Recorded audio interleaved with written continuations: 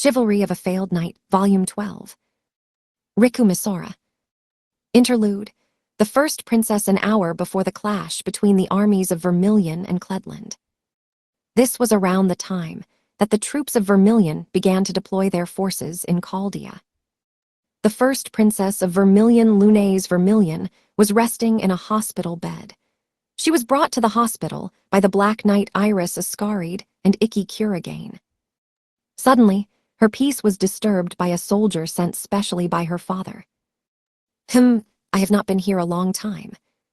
He told Lunaise that the troops of Vermilion, armed with police weapons to disperse the crowd, had been deployed to Chaldea to help the Cledland soldiers, who had been under enemy control all this time.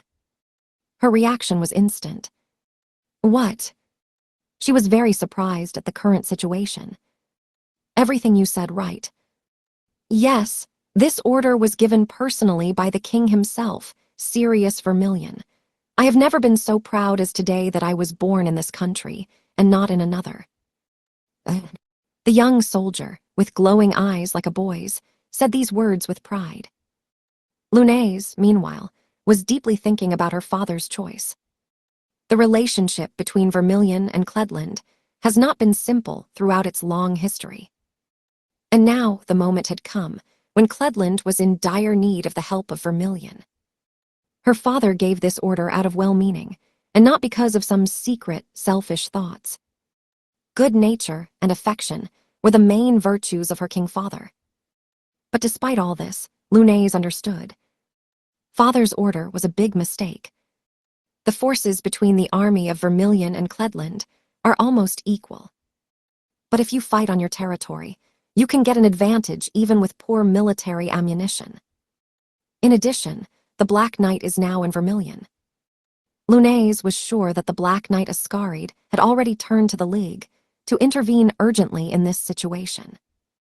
And that means that soon they will receive reinforcements from other member countries of the League. It is clear as God's day that the Vermilion army will crush Cledland with quality and quantity. But Cledland is now in the hands of the Puppet King. She planned everything so beautifully in her head, but the situation will take a different turn. Firstly, reinforcements will not be able to arrive so quickly. Therefore, the troops of Vermilion will be forced to fight alone, with only police weapons to disperse the crowd. This weapon can only work against Cledland's soldiers under control. But Cledland's soldiers are not their only enemies. This devil is behind Johan, King of Puppets Urgol. The enemy has terrifying power and holds all of Cledland in its claws. Or maybe already her friends.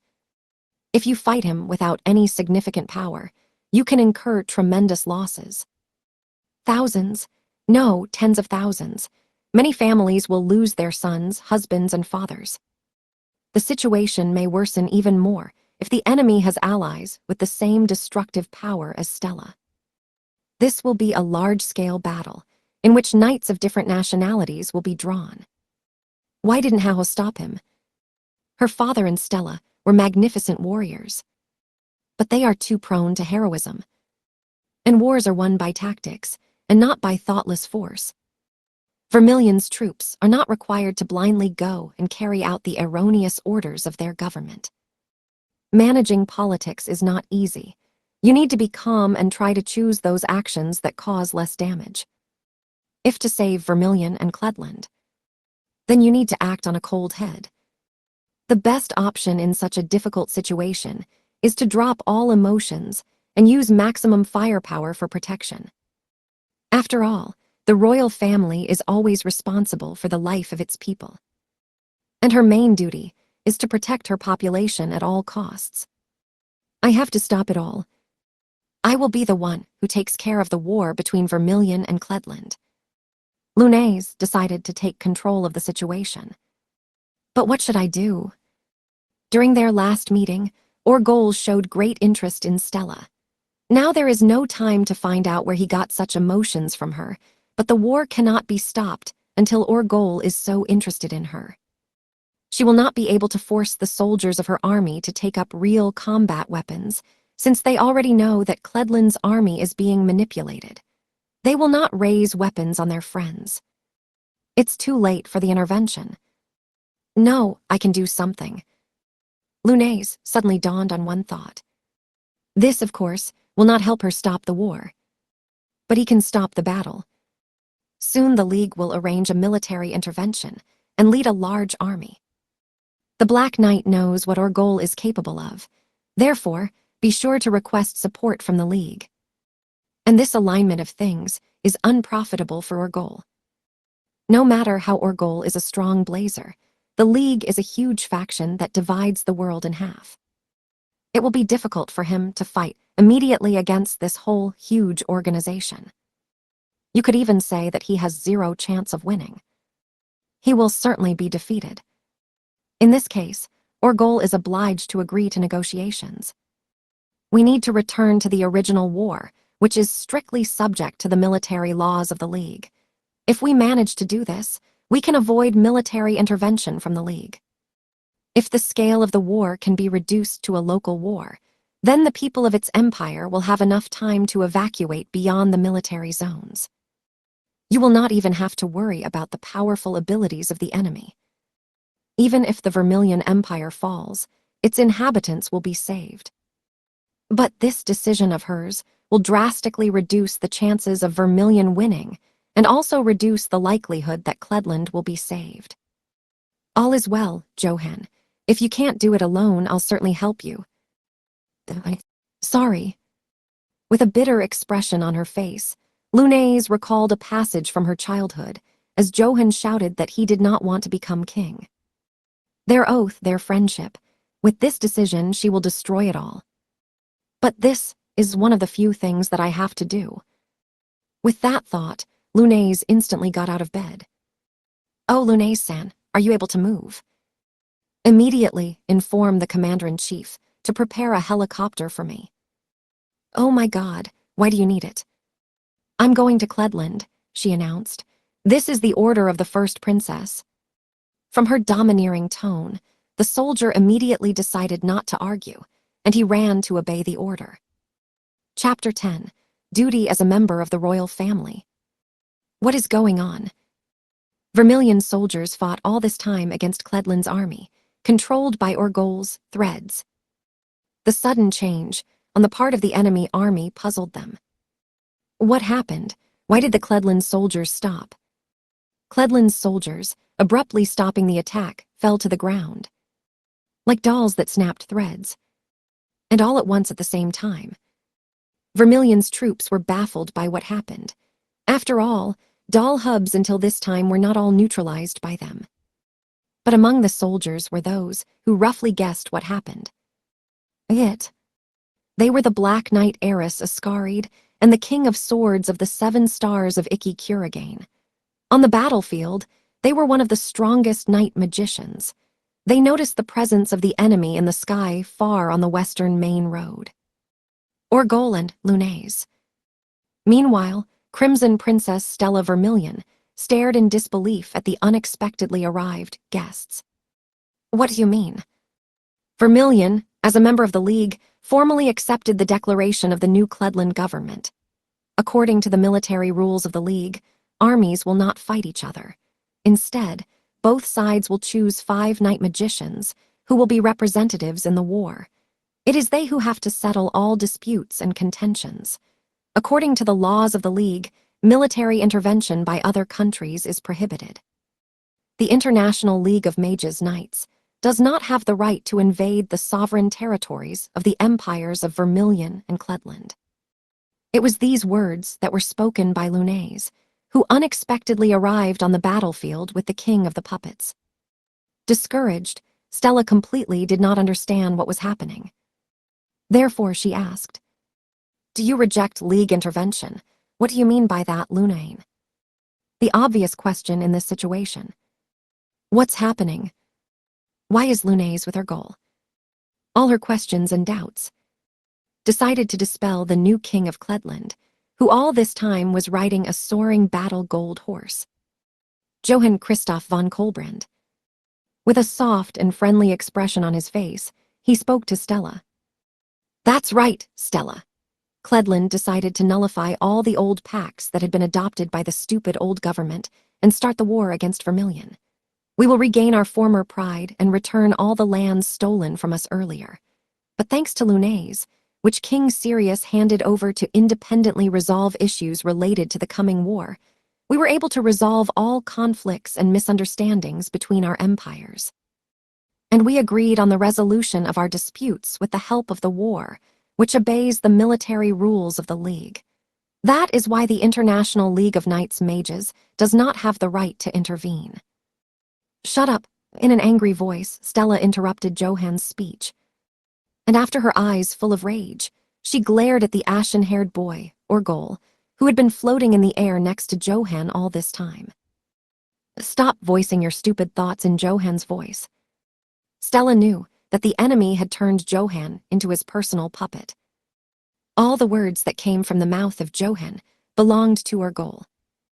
As a ventriloquist, he forced Johann to voice his thoughts, while silently himself. This act is unacceptable even for the enemy. Such things cannot be forgiven. However, in response to Stella's angry gaze, Orgol, like a child caught in mischief, stuck his tongue out. Ahaha, you're still impulsive, Stella-chan. While the League's eyes are watching us, I want to keep this whole performance, he said, casting a fleeting glance at Nene, who, without embarrassment, looked at them from the ground. This person seems to be serious. He really wants to prevent the League from intervening in this situation by any means. However, Stella refused to believe in his words. Obviously, his actions were just an excuse for something more. There is no reason to trust him. This is clearly the next intrigues of the enemy. He is right. I really arrived in Cledland and took part in the negotiations. We managed to reduce the scale of the battles. We agreed to end the ongoing hostilities and end the history of our conflict with elected representatives who will take part in the war according to the military rules established by the League. Her sister confirmed the words of this devil. It's unclear. What for? Why did you start all this when the League prepared for us assistance in the amount of 1 million knight magicians from all countries? Stella did not even try to hide her annoyance. She was deeply disappointed with her sister's act. However, Lunais remained calm. With a steady voice, she answered Stella. 1 million knight magicians. Yes, this help could help us. But this huge number of soldiers need a lot of time before they all get together and come to us. Stella instantly realized what she had not even tried to think about before. Who will stop Cledland's army and these guys before this tremendous help arrives in Chaldea? What will happen to the troops of Vermilion if you arrange a serious battle with someone strong? I am not at all sure that we will be able to survive when our soldiers have such poor weapons. Stella's face instantly turned pale. She remembered how, with just one blow, Kabab dried up the earth's crust and destroyed part of the territory.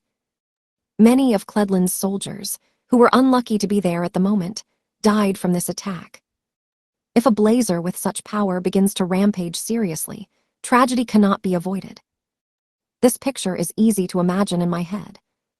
Pride is great, but we are not omnipotent. We cannot save everyone. Therefore, we should not accept the wrong priorities. We, the imperial family, therefore, must first of all take care of the lives of our people.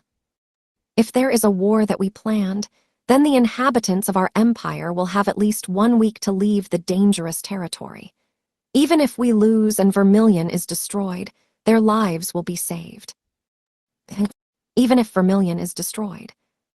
From these words, Stella felt a chill on her back. Her sister's voice felt firm determination. Lunais was considering the possibility that, because of her act, the royal family of Vermilion along with the empire would be destroyed. Keeping in mind all these terrible prospects, she still chose the protection of innocent people, despite all the consequences. If they fail to defeat Orgol, Vermilion and Cledland will be destroyed. Yes, a difficult situation for ordinary residents. But the imperial family is obliged to fulfill its main duty, the protection of its people. A difficult situation. Lunaise's words cannot even be refuted. Therefore, Stella had to shut up. And then, I think you are getting too much, but the fact that the game will be interesting is true. To tell you the truth, I did not expect the League to intervene so quickly in the current situation. I don't have much fun playing with Stella-chan when the League puts its nose into my affairs.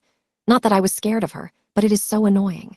Therefore, when Her Highness Lunaise proposed, instead of the massacre, to arrange a war with representatives from each side, I agreed.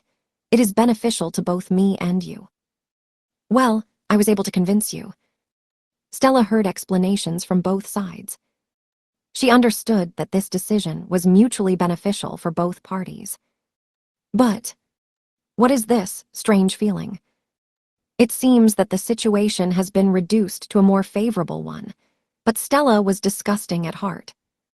She understood their words, but could not agree with them. Some important puzzle has been missed by her so far. At that moment, "Bastard, what have you done, huh?" A black storm swept over Stella, which soared all this time in the sky with the help of fiery wings. It was her recent adversary. A man with loose and disheveled hair, dressed in all black. Blazer known as the strongest mercenary in the world. Habib Nassim al-Salem. Riding a sand whirlwind, he rushed straight to Orgul and attacked him, not hiding his anger and disappointment. Orgul's threads prevented a direct hit by Nassim's left hand. But the web, a barrier of threads stretched around his entire body, were not able to stop the most powerful mercenary in the world. Ignoring the fact that his left hand was seized by threads, with his right hand he tore the web and grabbed Orgul's cloak by the collar. "What the hell are you doing when I just started to enjoy the fight? You intervened in our contract. Then I can only kill you, a piece of shit." Ha ha ha ha, it looks like you are overexcited, right? So Princess Yaksha really liked you. Nassim's eyes, bloodshot, radiated only one emotion, the thirst for murder. Nassim was serious. He was always a lone wolf, to whom the bonds of partnership were never familiar. If he didn't like Orgul's answer, no doubt he would kill him instantly. However, Orgul was not at all afraid. He did not even begin to attack. Then, why don't we allow League members, who are already vermilion, to participate in the war? What are you talking about? I want to change my initial plan a bit. Namely, you and I will join the team and will be one of the representatives from Cledland. But it will be unfair if you are not allowed to do the same for Vermilion. If we allow Princess Yaksha to become one of the representatives of Vermilion, the League will not intervene in our war, and you can have plenty of fun with it. After his words, Nassim's bloodlust subsided. Even it will be difficult for him to fight immediately with all the knights of the League. But, Vars, something is wrong. Stella's misgivings only intensified after the words of Orgul. Lunaise proposed a war between the representatives. It was beneficial to both sides. Orgul, with positive and joy, accepted her proposal and even made some amendments. All this caused her only alarm. What did she lose sight of? Worried Stella could not find a place. Princess Yaksha, after all, originally arrived in Vermilio to fight with us. I think she will not refuse my offer, right? Said Orgul, casting a fleeting glance behind Stella's back. When Stella followed his gaze, she saw the figure of Princess Yakshi Nene Seikyo, who, with the help of her gravitational forces, slowly ascended to them in the sky. There was a wry smile on her face, as if she had been told a funny joke, which was impossible not to laugh. You constantly say that you want to participate in the war according to the rules of the League. Tell me at least one reason why we should not deal with you after what you did in Cledland. Then we have no choice but to fight back. If this happens, I do not guarantee safety for the residents of Cledland, who are now near us. Do you want to use them as a human shield? Great interpretation of my words. Please accept my praise. Replied Orgul. Your words cannot be interpreted in any other way, Nene thought. In other words, by blackmailing the lives of the Cledland population, he wants to force the League to accept his farce. After a short silence, Nene asked Orgulu a question in a low voice. In addition to the League's rule on non-involvement of the civilian population in the war, there is also a rule that prohibits violence towards its citizens. If you continue to pretend to follow the rules of the League, will you protect your population? Nene was wondering if Orgol would agree to ensure the safety of the Cledland population if the League did not intervene. The answer was instant. "Of course," said the king of the puppets without hesitation, lifting his right wrist high up. At that very moment, Cledland's soldiers, sunk into the ground due to the destruction of the Earth's crust by Nassim, were raised to the surface one after another. Orgol lifted them with his threads. "Well, now do you believe me?" Orgol asked Nene. "How is it even possible to believe someone like you?" Answered Nene, not hiding her disgust for the enemy. Ha ha, but still, what is your answer?" "Good, while I believe you, I accept your farce and try to convince the Prime Minister of the League."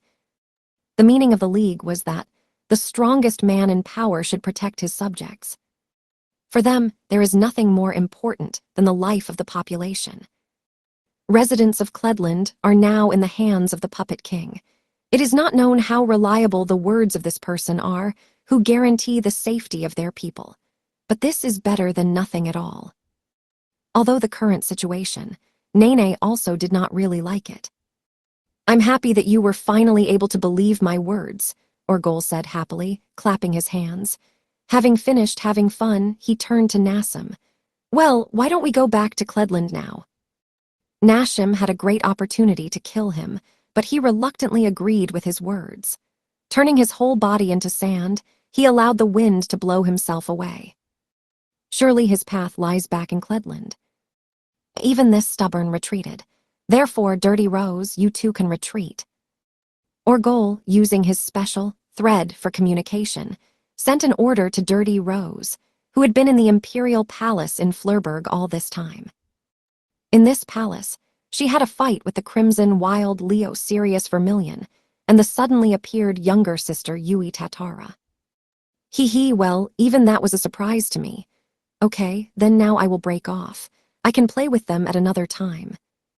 With these words, she smashed the window closest to her with a pink vine that sprouted directly from her hands. Turning her back to everyone, she was about to leave this place. But the voice that came from behind made her slow for a while. Already running away. It was Yui. With her phrase, she wanted to provoke Ain. However, Dirty Rose only looked at her with deep contempt. "If you follow me, I will be your adversary. If you think that you have a chance to defeat me after you, in saving King Sirius, revealed your disguise and missed the chance to covertly attack me, follow me." Tatara understood that her older sister's remarks were correct. Ain was a professional killer who studied this art in Abgrund. With a wave of her hand, Ain said, "Well then, it's time to say goodbye. Good evening, everyone." After these words, Dirty Rose jumped out of the window. Tatara, quickly rushing to the open window, could only watch her older sister, flying on a huge dandelion, disappear into the sky. "Then, Your Majesty, contact me when you fully select all the people who will become your representatives at the upcoming event. And yes, don't forget to include Stella-chan on this list. You promised me. If there are no members of the royal family on both sides of the war, I will be upset." After pronouncing his farewell words to Lunase, Orgol withdrew, leading the previously rescued Cledland soldiers. As soon as the enemy left, the troops of Vermilion, deployed in Chaldea, began to treat the wounded. Medical assistance was provided not only to their soldiers, but also to the Cledland soldiers, who, due to injuries, could not return home. Cledland soldiers were not seriously injured, thanks to the order of King Vermilion, who ordered his army to be armed with non-combat weapons. But some Cledland soldiers could not move on their own due to the manipulation of their mind by Orgol. Also, the troops of Vermilion were expecting the arrival of rearguard cars. But in all this turmoil, Ikki Kurigane was looking for only one figure belonging to his beloved. A full-scale war has just occurred on the territory of her native empire. He was worried not only about her physical injuries sustained in the battle, but also about mental ones. And his searches were crowned with success. Her scarlet burning hair stood out strongly on a deserted battlefield. Stella, Ikki turned to her while she silently watched her older sister finish the final preparations for the retreat. Hearing a familiar voice, Stella instantly turned around and let out a sigh of relief. Ikki, I'm glad you're fine. Looks like you're not hurt. All thanks to Ascarid-san, she treated me again. The abilities of her Orichalcus device, as always, are impressive. It is not for nothing that she takes the 4th place in the world ranking. I have to thank her properly. Where is Ascarid-san now? She's helping others seriously wounded. I see, then it's better not to disturb her. The Black Knight Iris Ascarid was a consanguineous relative of the Orgol Puppet King. She was also a knight of the League, who was entrusted with the mission to scout the poor situation in Vermilion and Cledland. Her device was in the form of an unbeatable Orichalcus armor, which gave the owner absolute protection and incredibly strong regenerative abilities. These healing abilities far exceeded the medical capsules. They instantly healed any severe wounds. Now we can safely say that Vermilion is very lucky that such a strong blazer came to their aid. Stella closed her eyes for a moment and thanked fate. After a couple of seconds, she opened them again and looked at Ikki. Thank you, Ikki, she said. A smile flickered slightly on her wry face. I heard from Til-chan that you two had a hard time on the main road, and only thanks to your brave deed, many victims were avoided among our soldiers. In her gratitude, Ikki's face darkened. It is necessary to thank not me, but Ascarid-san. If she had not come to our aid, I would probably be already dead. Does not matter. You have done a lot for the Vermilion Empire. Gratitude, Stella, came from the heart. Not only you, everyone fought fiercely. Each soldier fought with all his might. She sharply raised her head up.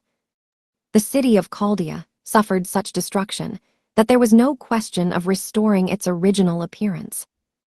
Around were wounded soldiers. Deep gratitude and pride were reflected in her crimson pupils. But still, 83 people died as a result of this battle. She could no longer restrain her tears, strangling her. Stella, if my sister hadn't made an emergency decision, more people would have died. I would be killed too because I'm so weak. If I had more power, I would protect everyone. If I were stronger than all these bastards, nothing like this would happen. Stella, you're not right. It's true, cried Stella, hitting herself on the chest. I am Stella Vermilion, 2nd Princess of the Vermilion Empire. I'm a sword that must protect its people and its family. That's what I lived and what I believed in. I was going to become even stronger to protect everyone from any threat. But the result is now before your eyes. I'm called the Crimson Princess. They tell me that my magical power is the most powerful in the world. But all I could do was just get scared. As a result of military battles in which thousands of armies participated, 83 people died. This seemed to be a small number, but for her, she played a lot. 83 people whom she could not protect. 83 families have lost a loved one for themselves. She was deeply disappointed in herself and in her abilities.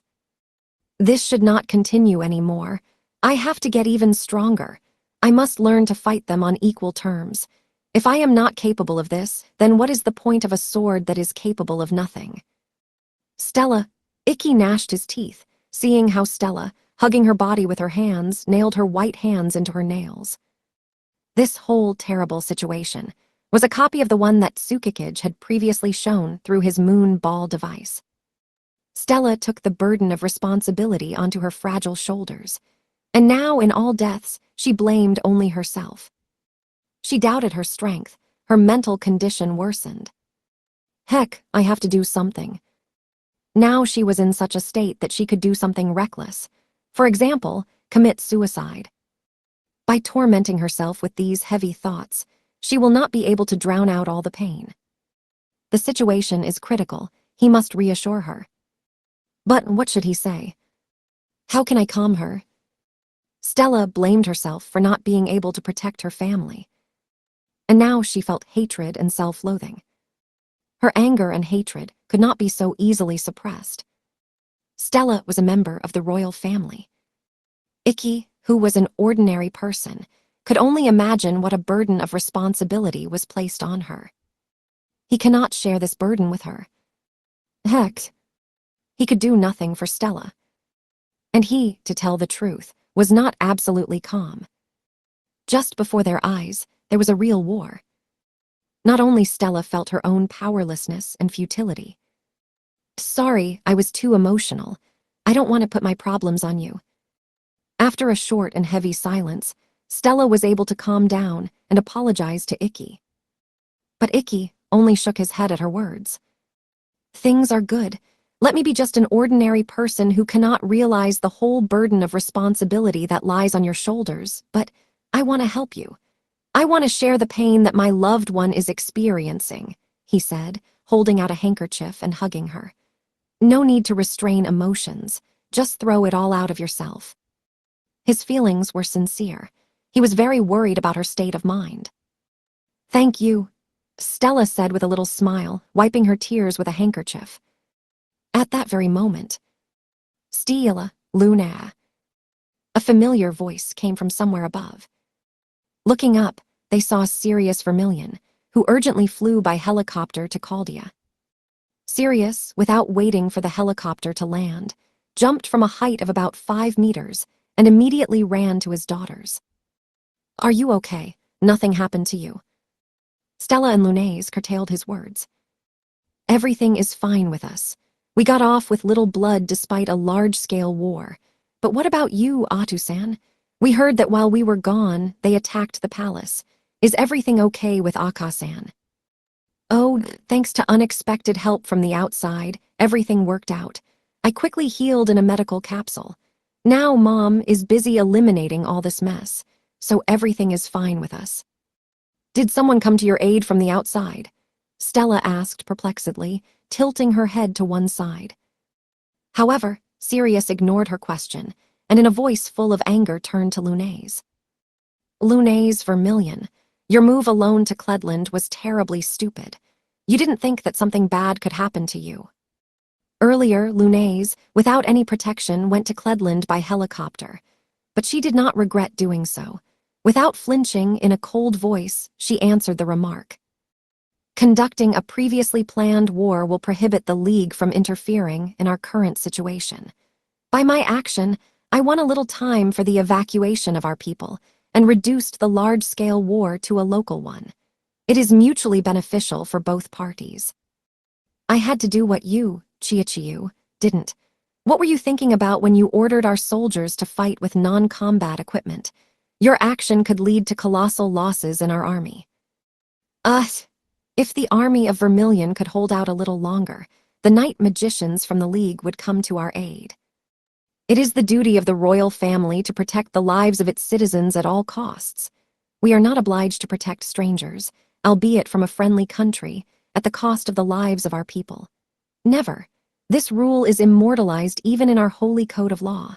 I would never have taken such a thoughtless act if Chichayu hadn't sent our troops to fight with police weapons. What was Hahayu thinking when she approved of this act? Sirius has forged a peaceful relationship with Cledland in the past. Therefore, he wanted to keep this friendly relationship until the very end. But Lunais set the highest priority for himself to protect his country and its people. Pride and safety. Everyone chose for himself what he considered important. Their choice was not wrong. However, thanks to the bold negotiations of Lunais, the troops of Vermilion were saved from the strongest mercenary in the world, Nassim al-Salem. Therefore, in this dispute, Sirius's position was poor. Looking at these two, Stella again began to torment a heavy feeling.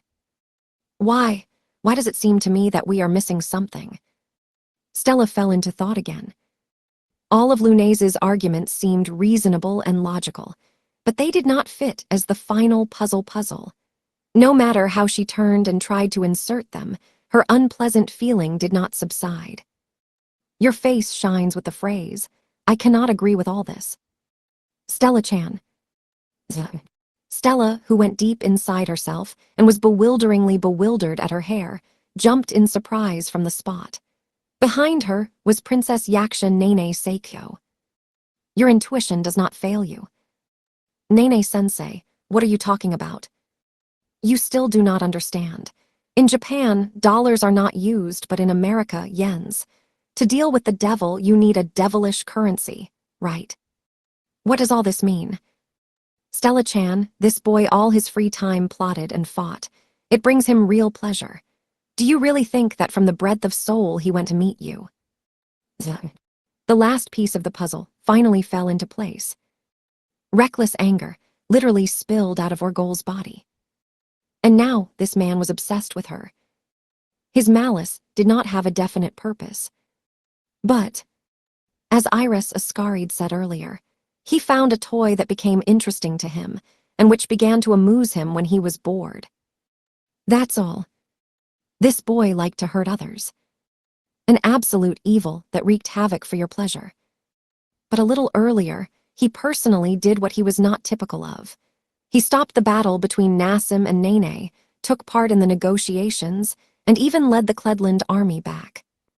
There was only one logical explanation for such an act. Princess Sama, what did you promise this devil? What price did you pay for your negotiations to be successful? Lunais clearly offered this devil a good price, which could interest him. Nene's thoughts were correct. Orgol shone with joy. The board clearly pleased him.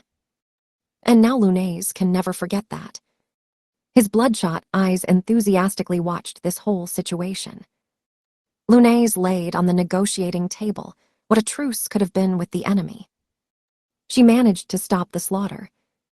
But I have fulfilled the duty of the first princess of the Vermilion Empire.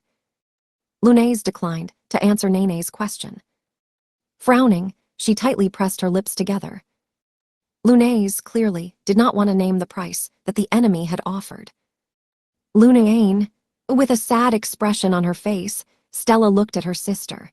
She understood that further inquiries were pointless, and her older sister would not tell anyone. To all this, Nene just shrugged her small shoulders. Good, until I let you not answer this question.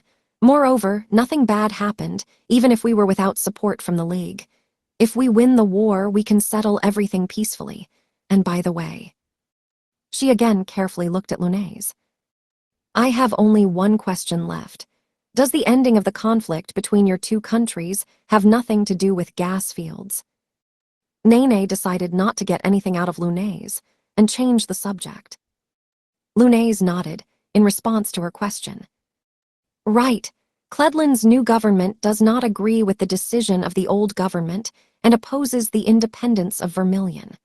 Cledland demands that Vermilion again become part of their country, so the existence of our empire will be the stake in this war. Clear. So in this war, the fate of your country will actually be decided. That's not all. The rules for holding this event have also changed. For instance, there are 5 representatives from each side. This has remained unchanged, but the format and location of the war has changed. Initially, it was assumed that the war would be won by the side whose knights would win more matches, but now the battle format is Battle Royale, which will take place right in Cledland's capital. The Battle Royale right in the capital of Cleland. It could be expected from them.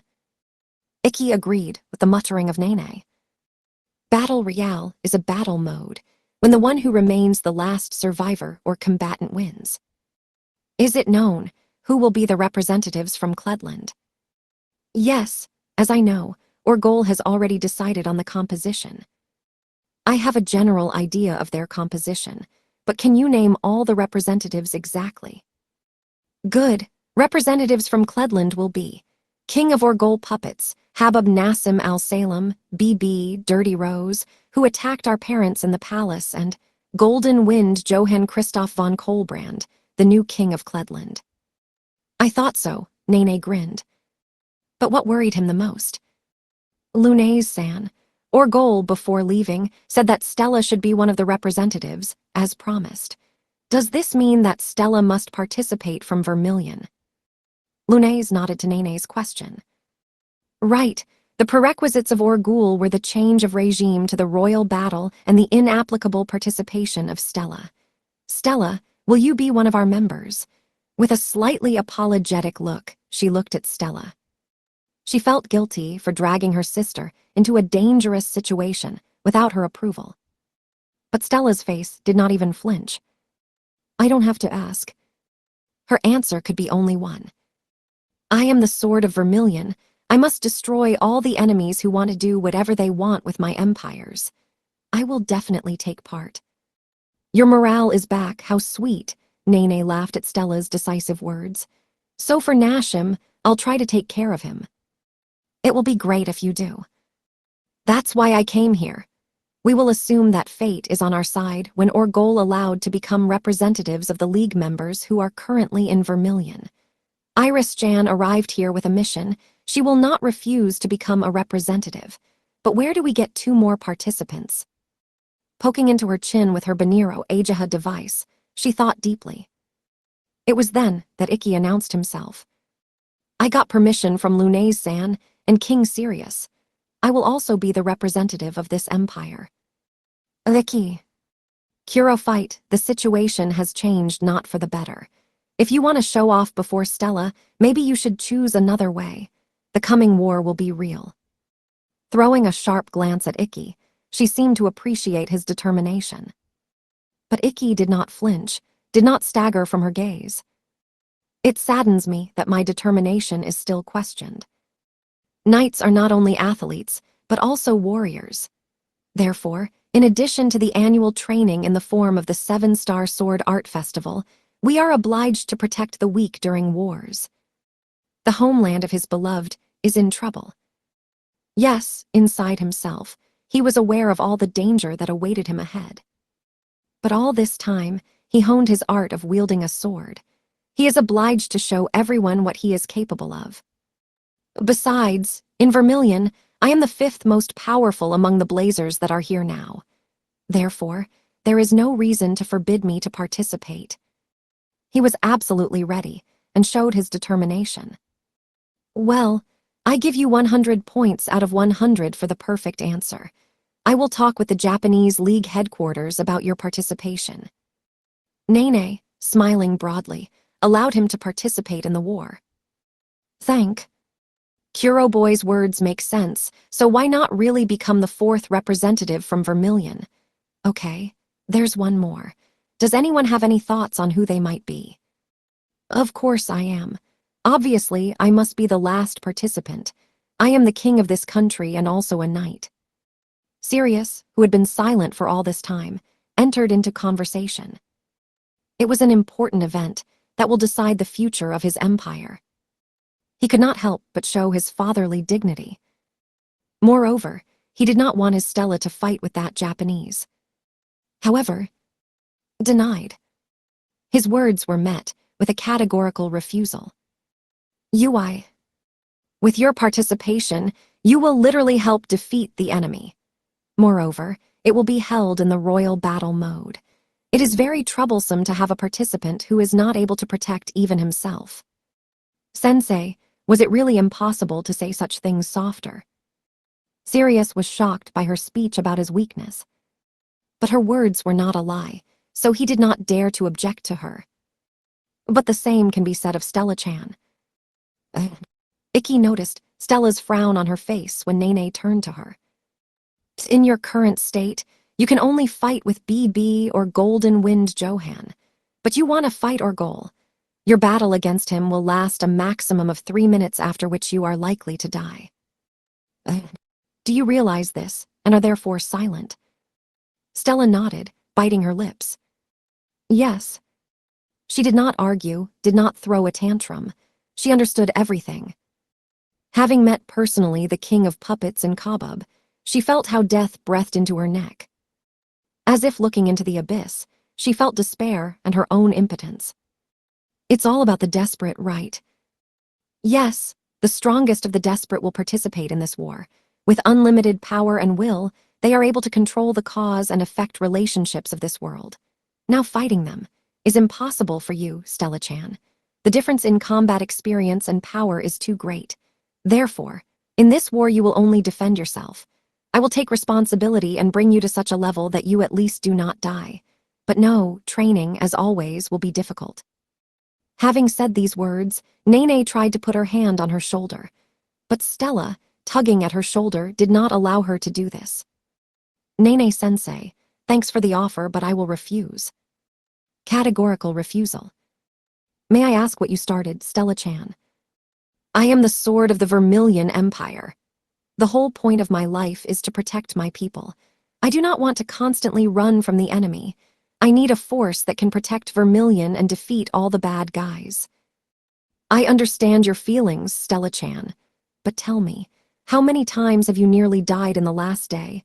How are you going to strengthen yourself without my help?" "I understand that it's impossible to bridge the gap between you and those guys in a week. If you, Nene-sensei, continue to train me, I believe that I can defend myself against all enemies. But I need strength. And only one person can make the impossible possible," said Stella, fixing her eyes on the northern horizon. "Fortunately, Vermilion is geographically located in northern Europe, so it's a stone's throw to Edelberg, where the person I lives on." "Stella, really?" "Edelberg." Edelberg Peak was the highest in the world, which is located at an altitude of more than 9,000 meters above the Baltic Sea. There, in Estonia, a man lives who can help her. She completely decided. "That's right. I'm going to challenge the strongest swordswoman in the world, the two-winged Edelweiss." A crazy day full of military events between Vermilion and Cledland ended. Night has come. Returning to the Empire capital Vermilion Flurberg, Stella did not even take a break. Having saved time, she immediately got on a plane and went to Estonia. Watching the plane take off, Sirius, not hiding his concern, asked Nene. "With Stella, everything will be okay." Nene shrugged. "I do not know. I do not take responsibility for the life of a person who ignored my goodwill gesture and decided to do everything his own way." GHH. "Calm down, Kuro Boy and Iris-chan went with her. Stella-chan is not the girl who frivolously rushes forward. Moreover, she will not succeed. She will only lose time and come back. Nene's special training will not be able to remove all the difference in strength between Stella and the desperate. Therefore, the impromptu act of Stella is not without logic. By deliberately placing herself in a fatal situation, she may be able to evolve and awaken her potential. Now she has no experience and strength to win this war. Even if she is lucky enough to meet Edelweiss in Edelberg, I'm sure she won't even get close to her." Nene had no doubt that everything would happen exactly the same as in the battle with Habub, when Stella launched a thoughtless attack on him. Stella still cannot recognize all the horror that the desperate bring. She underestimates their power and performance. That is, what Stella is trying to do is a waste of time. Maybe. I cannot exactly answer this question. Then why didn't you stop her? If everything is in vain, why did you let her risk her life and challenge the strongest swordswoman in the world? Sirius's claim was fair. If Nene wanted to, she would definitely stop Stella, exhausted after the fighting. But she didn't. She allowed Stella to commit this crazy act on the condition that Ikki Kurigane and Iris Ascari'd accompany her. Why didn't she stop her? "I don't just want to defend myself, I need strength." She remembered Stella, who rejected her offer.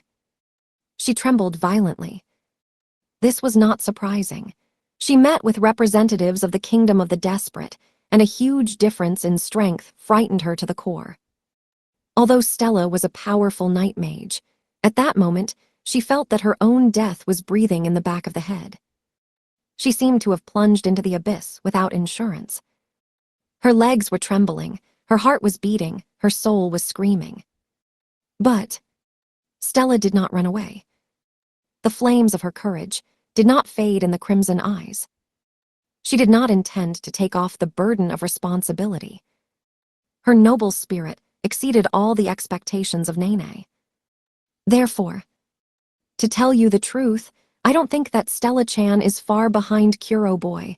This cannot be explained in words, but I decided to believe in her. I'm not sure that this is the right thing, but the future will tell, said Nene and laughed softly. Irrational act. But she made her bets, and a couple of coins were put on Stella. Don't worry, Dad. The coming war will take place in the form of the royal battle. I will take care of Stella-chan and the Vermilion Empire. She decided to take the situation into her own hands. After a moment of silence, Nene asked Sirius, "My helicopter is ready, right?" "Yes, a helicopter to Chaldea awaits you at the heliport. But how are you going to train yourself? Since you are the teacher of my Stella, and besides you will fight for Vermilion, I can provide you with any means of training and..." "Unfortunately, it is impossible." "Why?" "Their rivals were the strongest of the desperate. The most powerful mercenary in the world, Habub, who recently demonstrated a forbidden technique, drought, was a particular threat. Nene had never fought an adversary who could handle her strongest technique with just one hand. She has no experience fighting such enemies, so she must hone herself to the limit. Their battle will obviously be fierce. She needs to calculate her strength in advance so that their battle does not cause unnecessary victims. That is why she refused to cooperate with Sirius and headed for the helipad. The ruins of Chaldea will help her not to worry about unnecessary victims and not to restrain her strength during training. Oh, exactly. She forgot to warn Sirius of something important. "If you want to help me, then tell everyone." Nene stopped and looked at him. "Do not even dare to approach me all this week." "PIC." Having said these words, she turned away and again rushed to the helipad. Her heavy, chilling voice was enough to scare anyone. Although she spoke her words in a calm voice, her eyes flashed murderously. Sirius walked her receding back with long hair pulled back. He was scared, and his forehead was covered with cold sweat. Nene's combat mode was truly terrifying. And, in addition to a cold sweat, his heart was beating furiously. Mi had an idea. When he watched the receding figure, he definitely saw how on the head of Nene was a pair of giant horns that flickered with black flame. Chapter 11, The White-Top Baltic Crisis. This is the common name for a major incident that nearly provoked the Third World War. 15 years ago, the Russian Empire, which was part of the Alliance, launched an aggressive war against Estonia, which at that time was not yet part of the League. The League was against a military invasion, so it sent troops to Estonia to counter the Alliance. This incident almost led to the start of the Third World War. But the conflict between the troops of these factions did not happen. You are probably asking why. The fact is that all the soldiers of both armed parties, which totaled more than 300,000 people, were killed by one girl. The warrior, dressed in a snow-white outfit that shined palely in the darkness, armed with 2 blades, killed absolutely everyone. This was the beginning of the formation of the legends of the two-winged Edelweiss. Due to this event, Edelweiss gained worldwide fame. She was branded a criminal and put on the international wanted list. The Alliance and the League, as the 2 largest factions in the world, wanted to seize it. But all attempts were in vain. To be more precise, they are counterproductive. Many of the soldiers who were sent to Estonia did not agree with the order and had their own views on this situation. They did not understand why send so many soldiers for the sake of one criminal. In the end, not one of the large factions was able to capture Edelweiss. Her reputation as the strongest knight grew even stronger. 10 years ago, a major coup d'etat took place in Estonia, which led to a change of government. The Baltic states, including Estonia, have joined the League. When a journalist asked the president of Estonia about the diptera, which was territorially located in this country, the president answered this way: "Our country has nothing to do with it. Edelberg is no longer part of Estonia." Right, when Estonia entered the League, Edelberg was territorially no longer in its composition. Discarding shame, reputation, pride, and even their territory. We can't handle her. This girl possessed such an incredible technique of wielding a sword that her strength could be comparable to the power of a whole country. From that day on, Edelweiss began to be called the strongest swordswoman in the world. The morning after the Battle of Chaldea, the plane on which Stella flew landed at the Estonian airport. Estonia was currently part of the International League of Mages Knights, which was aware of the whole situation in Vermilion. In an emergency, all immigration procedures were simplified and all boiled down to a simple identification of their identities. As soon as it was over, Stella and her companions got into a rented car, which was prepared in advance for them. There was only one road to Edelberg.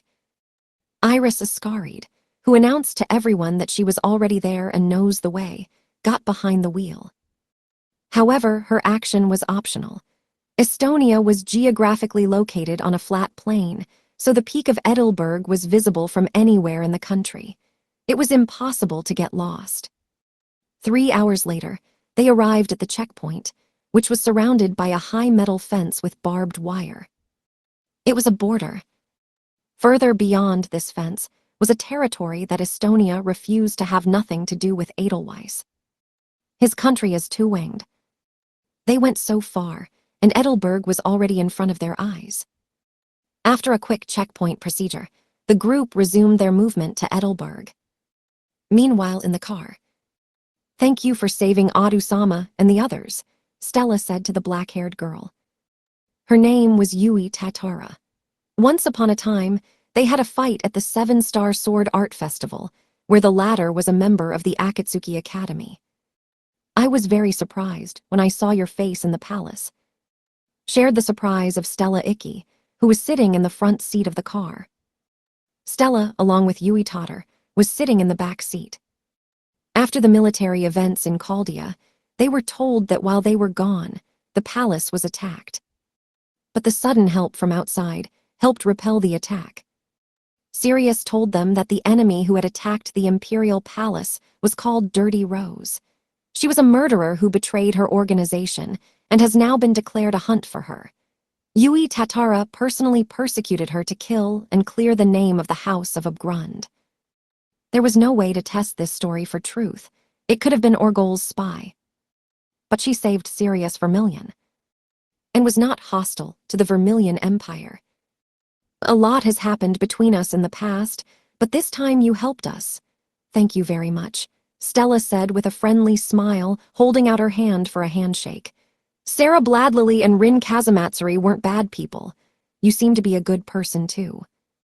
Yui Tatara, who rested her elbows on the back seat all the time, bit a chocolate cigarette. Glancing at Stella, she also pulled her hand towards her. "Hit asterisk." Tatara, without ceremony, with all her strength, hit Stella's palm. Why did you do that?" Tatara, not at all embarrassed, spoke angrily with Stella. "No need to say such words to me.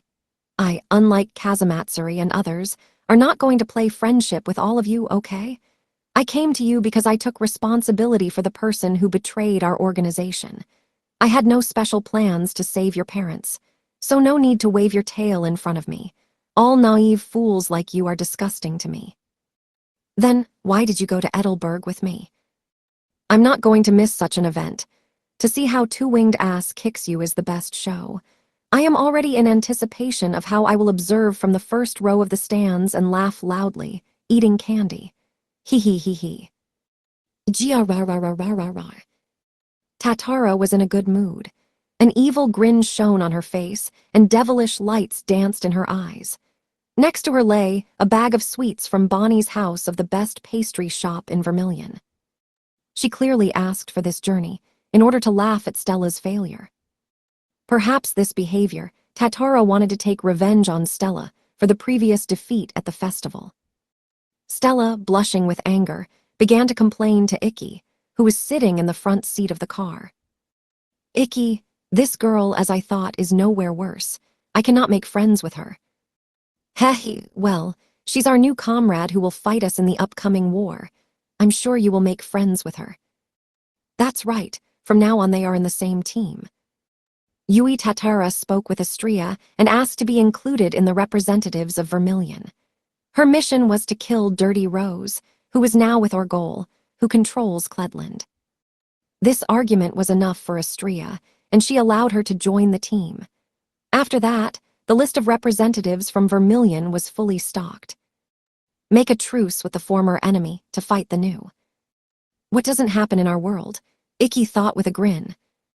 Have arrived, said Ascaris.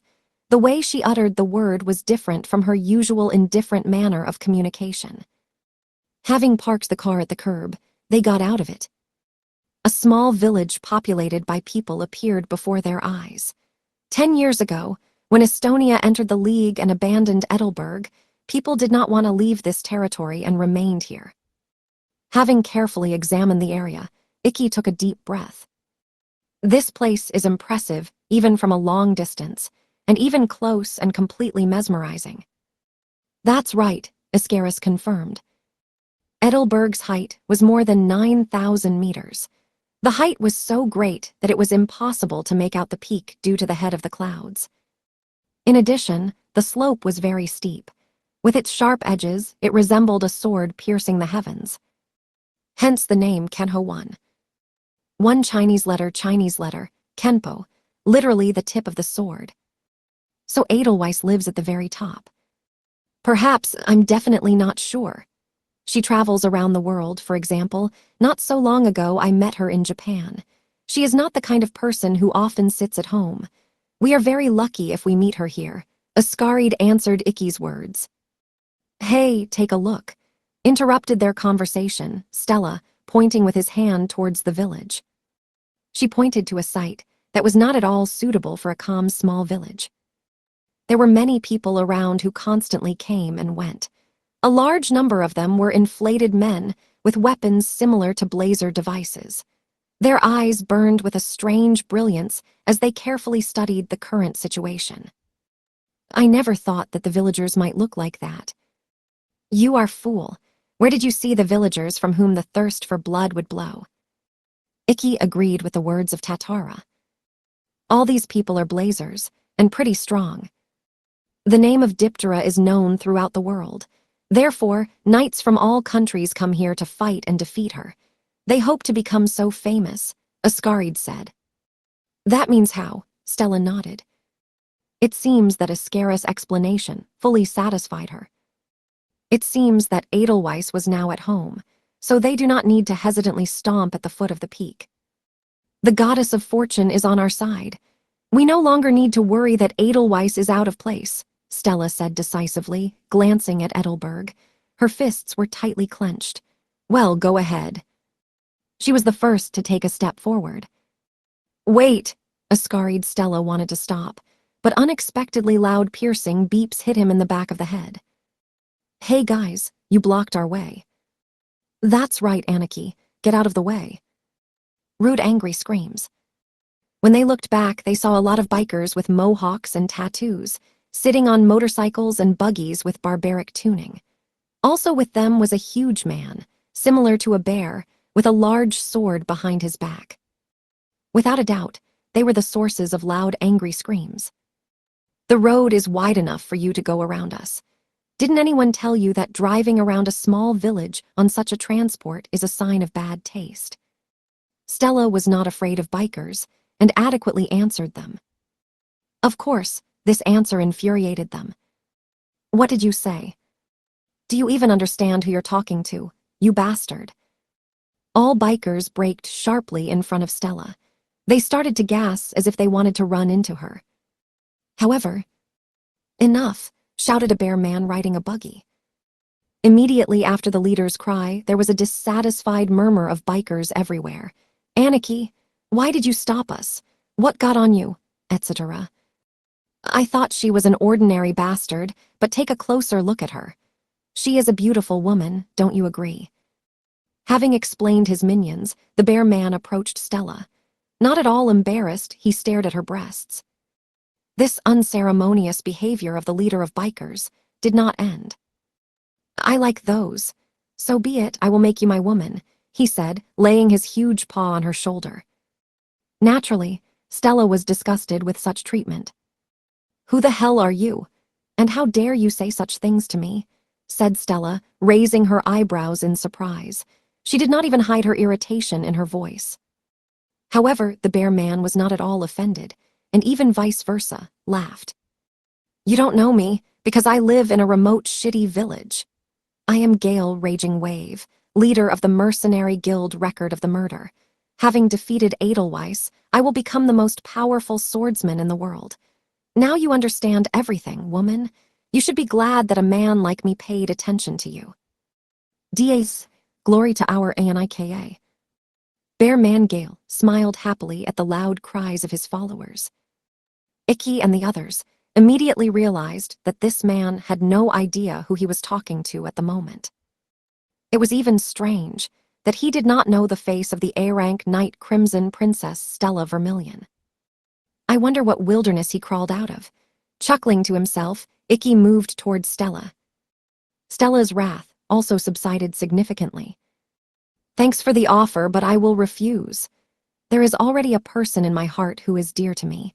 And yes, I really doubt that you will be able to defeat the Diptera," she said in a calm voice, shaking off a hand from her shoulder.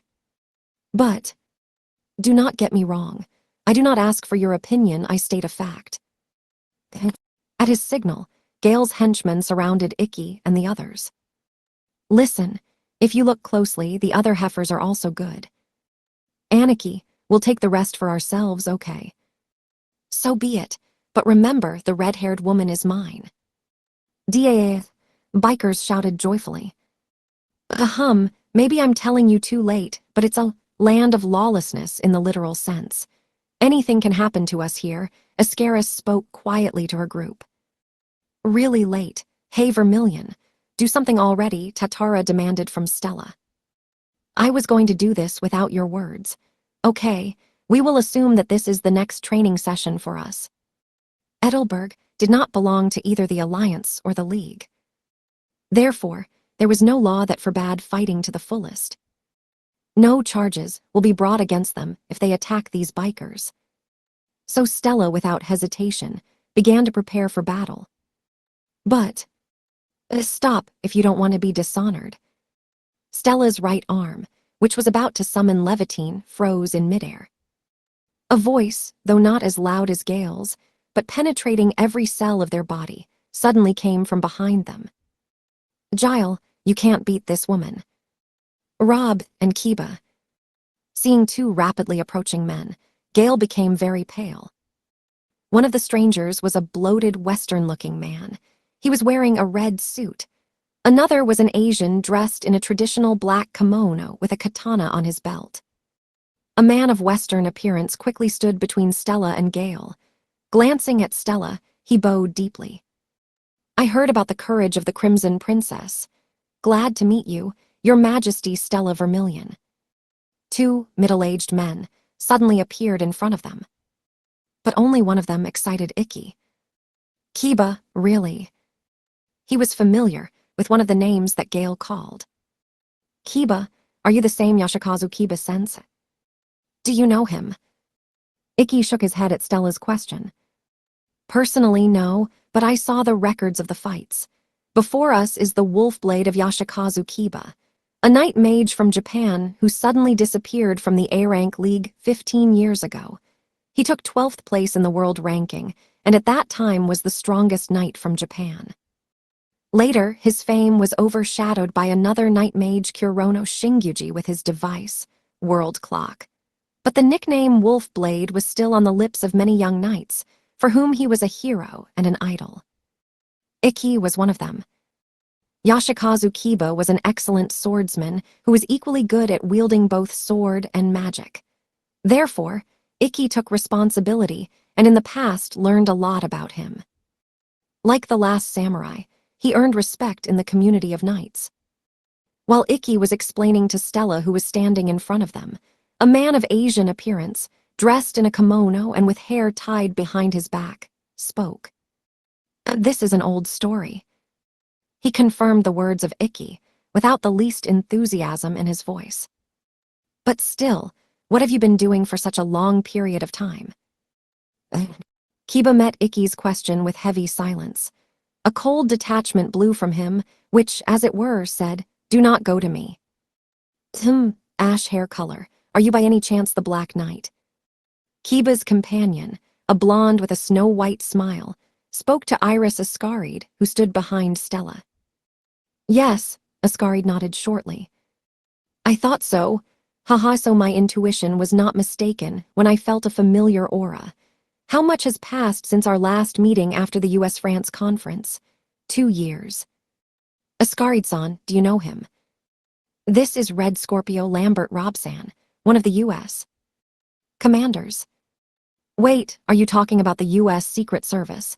They are elite blazers. In the USA, we are called not blazers, but psychics. At the US-France conference, Ascara-san accompanied the French president. It was then that we met with her, now the first time I saw her real face. From her movements, I guessed that she was a girl, but I did not expect her to be so beautiful. And of course, Your Highness Stella, the same thing I think about you. The Bee Crimson Princess and the Black Knight. Yes, you are joking. We did not need to attack them. The Go Sigildians, who were listening to this whole conversation, began to change their complexion sharply. Although they did not know the face of the Crimson Princess, but her name was well known to many.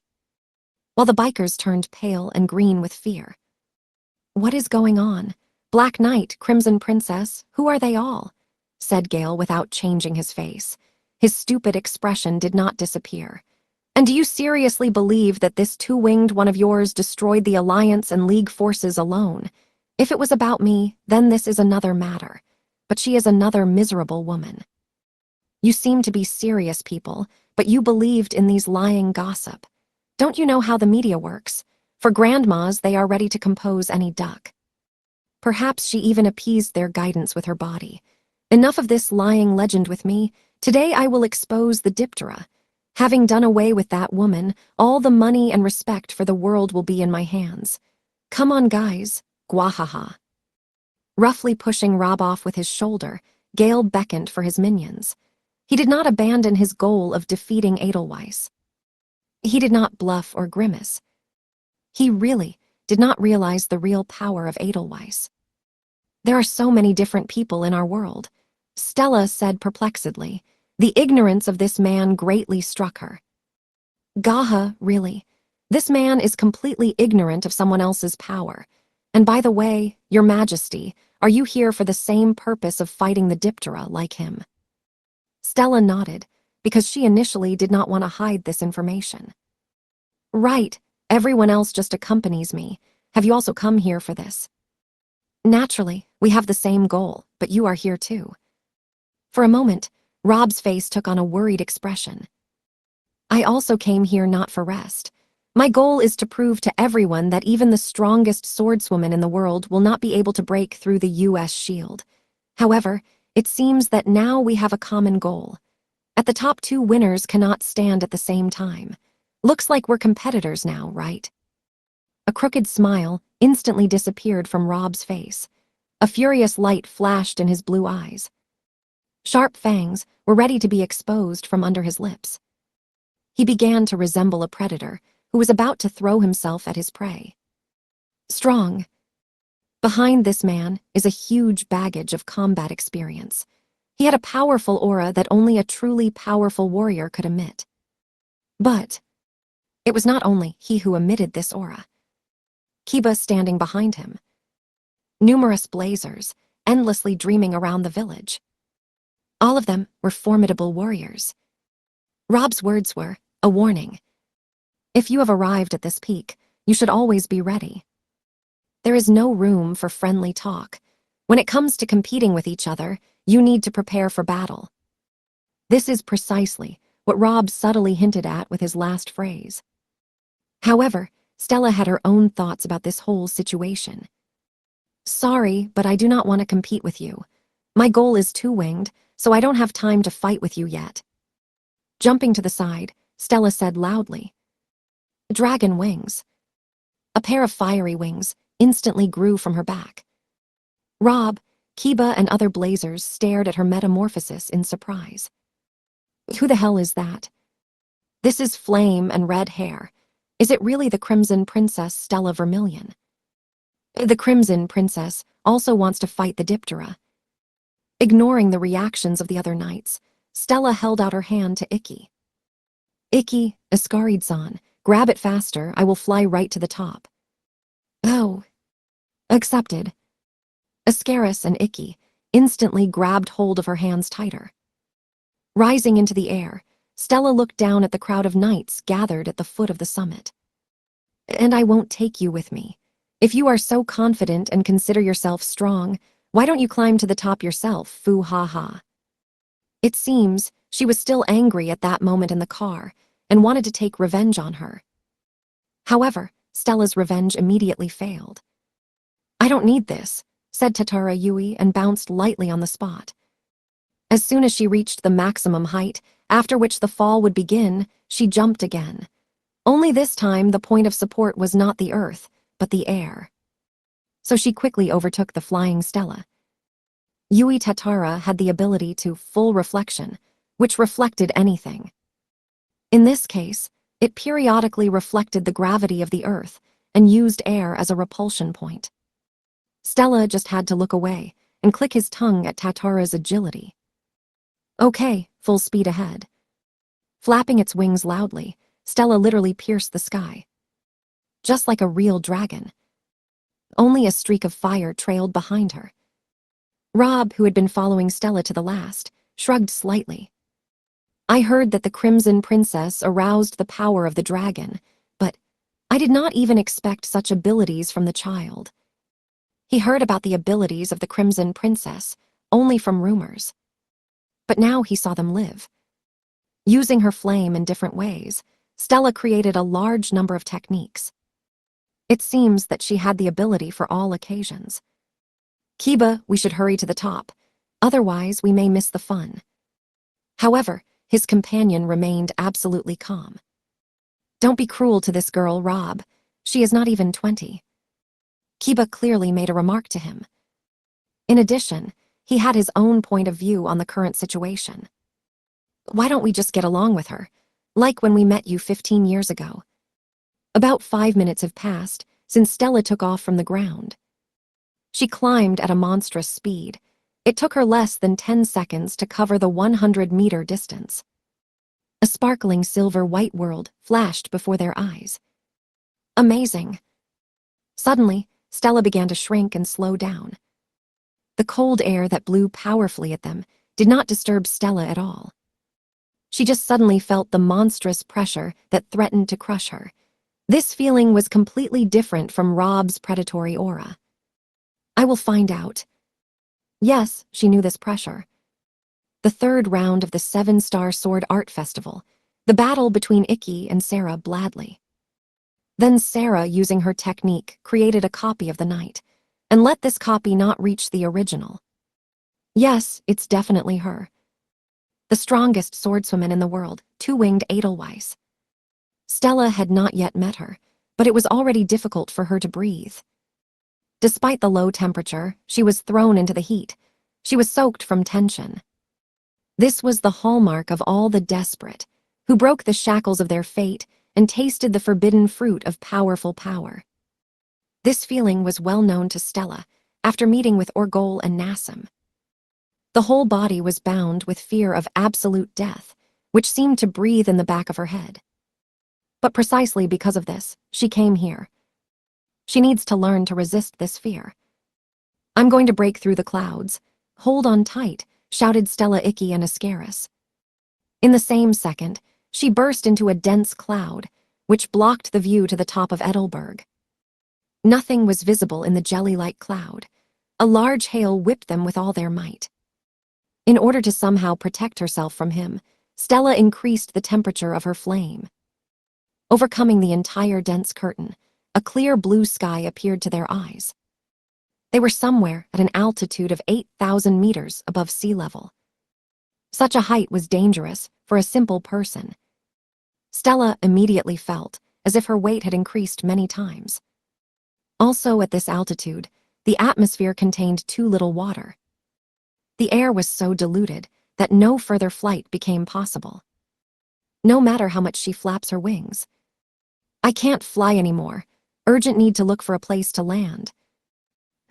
At that moment, Stella, come on there, shouted Icky, who had been hanging all this time on Stella's hand.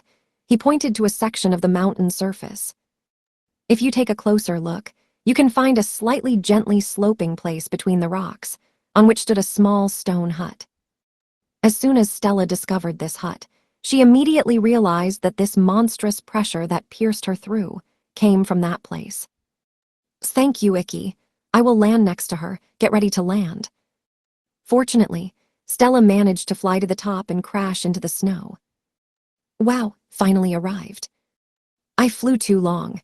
I hope that mountain sickness will not hit me one. Mountain sickness. A painful condition of the human body that has risen to a considerable height above sea level, which occurs as a result of hypoxia, insufficient supply of oxygen to tissues. There is no place for people who are weak in heart and lung, are they, Vermilion? Stella stared piercingly at Tatara, who continued to claw with her. That during their conversation carefully watched the blue sky and clouds, which remained far behind them. What was she thinking when she built her house in such a place? Of course, the landscape that opened to them was amazing, but he could not cover all the disadvantages of this place. The mountain surface, to a greater extent, consisted of steep slopes, so there were no forests here. Due to the fact that there were no trees, the wind blew with such force that it threatened to blow them from the top. In addition, the air was very thin, so everyone immediately found it difficult to breathe. All these conditions were clearly far from normal human. She probably had reasons to build a hut in this place, Icky said, carefully shaking off the snow and ice from his clothes. If Two Wing had built a house like everything below, then too many visitors would visit her. She would not have time to rest. You're right.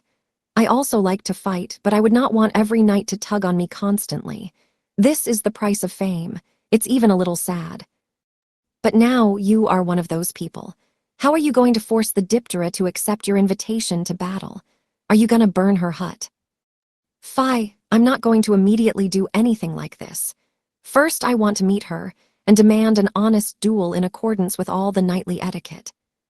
And if she refuses, well then, I will tint her hut. I do not think that this will provoke her.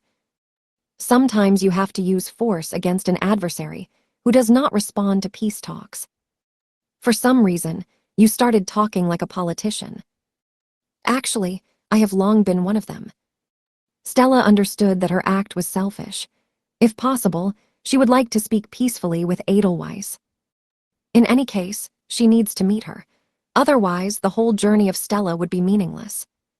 Well then, go ahead. Stella first went to the hut. Icky and the others followed her. They quickly caught up with her. Despite the fact that the Trinity tried to walk slowly and stay behind Stella. Stella. Hey, are you going to see her at all or not? Why did you get scared at the last moment? No, Stella answered loudly to these accusations. Accelerating her step, now she wanted to catch up with these three. But the distance was not shortening. This was not surprising, because Stella did not take a step forward from the place where she landed. What is it? No matter how she tried to go forward, Stella simply trampled snow on the spot. It was as if there was an invisible barrier in front of her, against which she rested her forehead. Why, what is it? All this did not go unnoticed by Icky. What's the matter? Can't you move forward? Yes, it seems to me an invisible wall, or a barrier. In short, something like that. She did not doubt her assumption. But, no, Ascaride suddenly entered into conversation. There is no wall. The reason is completely different why you cannot budge. What? Your soul was afraid of the importance of this step. You're wrong. Stella immediately hastened to refute the words of Ascaris. She understood that her mind was filled with fear. At the mere thought of challenging the strongest swordswoman, she was very nervous. She refused to accept the words of Ascaris. Ascaride-san is mistaken. Before me is clearly an ordinary physical barrier. I just need to kick it with all my might. At that moment, when Stella had already put strength into her legs. Stop. If you overpower yourself, you may die. It. An unexpectedly well-set voice reached the ears of their four. Her intonation was subtle, you can even say majestic. They quickly turned to the source of that voice. She stood at the door of the hut. Her snow-white hair fluttered beautifully against the blue sky. Leaning her back against the ajar door, she watched them anxiously. The strongest swordswoman, standing alone not at the pinnacle of excellence. Two-winged Edelweiss. I went out to see why it suddenly became so noisy outside the house. Your company of knights from different countries is amazing, right? A young girl, dressed in simple casual clothes, looked out of the hut. Stella was awed by her appearance and fighting spirit. She was not even dressed in equipment. She was so beautiful. It was not only her snow-white hair, which shone like freshly fallen snow, and not in her sophisticated appearance. Her ash-silver eyes turned to Stella shone brightly. Her gaze filled with tenderness looked through her. Her long, graceful, perfectly proportioned arms and legs were relaxed, but that was a trick. Edelweiss was always ready to repel any attack directed at her from any angle at any given time. But most of all surprised her center of gravity. No matter how much Stella looked at her, she could not find his location. Absolutely unarmed, and with a little makeup, she went out to meet the sudden guests who disturbed her stay. Her natural posture was without the slightest flaw. Without a doubt, before me is a real Edelweiss. In appearance alone, Stella was completely convinced. Slightly lowering the center of gravity down, Stella prepared for defense and attack. In contrast to her, Edelweiss did not even move. She only looked at Ascaris and tilted her head slightly to one side. Iris, did you really have to come here because of the current situation in the world? Do you already know what is happening in the world? The League has already announced the incident between Vermilion and Cledland, and about the war between representatives of both sides. I am approximately familiar with the current situation. She was already aware of the current situation in the world. Therefore, Stella immediately went to the heart of the matter. As you know, my country is in a crisis situation. To protect Vermilion and defeat Orgul, I need to become even stronger. That is why I came here. I want to fight an adversary of which I am absolutely sure. And please fight me in a duel. She called on her levitine device. Pointing the tip of her blade directly at her, Stella demanded a fight. Edelweiss to her bold and brave request. I'm sorry you had to make such a long journey before me, but I refuse. She answered with a sharp refusal. PY, I'm not in the mood right now, and... In one motion, Edelweiss brushed her hair from her shoulders. I'm a swordswoman. I refuse to fight. Where to win, I do not even need to draw my swords. With a cold look, she looked down at Stella.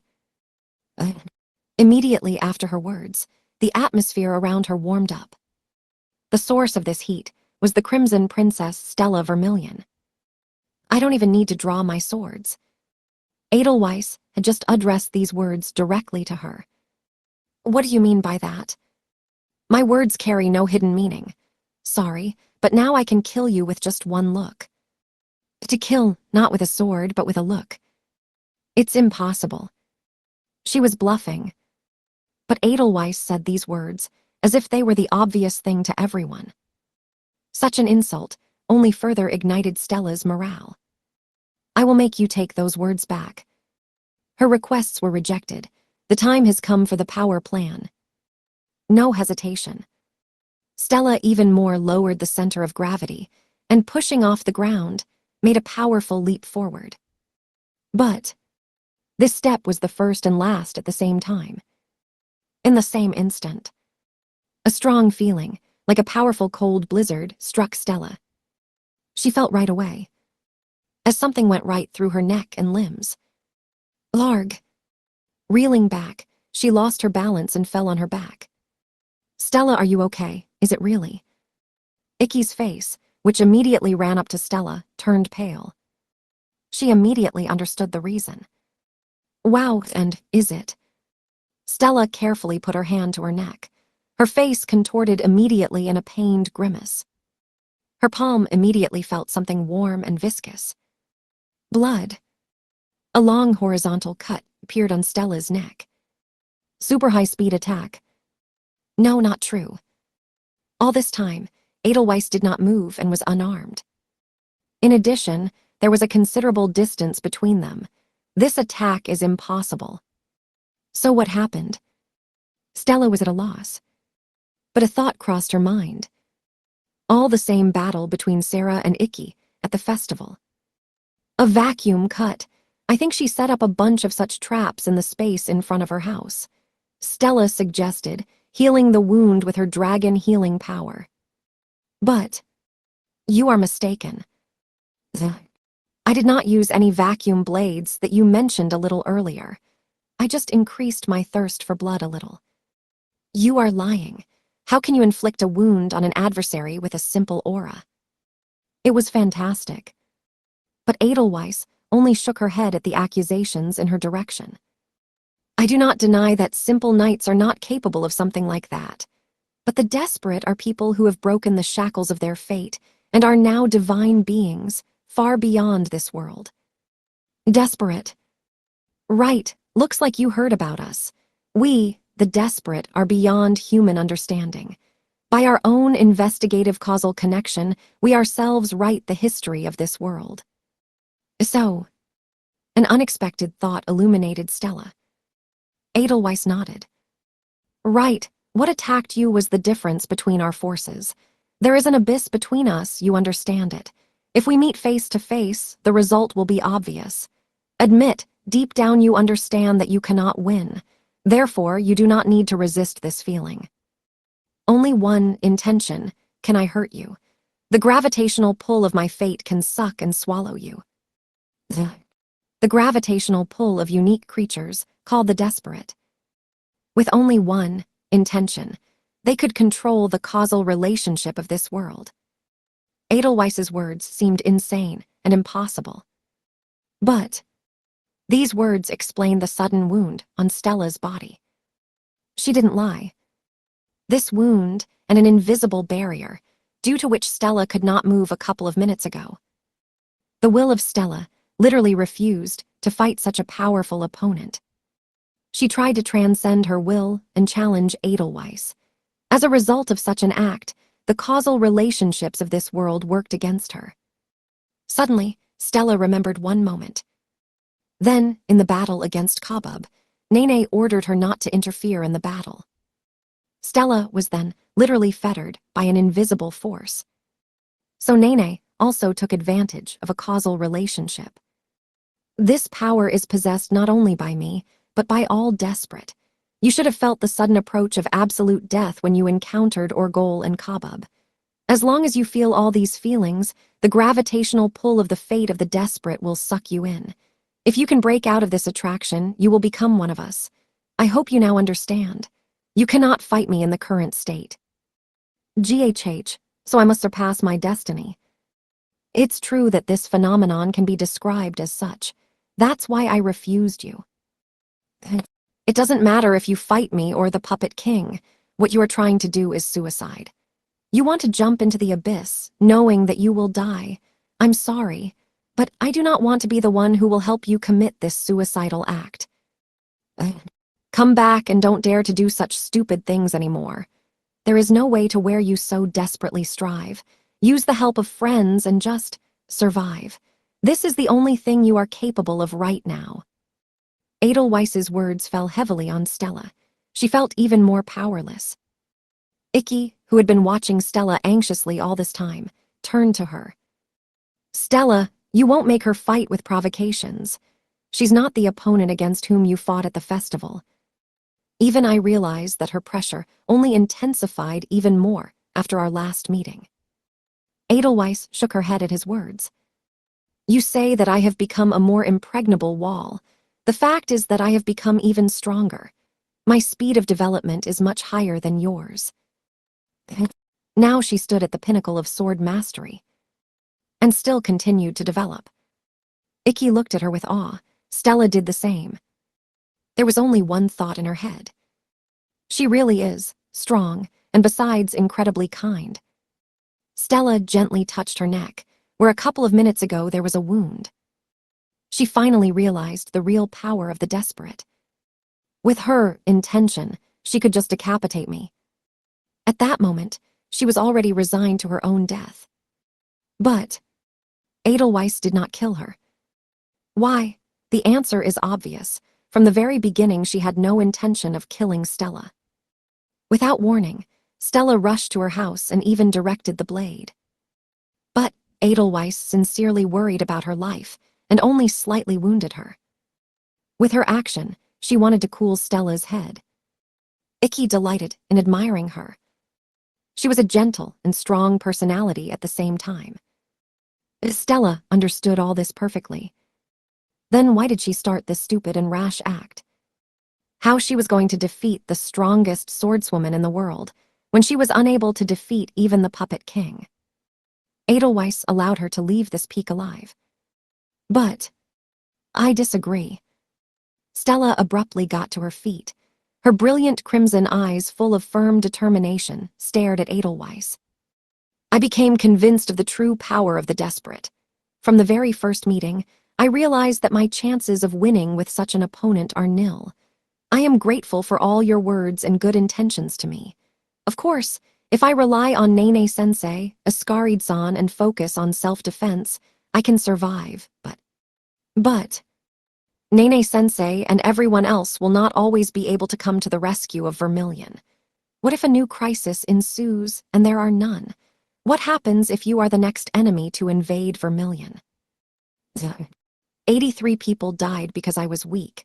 The trouble always comes and goes. They do not ask permission from me. It makes no sense to predict who will invade Vermilion next. But what then should I do? Constantly sit in cover and run away from the enemy. Constantly pray to God that he will again call the next savior. No, I am the second princess of Vermilion and the sword of my empire. I must become even stronger. Stella, stop it. Icky already knew from her voice what she was going to do next. He tried to stop her. But Stella already didn't care. Ignoring his words, she threw herself with the sword right at Edelweiss. At that very moment, blood spurts poured in all directions. Blades of causation pierced her body. But still, Stella, not slowing down, continued to move forward. Even when cuts began to cover her face, she did not stop. All this time, she was staring at Edelweiss in front of her. I can't leave with anything. Stella resolutely reduced the distance between them. She was completely unsure that her request would be granted, but she didn't care. She completely lost her temper. A premonition of impending death began to breathe in her neck again, just like during a fight with Kabub in Chaldea. If she continues to run to Edelweiss, she will surely destroy herself. Icky, crunching his vertebrae, ran after her. Ascaris followed him. They had to stop Stella. But I bear the responsibility as a member of the royal family of Vermilion. I must protect my people. Let me die, but I will no longer run away. Stella accelerated even more and stopped paying attention to those two. She is the sword of Vermilion. She must have this power. If this is not possible, then she had better die. What is the purpose of life if it cannot fulfill the direct duties of the royal family? She made up her mind. But it was a rash act, even suicidal. The blades of causation were getting closer and closer to her neck. I see. Well, I admit defeat.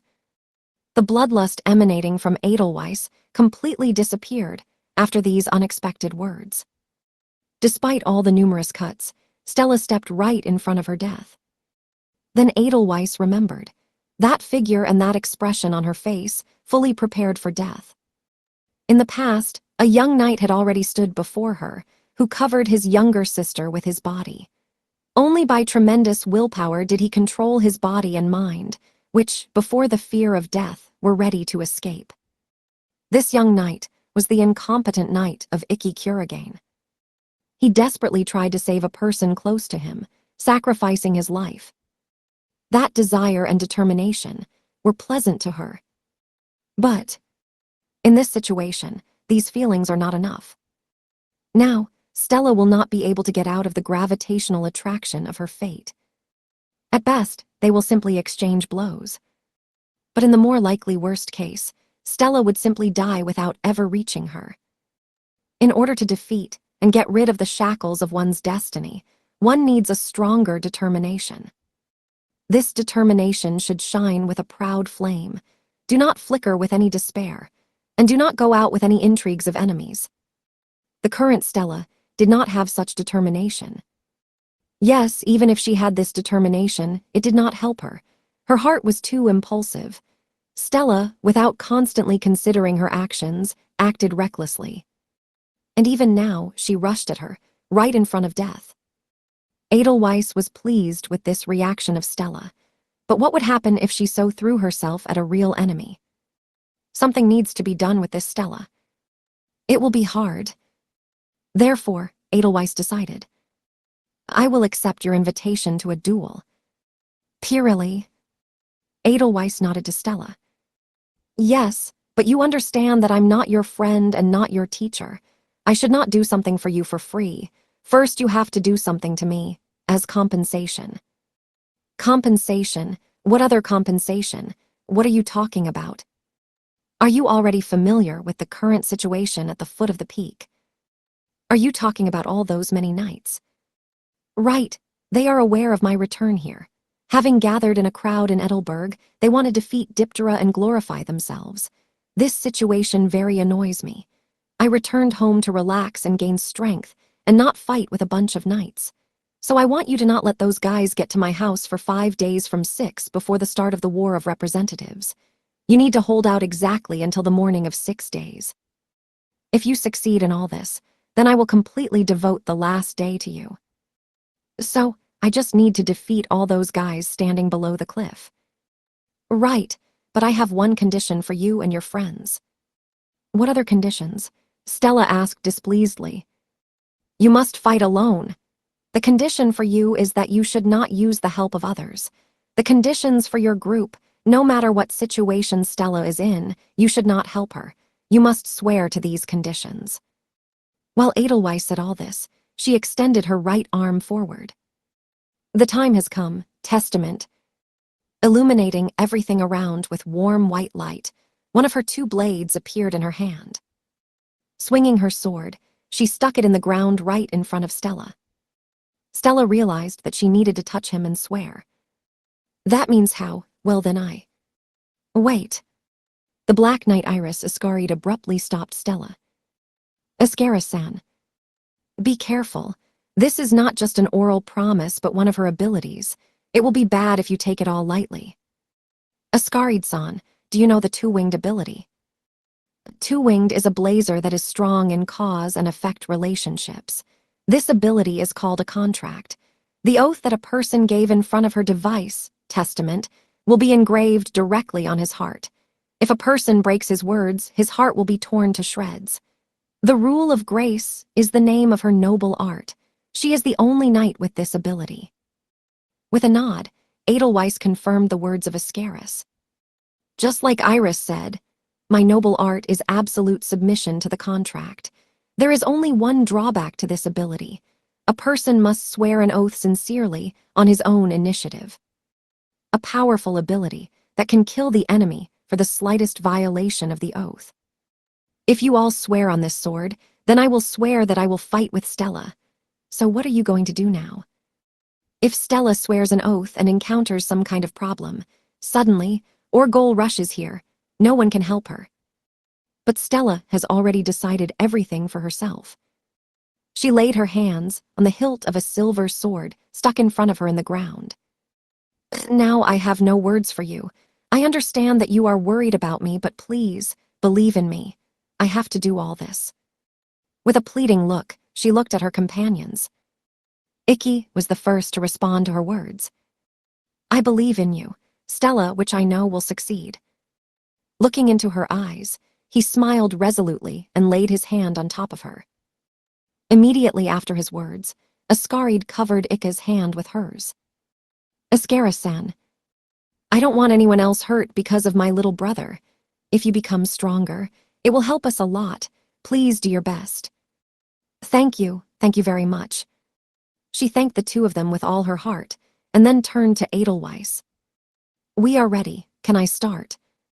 Her companions did not mind, but Edelweiss refused. No, one more person is missing. Her gaze from Stella turned to Tatara Yui, who all this time silently watched the current situation. What? By that person you mean me? She could not hide her surprise. She could not even dream in a dream that she would be recorded as Stella's friends. Stella immediately hastened to intervene. Edelweiss-san, this person is not my friend. It's just an evil observer, an accidental person. Her oath is optional, so don't worry about her. Stella tried to explain to Edelweiss that there was no bond of friendship between her and Yui. But Edelweiss categorically dismissed her words. No, if you do not force her to take an oath with you, I will not approve the contract. If Tatara Yui does not swear with them, there will be no deal. Therefore, Stella had no choice but to persuade her. Tatara, since I am absolutely indifferent to you, then come here and swear with us. Hey, why should I take part in your childhood? I have no reason to help you. I'll even be glad if you fail. This is too much. All enough grimacing. Just say yes and get all four sides. For an instant, she tore her hands from the hilt and folded them in an imploring gesture. However, even this was not enough. I understand. So now it all depends on my consent. Yui, with a malicious grin on her face, went straight to Stella. So if I don't say yes, then all your efforts will be in vain, right? God, what a problem we have formed. GHHH, I beg you, swear you are with us in the end then. Your words will not be enough. And if I prostrate myself and ask you so, this will also not be enough, Jijijiji. Tatara laughed viciously and pointed her thumb down. Why don't you get on all fours and beg me? If you amuse me well, perhaps I will agree. Loud sound, as if something began to compress with all its force. Edelweiss-san, and if I show you guarantees that this person will not help me during these 6 days. Which ones? If I strangle her right now, will our deal be valid? What is this creature trying to say? True, then there will be no problems. This will be a problem. Flash. Stella's blade flew exactly along the path to Yui's neck. Her hand did not tremble or hesitate. Tatara, of course, had the reflexes and the power of the killer, so she could avoid this attack. To prevent this from happening, Stella, in addition to her blade, decided to use the most powerful technique. Dragon Spirit. Okay, I understood everything. Enough, why are you so serious? I was just joking, I will join you and swear. Stop. Yes. The cry of Yui Tatara was heard even at the foot of the peak. Chapter 12, Intense Cold Challenge. Wow, it's so cold here, despite the fact that it's summer. Although this is not surprising, we are at an altitude of 6,000 meters above sea level. A group of several dozen people, forming a long line, leisurely moved along the Edelberg mountain trail. The one who led this entire large detachment was trembling from the cold wind blowing directly at him. Nothing, be patient, soon the 5th camp. Let's eat when we get to it. Okay, I also took alcohol with me. The slope of Edelberg will only become steeper after 6,000 meters, so the road will be difficult. So drink does not hurt. I support. Why don't we celebrate the victory over Diptera in advance? Everything was as he said. This group, consisting of assorted thugs, wanted to defeat the international criminal Diptera. Not only loners came to Edelberg. There were many fighters who united in groups to crush the advantage. Can we really defeat her? Why shouldn't we? Our avant-garde group has more than 50 people.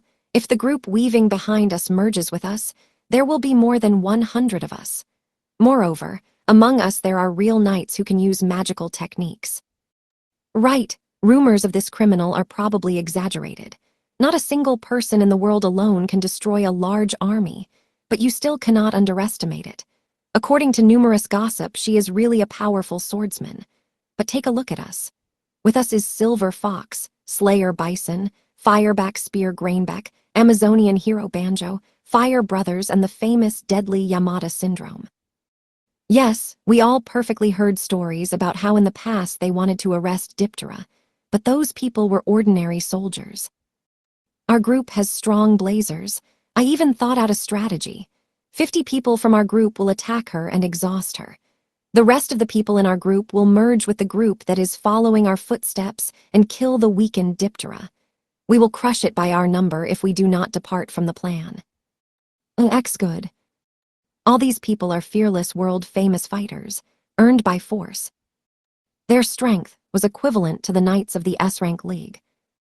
The fighters, who had shown concern a little earlier, again perked up.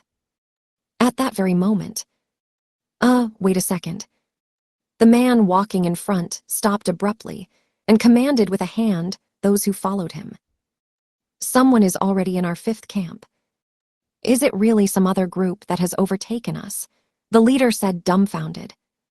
On a gently sloping plain that was about 20 meters in diameter, a girl with red hair stood alone in their 5th camp. She's not even a woman. Is this a child? What is she doing here?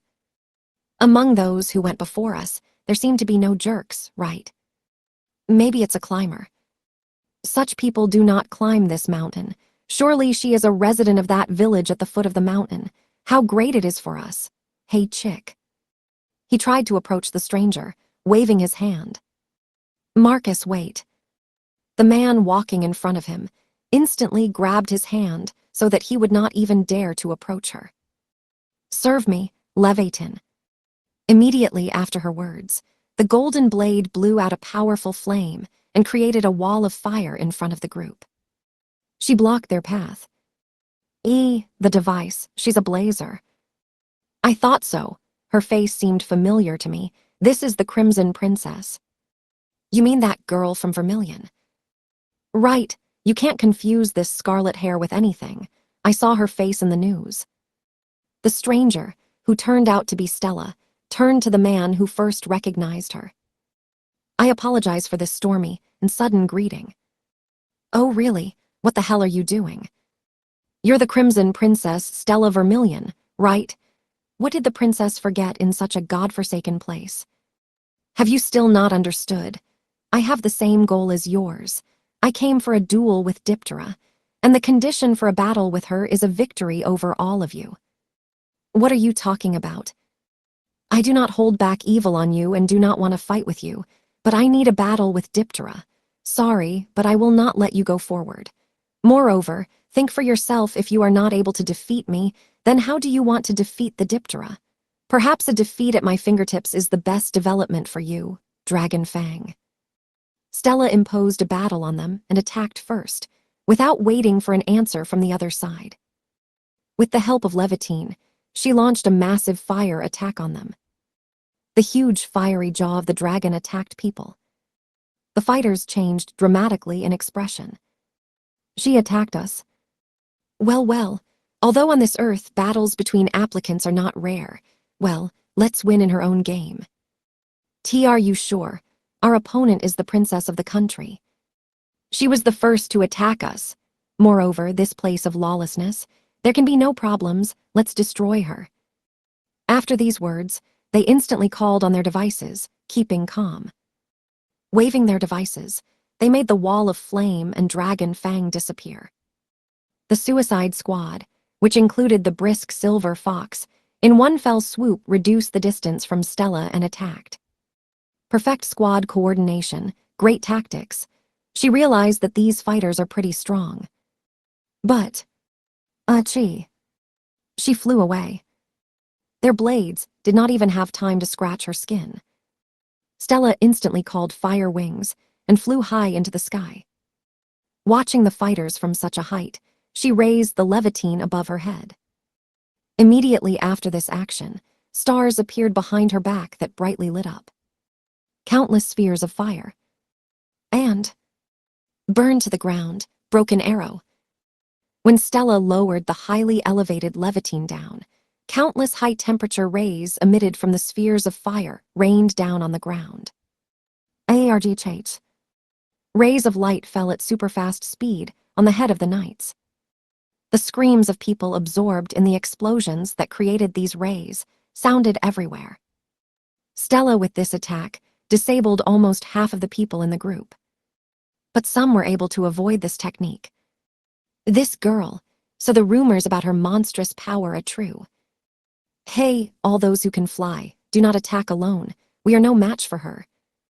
Some of the knights in the group were also able to fly using their abilities, as was Stella. Flying and paving their way so as not to fall under the rays of light, they sent their devices directly to Stella. In response to their attack, Stella did not even budge. Come on, let's come to me. She gladly accepted their attack. She was not a cowardly knight, always attacking the enemy only with long-range abilities. She preferred close combat. Stella, skillfully controlling her wings, crossed her blade with the enemy. Her strength was so powerful that her attacks with a blade overwhelmed any defense of the enemy. She will succeed. Her opponents were without a doubt strong, but their strength did not even stand next to that guy with whom she fought at the end of the festival. 5 days of such battles, I will succeed. In addition to her, there were 2 more shadows that watched from a high point for the joyful Stella. From the top of the mountain, Iris Ascaried, a knight with multicolored eyes, right red, left blue, and Tatara Yui, who, in the clothes of a maid, ate chocolates, looked at the very 5th camp.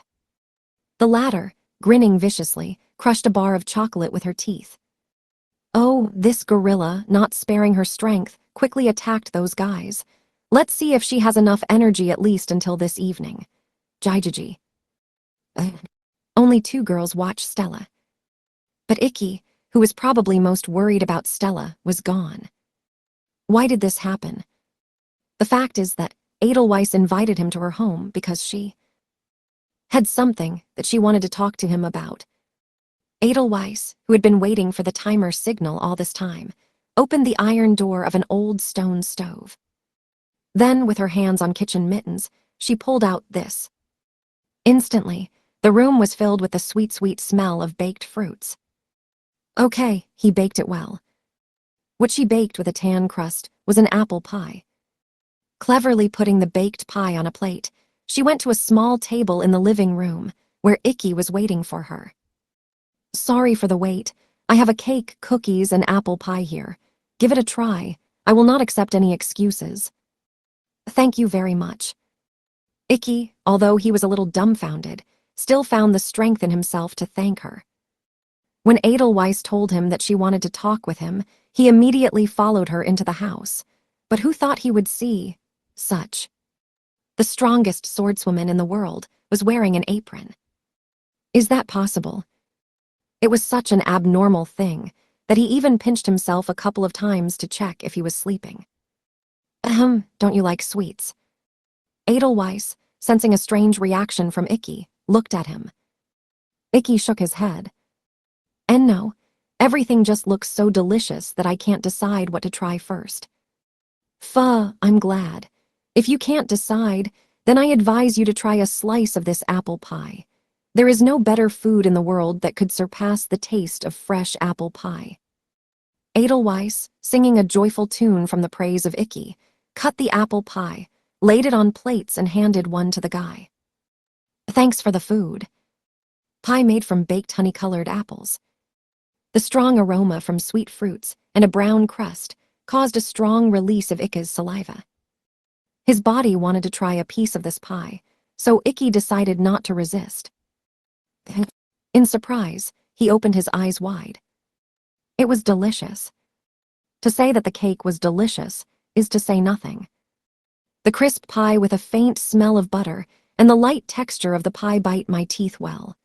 The thick sweetness of baked apples spread throughout the mouth, bringing a feeling of freshness and euphoria. The cake was not just sweet. The word thick would fit perfectly here. Very thick sweet. As if dozens of apples were thickened. And deep in this sweetness, at the bottom, the aroma of the earth was perfectly captured. Wheat, no, it's not about her. Maybe then the soil.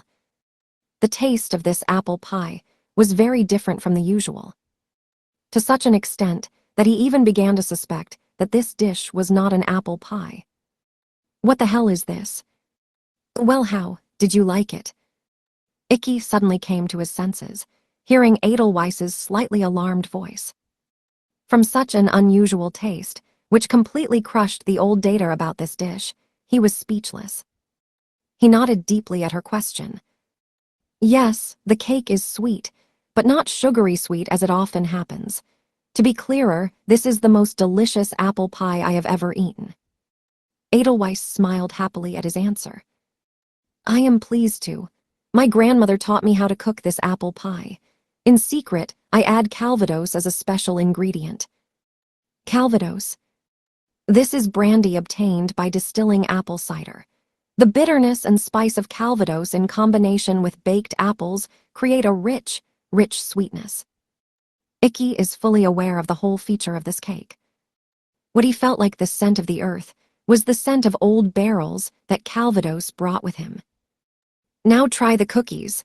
Black with chocolate, white with vanilla and orange zest. This duo goes well with the strong Hawaiian Kona acidity. Many thanks. Do not be shy to try this. Edelweiss recommended Icky handmade sweets, one after another. He was surprised at how delicious they were all, but more than that, Icky was surprised at the expression on his face and the appearance of Edelweiss, who recommended sweets to him. She did not at all look like the same swordswoman, from the sweep of the blade of which all nations were trembling. From their very first meeting, for Ika, she was a kind of idol who lived in his own world and which could not even be touched. A living legend, such an image of her was in his head. And now this image has collapsed sharply. But he was not disappointed. What's the matter, Icky? Why are you looking at my face? Oh, is there something on my lip? Edelweiss, noticing Icky's gaze, covered her mouth with panic in a panic. Icky shook his head. No, don't worry about that. I just thought you looked very pleased. It seems that you really like cooking. He sincerely voiced his thoughts. So, Edelweiss's pale face flushed slightly at Icky's words. Embarrassed, she covered her face with her hands, but her eyes through the gaps between her fingers glanced at Icky. Did I look very pleased? Okay, not very happy, but definitely joyful. Oh, I'm sorry I showed you such an obscene reaction. In fact, making sweets is my hobby. I really like when people try my sweets, but the guests in my house are very rare, you understand. Therefore, I got a little carried away. Aha, your house is built in a great location, right? More than 8,000 meters above sea level. Outside the living zone of ordinary people. It would never have occurred to a man to come here and drink tea. Edelweiss nodded in response to his words. Every day, people gather at the foot of the summit. Therefore, I just do that. I fight with a sword and that's it. I don't have many friends whom I could call friends. Moreover, I'm already quite old, but I still don't have a groom. Take note. Healthy. Her eyes looked far into the distance. It was painful to look at her now. He felt that if he continued this conversation, then this would not end in anything good. I have to change the subject. While Icky was drinking coffee, his eyes were actively running across the living room. He was desperately looking for at least something to change the subject. Finally, his gaze came across the shelf where the framed photographs stood. There were two of them, one larger, the other smaller. The one that was larger depicted a girl with hair shining, as the snow had just fallen. She stood next to several adults. Maybe it was a family photo, when Edelweiss was a child. And the other, smaller, mysteriously lay on the shelf face down. Since the rest of the furniture was arranged correctly, it was hard to imagine that this happened naturally. Perhaps she did not want anyone to see this photo. Then you should not even talk about her. Therefore, listen, I have a question that has long been tormenting. Icky frantically stared at the photograph where Edelweiss was still a child, and asked a question that suddenly illuminated him. Why did Edelweiss-san choose the path of the sword? I am. Right, I'm very interested. What reason could have made Edelweiss-san become the strongest swordswoman in the world? What determination did that girl in photography have to reach the pinnacle of her sword? It may have been personal, but Ikki was striving for this peak too. He was very curious. But diet. The holy image of Edelweiss even more cracked Ikki's head. And diet. I'm not kidding. No. She was absolutely serious. Ikki understood this from her decisive nod. She did not lie to him. You already know that I always loved sweets, so I often cooked them and ate alone. As a result, even a little ashamed to say, I got fat. Therefore, my parents hired a Japanese teacher for me who taught me the art of wielding a sword near our house. P.I.C. Surprised? No, although yes. Ikki decided not to hide his surprise and honestly admit. These words can be rude, but I always thought that the two-winged Edelweiss-san, who is the strongest swordswoman in the world, had more compelling reasons. Heh, are you disappointed? No, just surprised. There is nothing special about me, understand? The strongest swordswoman in the world is just an ordinary person who was born in an ordinary happy family and had an ordinary childhood. Maybe you ask what talent I have. I don't know myself. Although Edelweiss smiled, a spark of envy flashed in her eyes. For this reason, I envy you and Stella a little. Envy us? Right. Edelweiss nodded. You fight with a sword defending your ambitions, aspirations, dreams. I fight with my sword, just like that. By a coincidence, she took up the sword and by chance, the will of fate, she was endowed with talent. And when she was left alone on top, there was nobody next to her. That's all. I always faithfully fulfill my duties by virtue of my capabilities, but I still do not know who I really am and what I am fighting for. Even becoming desperate, she did not find the answers. What should she do with such monstrous power in this world? That's why I'm still looking for answers to these questions. Why do I need this sword? Why should I fight with this force, which was presented to me by fate from birth? Edelweiss stared absently at the center of the maelstrom, stirring coffee with a teaspoon. Her image is far from mythical legends. She, like an ordinary person, suffered from the fact that until now she did not know her mission. Thanks for the treat. Yes, nothing. Hee, even unexpectedly. I have prepared so much. Edelweiss, during these words, looked expressively at empty plates. Ikki, a little embarrassed, scratched the crown of his head. Sorry, everything was so delicious that I could not resist. Don't worry, I am pleased that you appreciated my cooking so highly, especially since I still wanted to thank you. Thank me. Right, actually, I invited you home today for that. I wanted to thank you for what you did for Sinemia Amin. Failure of Amin's Sinemia.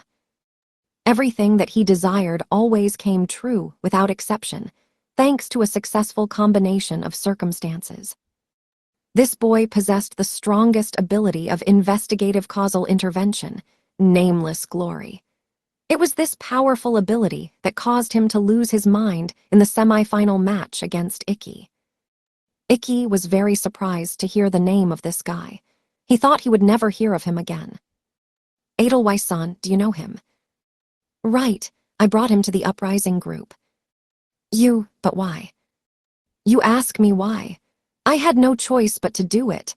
Do you expect these words from me? At our first meeting, Amin looked as if he did not want to live on the bright side of the world. From birth, this boy had divine power. He was absolutely indifferent to his mother and father. They cared only for his strength. As a result, his life turned into hell. All that he did sincerely himself was ignored. All saw only his divine gift. Completely desperate, Amin only wished for everything to be destroyed. It was at that moment that he met with Edelweiss. You managed to get close to him in this state. Does his power seem to have no effect on you, or did he just not use it? I already told Stella that all the desperate are beyond the fate of this world. Moreover, I myself have a cause and effect intervention, so it was not difficult for me to resist his strength. But then, I only managed to protect him, no more. He sought to destroy not only the whole world, but himself. However, you managed to save him, Ikki. The incompetent knight of Ikki Kuragain, like the failure of Sinemia Amin, was indifferent to his loved ones. However, unlike the latter, Ikki did not come to terms with this situation, and his whole life resisted such a fate. Because of this, Amin hated him. Seeing the successes of Ikki, he wanted to break it, destroy it, become an obstacle for him, using his fate and his power nameless glory. However, even this could not stop Ikki. The divine power that took everything from Amin. Ikki was able to deal with her and move on his way. It was this unshakable spirit, strong will that saved the heart of Amin. I sincerely thank you for everything you did for him, said Edelweiss, bowing her head low. Not worth it. It was my duty as a knight. A couple of minutes ago, Edelweiss admitted to him that she still does not know what she is fighting for and why fate has bestowed her with such power. In his deep childhood, Ikki himself went through this. He was completely disappointed in himself and did not understand why this world was needed. Then Kuragain Ryoma helped him cope with all this, saying the words that were still in his heart, just do what you can, never give up and go ahead. Therefore, Ikki sincerely wanted to help Amin. After a pause, Ikki resolutely glanced at Edelweiss. May I ask you for a favor, Edelweiss-san? His gaze was directed straight into her ashen silver eyes.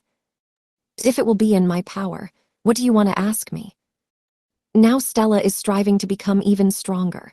Her struggle over her limits has begun. Seeing her desire and perseverance, I can't just sit there and do nothing. Our battle is getting closer and closer every hour. If I am not able to protect Stella's homeland from Orgul, then how can I look into her eyes after she becomes stronger? Although he fought on the side of the army of Vermilion, this does not negate the fact that he lost to BB. Not only Stella needed training. Ikki must also become stronger before the decisive battle. Therefore, could you please improve my sword skill? His kenjutsu was created based on the two-winged stolen movements. But in order to improve his abilities, he needs a man who owns original movements. By a happy coincidence, he was given the chance to personally ask Edelweiss about it.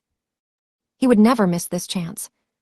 Therefore, Ikki, having gathered all his determination, asked Edelweiss to teach him the art of owning a sword. That means you have a favor. I do not mind, but you must know that you absolutely do not need it, said Edelweiss with a slightly worried smile. Why? I watched the final match between you and Stella. You were then at the festival. I didn't even feel or see you. Then you were very focused on your opponent, right? If the situation was different, you probably felt me. Your battle was exciting. After watching your mastery of the sword, I realized that we are about equal. I'm not saying that our forces are equal, but you and I have the skill of owning a sword at about the same level. Your possession of kenjutsu is already beyond the capabilities of an ordinary person. And each subsequent increase in your possession of the sword requires more and more effort and time. Even if your kenjutsu is equal to mine, it will not help you against Orgul and the rest. Especially. For a moment Edelweiss broke off, taking a sip of coffee. Your art of owning a sword, although based on imitation of my movements, is already perfect. Especially if you recall that stroke with the sword that you defeated Stella at the festival. I would even call this strike a wonderful culmination of the battle. Therefore, you do not need to change anything in your style. If Ikki tries to strive for the Edelweiss style, it will only harm him and weaken his fighting style. You need to train in a completely different way. Something that does not concern my possession of the sword. Right. Your sword mastery is at an excellent level, but besides this you have something incomplete in it. It slows down and weakens you. It is because of this that there is such a difference in strength between me and you. That is the difference between me and you. Excited, Ikki jumped up, leaned on the table and leaned forward to Edelweiss. In contrast to his violent reaction, Edelweiss neatly stood up and slid the chair behind her. Now we will go to where your training will be held, so follow me. There we will continue our conversation. Please follow me and be careful. It will not be good if you fall and meet your death here. Okay, Ikki answered in a slightly tense voice. The precaution of Edelweiss was out of place. Now the two of them, without any insurance, climbed a steep rock, striving to the very top of Edelberg. As we approached the top, the slope of Edelberg became steeper and steeper. Their destination was more than 9,000 meters above sea level. Falling from this height will be fatal for any blazer. There was no other route to the top, so they had to rely only on the agility of their limbs and the roughness of the rock. Besides the fact that the rock was all icy, a strong wind blew right on Ikki. He had to cling with all his might so as not to crash down. But she really is a man. In contrast to his difficulties, Edelweiss, who climbed first, felt like in a native element. With calm, confident movements, she climbed the cliff like a ladder. At that moment, when Ikki's hands began to tremble from overstrain, the sixth gust of wind attacked him and Edelweiss. By that time, they were already at an altitude of 9,000 meters above sea level. The wind that blew on them was so icy that it froze everything it touched. If Ikki's fingers slipped even a little from the frozen bumps, he would certainly break loose and fly upside down. But the homeless knight was ready for such difficulties. Ceasing to climb, he pressed himself against the rock and waited for a gust of wind. As soon as the wind died down, Ikki continued his climb to the top. In total, far behind Edelweiss, Ikki spent about 2 hours climbing to the very top of Edelberg. Finally, reaching his destination, Ikki, panting, sank into the snow. Looks like you're tired, right? A little joyful voice Edelweiss turned to him. And no, it's not that. But you can still properly control your breathing. Look, you have almost restored it. This makes me happy. If you were not capable of this, there would be no talk of any training. So this is exactly the place where I will train. Right, this is the peak of Edelberg and the highest place on Earth. Well, how do you like it? There is no better place for your training. Ikki and Edelweiss were now at an altitude of 9,350 meters above sea level. The entire summit of Edelberg was entirely covered with ice shell. This place could be called the Ice Kingdom. The temperature here never exceeded 0 degrees. Numerous rows of icicles, which were constantly sharpened by a powerful cold wind, hung menacingly before their eyes. As I told you before, your sword technique is perfect. Further training will not bring you much benefit in a future battle. However, your level of possession and use of magical power leaves much to be desired. My magical power. Surprised that I mentioned her. A little. But the point is in it. You yourself guess about it. Your ability to control magical powers is magnificent. The release of all magical powers at a time when nature itself has imposed bans for self-preservation is laudable. When you release all magical power, you are amplified by tens, not even hundreds of times. This is an amazing result for a knight who has such meager reserves of magical powers that it is even impossible to measure them in the training exercises conducted by the academies. Training exercises were understood as clay craftsmanship, which not only improved control over magical powers, but also measured them. This exercise was introduced by the Japanese League headquarters. The essence of the exercise was that it was necessary to shape clay with the help of magic. Physical contact with the hands was completely prohibited. Lorelei Shizuku Kurigane was a knight with perfect control of magical power.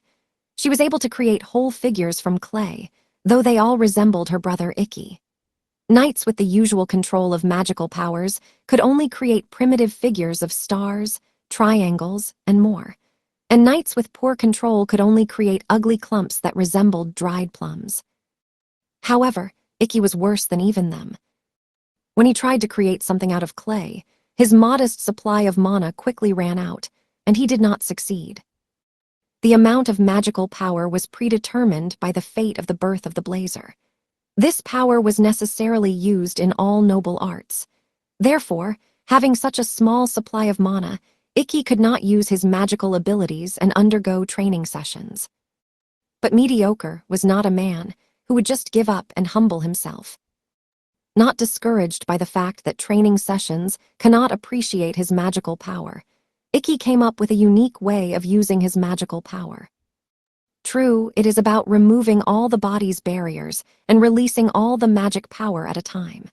In this way, he is able to strengthen himself hundreds of times and magically equal to his younger sister Shizuku. It was a technique that Ikki was proud of. That's why he was surprised when Edelweiss mentioned her. However, Edelweiss did not forget to praise his control of magical power. Your control of magical power is perfect, but your way of using it is imperfect. Look at me carefully. After these words, Edelweiss headed for the pointed peak of Edelberg. When the top was at her waist level, she climbed with both legs at her. Keeping her balance on such a tiny ice point, she let out a magical light that completely enveloped her body. As you can see, I visually reproduced your Ito Shura. Magical power is like a flame. The fact that my magical power sparkles violently does not mean that it has any special power. The same can be said about the flame. There is practically no difference between a calmly burning fire and violently flashing. Remember, such a furious release of magical power is not reasonable. With this action, you only quickly empty it. While Edelweiss said all this, the cover of magical power that completely envelops her body has changed. At the very beginning of the conversation, a white flame erupted violently from her body. But gradually, this flame became weaker and weaker until it turned into a dim glow. Edelweiss weakened her magic cover. No, that was clearly not the case. Now you have concentrated your magical power inside your body, while maintaining a little of its output. Right, mindless release of magic power leads only to complete exhaustion of the body. It is always important to control your raging flame, if possible using magical power inside your body. Such control is very effective in reinforcing techniques. However, excessive control reduces the accuracy of conventional physical movements. Therefore, it is very important to find a balance. Such a concentration cannot be obtained within 6 days with regular training. But now we are at the top of Edelberg, so... Edelweiss's next action hit Ikki a lot. Edelweiss, all this time holding back the raging magical power inside her body, touched the index finger of the pointed top of Edelberg, lifted her body into the air, and made a stand. The pointed end of the Edelberg peak is a solid piece of ice that never melts. With the help of a fiercely blowing wind, he sharpened to such an extent that he was able to cut through steel of any thickness. Your training will consist in concentrating your magic power in your finger, touching this pointed peak, and how I can make a stance while maintaining balance. This exercise is the best way to develop your joint control of physical and magical powers. It is this kind of training that Ikki needs. If he lasts in this position for an hour, his power will increase significantly. Well, will you try? Edelweiss asked Ikki, returning to her original position. A pointless question. At the beginning of her explanations, Ikki decided everything for himself. Certainly. Hearing the answer of Ikki, Edelweiss left him alone and returned to her hut. Ikki was left alone on this peak, and the first thing he did was to carefully touch the pointed end of the top of Edelberg. Just a touch cut the pillow of his finger. What a tremendous pungency. The sword of the star, imprisoned by the storm of the firmament. Such words fit this place perfectly. Perhaps this peak was damned. Terrible weapons, painted with hatred, killed all people. If I at least slightly weaken my magical power, this peak will cut me to the bone. Having concentrated, Ikki strengthened his body with magical power. Mana was originally used as a kind of fuel for magical techniques. The most common way to use magical power is to resist physical shocks.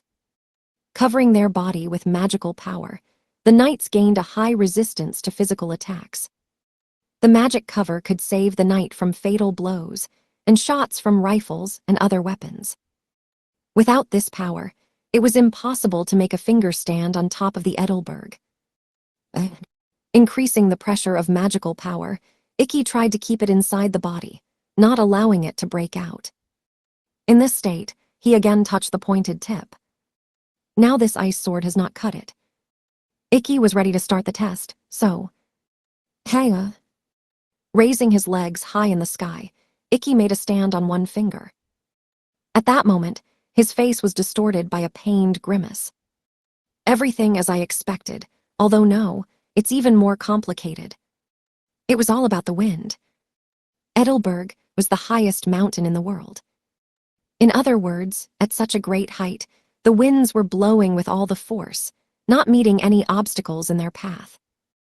In order to maintain a stance, Ikki had to constantly keep his center of gravity in a strictly defined position. But it was very difficult, since the wind blew from several sides at once. Such physical control over his body could compete in terms of complexity with the Madoka technique, which was one of the most difficult to perform among his secret blades. If at least a little his center of gravity moves to the side, he will immediately crash.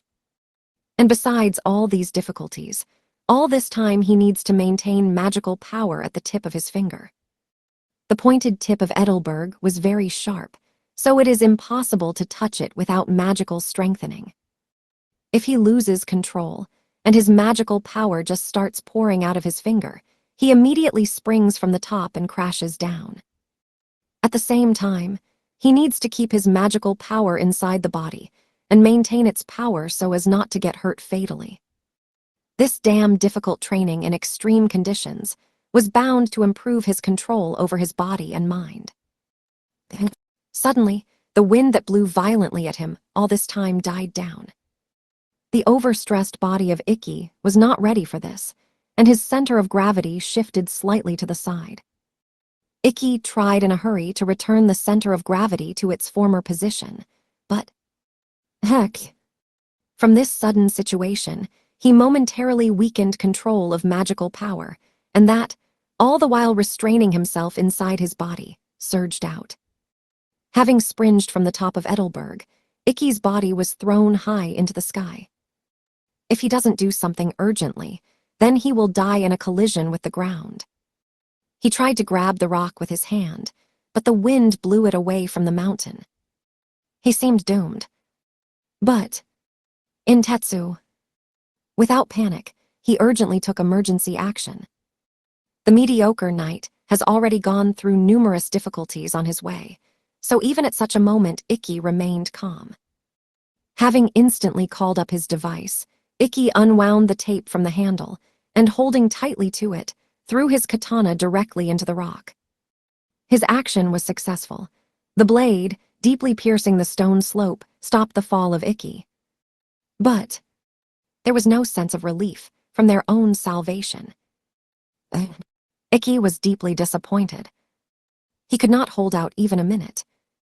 This test is very difficult, but I'm sure that there is no better way to improve control of my physical and magical powers. I have to try again. Ikki decided everything for himself. He needed this training. If he learns to simultaneously control the physical strength of the body and magical power in such an extreme situation, then the effectiveness of his Ito Shura in this battle will increase many times.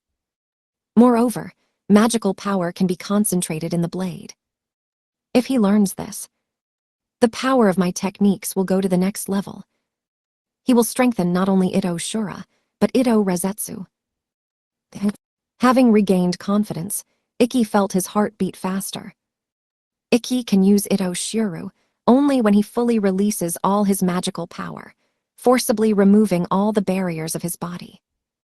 But with this training, Ikki got a chance to control this raging magical power. If he does his best, then the result will not be long in coming. I will certainly succeed. Before the War of Representatives, I will fully master control of this technique. Having set a new goal for himself, Ikki began to climb the summit of Edelberg again. While Ikki trained, the first night fell on Edelberg. Snowstorm and clouds brought by strong gusts of wind violently collided. At the fifth camp, rain and hail fell at the same time. It was in this bad weather that the Crimson Princess Stella Vermilion was forced to continue her battle. Have a bite, Teen Spike Blast. Larg. 4 guys of the same appearance surrounded Stella. 2 of them were dressed in volleyball uniforms, and the one that was the strongest of them was aiming at Stella with a volleyball light ball created using magic. This ball, crashing into Stella, exploded like a grenade. From such an attack, Stella's body swayed to the side. But shelling by enemy attacks did not stop. Now she decided to attack a thin guy dressed in a football uniform. Guys, she will fall soon. Grenade shot. A clot of magical power in the form of a soccer sword crashed into Stella's stomach. However, he did not explode. The ball just hit her hard. It seemed to Stella that an iron kettlebell, weighing more than 100 kilograms, had hit her in the stomach. Probably this guy in football uniform had the power to manipulate the mass of his own magical power. SOU. The battle with ranged attacks was Stella's specialty. Therefore, she felt deeply wounded. Well, that's it, you asked for it yourself. She decided to counterattack. Under the influence of her noble art, her body, overwhelmed with magical power, began to radiate heat. The howling of Bahamut. At the same instant, a powerful wave of heat poured out of her body, burning everything in its path. The 4 opponents surrounding Stella were supposed to burn alive under such powerful technology. However, this did not happen. As soon as the scorching wave reached the guys, it immediately disappeared. Taking advantage of Stella's perplexity, the guy in volleyball uniform fired a pistol at her. Naturally, Stella evaded this attack, but... you can't run away, baby. Pitcher's double furious kick. Another tough-looking guy, dressed in a baseball uniform and holding a bat in his hand, attacked Stella with a magical baseball ball. Stella managed to evade him for the first time, but the ball, turning around in the air and greatly accelerating, rushed towards her again and exploded in a collision. The explosion was such a force that threw Stella tens of meters. I do not care for such an attack. Before her shock wave was thrown into a stone wall, Stella was able to group in the air and land on the ground. Strongly pushing herself away from her, Stella launched an attack directly against the enemy with a bat. Her tip of the levitine's blade stared straight into the area between the eyebrows, unprotected by the helmet. Piled with all the weight of her body, she tried to pierce the enemy. But her blade only came across an invisible barrier. Moreover, the barrier was so strong that Stella immediately realized that she could not break through it. Why? From the very beginning of the battle, all of her sword attacks and magical abilities were ineffective against these opponents. Why can't I hit you? Stella shouted desperately. Your attacks are useless against us. The judge intervenes when he sees unsportsmanlike behavior. Endless attacks rained down on her unceasingly.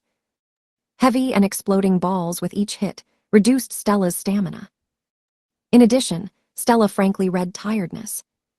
But not only the damage from enemy attacks was her fatigue. Look, I told you, Tatara irritably said, watching the battle of Stella from a hill. She fights head-to-head without even trying to adapt to the battle right. The main reason for Stella's tiredness is the endless battles in the morning. All her opponents were experienced fighters. They, like Stella, wanted to challenge the Diptera to a duel. In total, since the morning, Stella has already fought with more than 50 people. And since Stella, as a proud but stupid knight, fought with all of them in fair battles, she, of course, pretty exhausted. Her dragon metabolism, supplying Stella with monstrous power, consumed a large amount of calories. In addition, snow at this altitude did not melt due to severe frosts, so the air was very thin. And just because of the cold, She had to spend extra calories on heating her body. Her fuel is running out. Less and less blood enters her head. God, it's obvious that these strangely dressed freaks use barrier-type abilities. Iris Iscaried, who was watching Stella's battle with her, nodded. Perhaps those guys can influence causation. Any attacks that go beyond the level of sports are automatically cancelled. Therefore, Stella can neither pierce nor burn its opponents. Clear, so their group deliberately limits the style of the enemy's battle and exhausts them with abilities that create magic bombs. Abilities that last pursue the enemy and abilities that can control a mass of magical power. Their combination is not bad, but if Stella turns on her head, then she can calmly deal with them. Yes. As Tatara noted, breaking through their combination of attacks was not difficult. If this was Stella's first battle, such opponents would not cause her much difficulty. But she fought in the morning, so because of hunger and fatigue, she was not able to analyze enemy attacks. Stella was at the limit. In this state, it was dangerous for her to receive any damage from the enemy. While she is still able to somehow defend herself from enemy attacks. But soon, due to a lack of oxygen, Stella may lose consciousness. At that moment, her protective magic cover will disappear, and an enemy attack can seriously harm her. The situation is getting a bad turn. Such thoughts arose in Iscaris's head. The decisive battle with Orgol in 6 days. It will be very bad if Stella gets a serious wound and cannot participate in the war. The Black Knight, Iscaried, instantly summoned her formidable coal halberd. "Do you want to help her?" Tatara asked, biting a large bar of chocolate. Iscaris shook her head.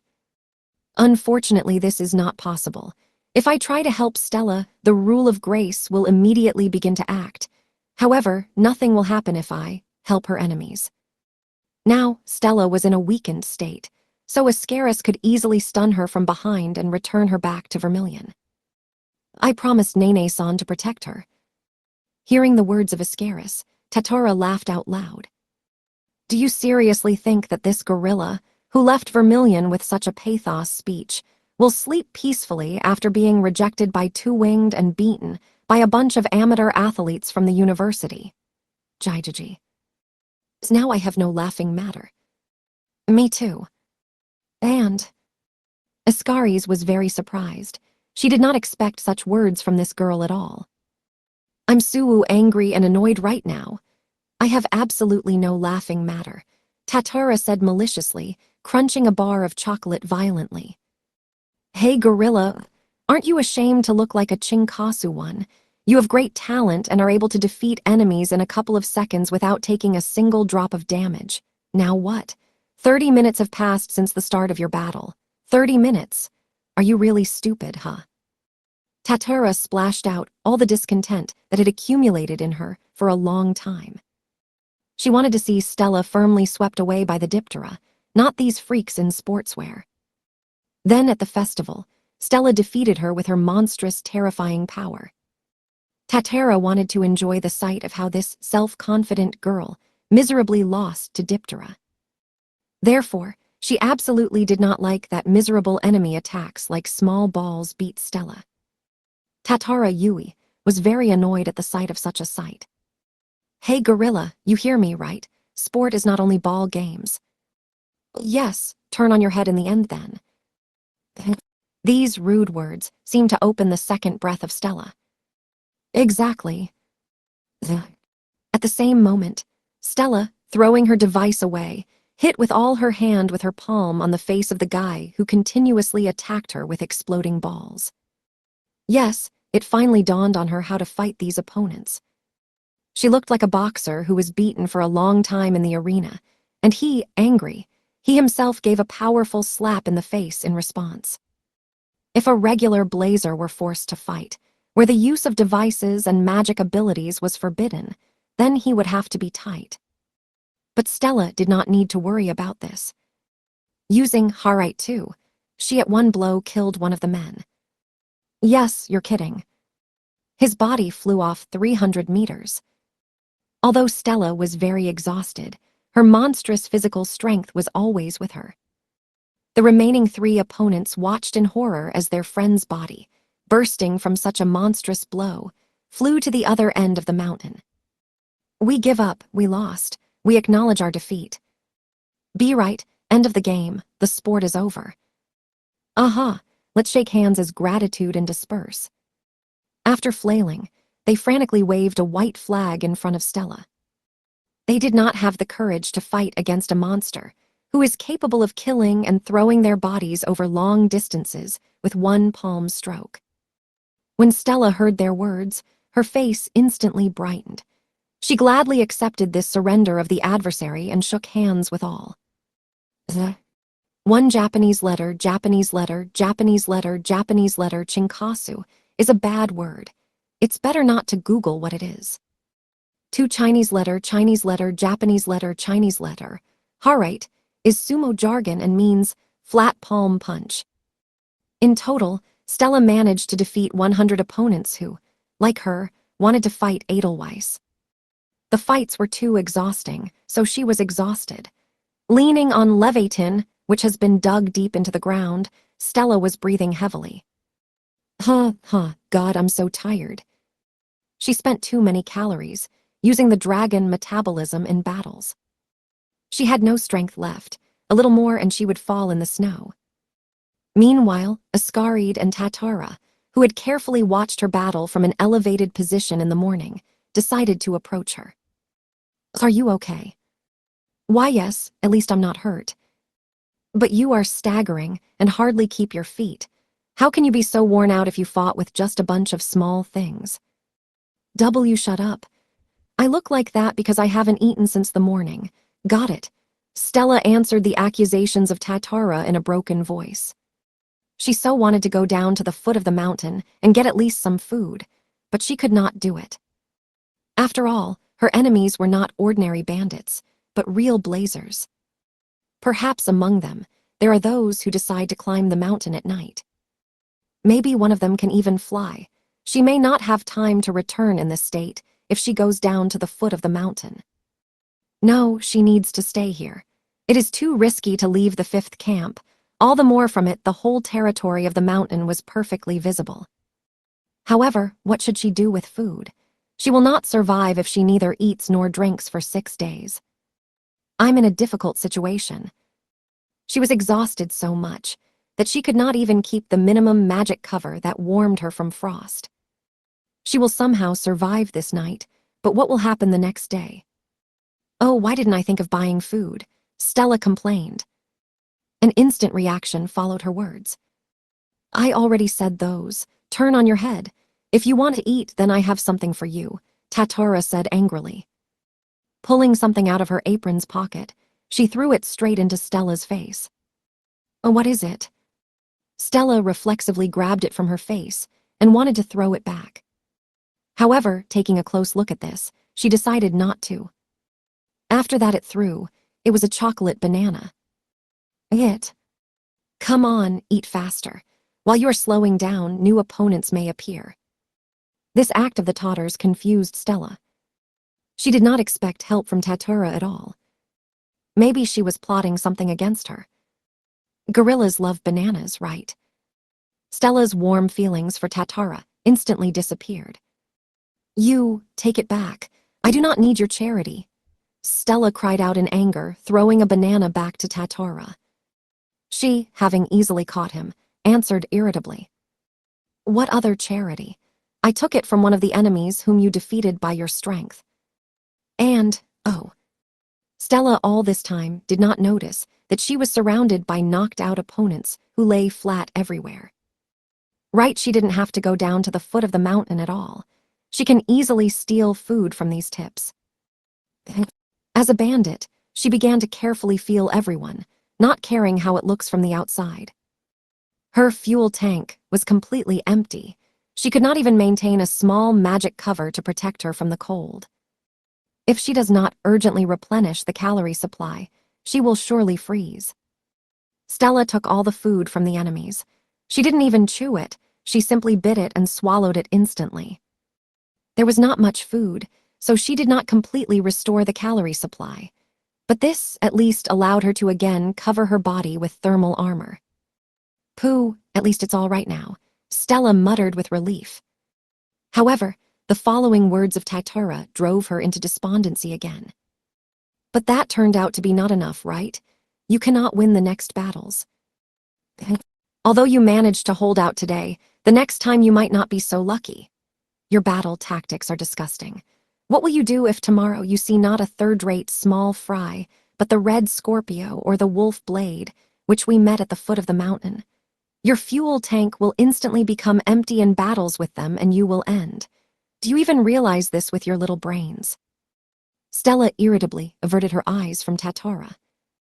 Her words were absolutely true. Dozens of nutritional bars taken from opponents were not enough for Stella to fully regain her strength. But Stella did not want to agree with the girl who specifically asked for a trip with them in order to laugh at her misfortunes. That's why Stella decided to answer her with confident words, as if she had everything under control. "I'll think of something.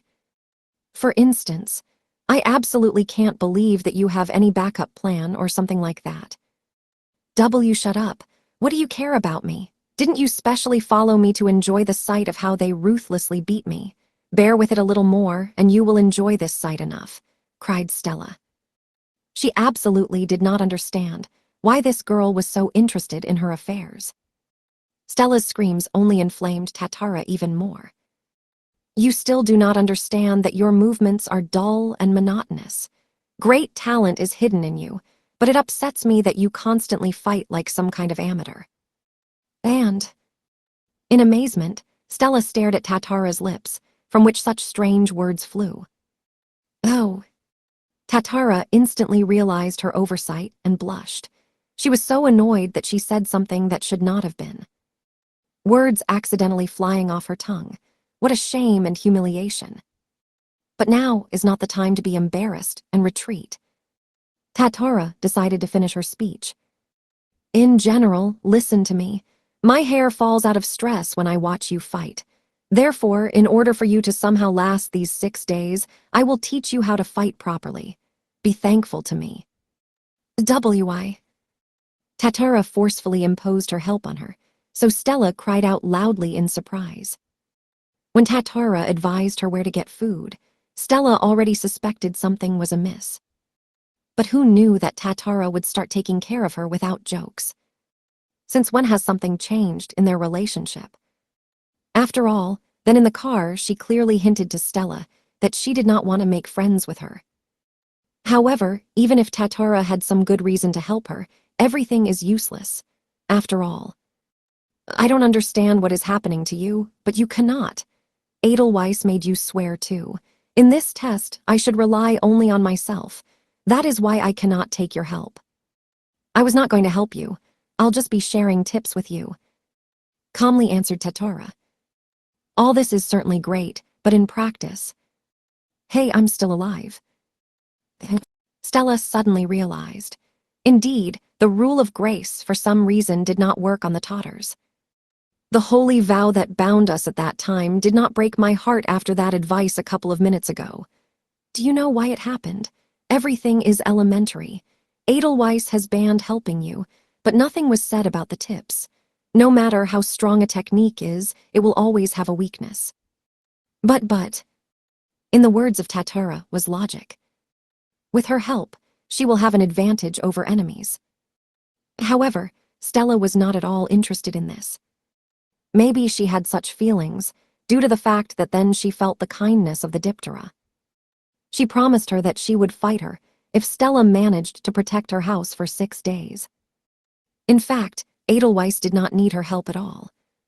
She was so strong that she could drive everyone away without even killing anyone. But still, like everyone else, Edelweiss also took the oath that she must fight her. Such an act could be explained that from the very beginning she was kind to her. Perhaps she even worried about the fate of Stella. Will Stella feel at ease when she defiles the goodwill gesture of Edelweiss? Will she be able to appear before her if she starts looking for tricks and loopholes in the oath? "Listen, Stella tried to abandon Tatara's advice, but she abruptly interrupted her. Why do you seriously want to fight all this rubbish honestly, using all your strength? Do you want to amuse your pride with this night? Have you already forgotten why you came to Edelberg? Do not make stupid decisions on the outburst of your emotions. This place is not the playground where you are used to fighting. This is a real battlefield. Here, all means are good. There is no need to discuss what is honest and what is not. You need to achieve your goal by any means, okay? Stella no longer wanted to object to her. She realized that the words of Tatara were true. All this time I was wrong. As Tatara noted, Stella came here to challenge the Diptera. She definitely needs to fight Edelweiss in order to become even stronger. And with this new force, to win the upcoming war against the desperate. For this purpose, she arrived at Edelberg. But Stella understood that with her current strength, she could hold out the maximum tomorrow. But during all 6 days, she will not be able to protect this place in this condition. Tatara is right. Now is not the time to argue what is honest and what is not. Stella looked at her intently and asked, "If I use your advice, then I will definitely be able to hold out all these 6 days. Everything depends only on you." Oddly enough, such a response Tatara reassured her. She desperately needed wisdom to survive all these 6 days. "I do not need your help, but please lend me your wisdom," said Stella, bowing slightly to Tatara. "Lend me your wisdom." Tatara sighed heavily when she looked at Stella, who, instead of tilting her head slightly, bowed to her whole body, maintaining a straight posture. God, what am I doing? Stella was in no way supposed to worry her. To defeat the Puppet King, Stella challenged the Diptera. A meaningless act. To overcome your limits is not as easy as it sounds in words. Then why is Tatara very concerned about her senseless act? After all, excitement about other people is not peculiar to her. Maybe it's because she believed in her. Well, the word is not a sparrow. Fly out, you will not catch. Tatara was a man who always kept her word. Taking a deep breath, Tatara opened her mouth. Well, then we start right now, while no one has come to us. She decided to go straight to the point. Stella still has many battles ahead. Therefore, Tatara needs to point out to her all the weak points. Firstly, as I stated earlier, you have great potential. If you could use it perfectly, it would not be difficult for you to extend all these 6 days. But now you are not capable of it. Do you know why? The thing is that you do too many extra things. Are you talking about my fighting style now?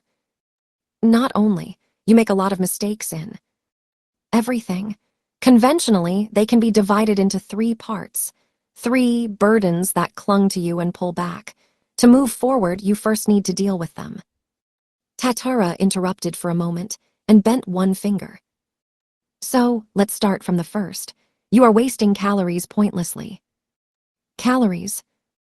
I watched your finale at the 7-Star Sword Art Festival. You use the dragon metabolism, which gives you powerful strength in exchange for a huge amount of calories. Why, yes, you're absolutely right. Now look at yourself. From the very beginning, as we arrived on this mountain, you constantly warm yourself with the help of a magic cover. This is equivalent to a hole in the gas tank. Let this hole be small, but fuel constantly flows through it. This could not be done in a real war. Stella will fall faster from exhaustion, and restoring strength here is problematic. If you continue to waste your fuel on magic cover, then by morning you will again be exhausted. Therefore, immediately cancel your technique. Ooh, okay. Without enthusiasm, Stella obeyed Tatara's order and dispelled her thermal armor, which covered her entire body. At that very moment, an icy night wind blowing at an altitude of 6,000 meters above sea level began to caress her skin. "Ready, is that all?" asked Stella, hugging her body with her hands. "Not yet," Tatara shook her head. "And why? I did everything as you said. I'm no longer wearing thermal armor." "Yes, now you don't use magic to heat, but you tremble a lot and the waste of calories continues. Your hole in the gas tank has not disappeared." Oh, what are you talking about? Your body is trembling from the icy wind. This tremor is an absolutely normal physiological reaction of the body, which tries to increase the body temperature by generating thermal energy through the movements of skeletal muscles when the temperature drops below 35 OC, but this reaction of the body in your case harms you.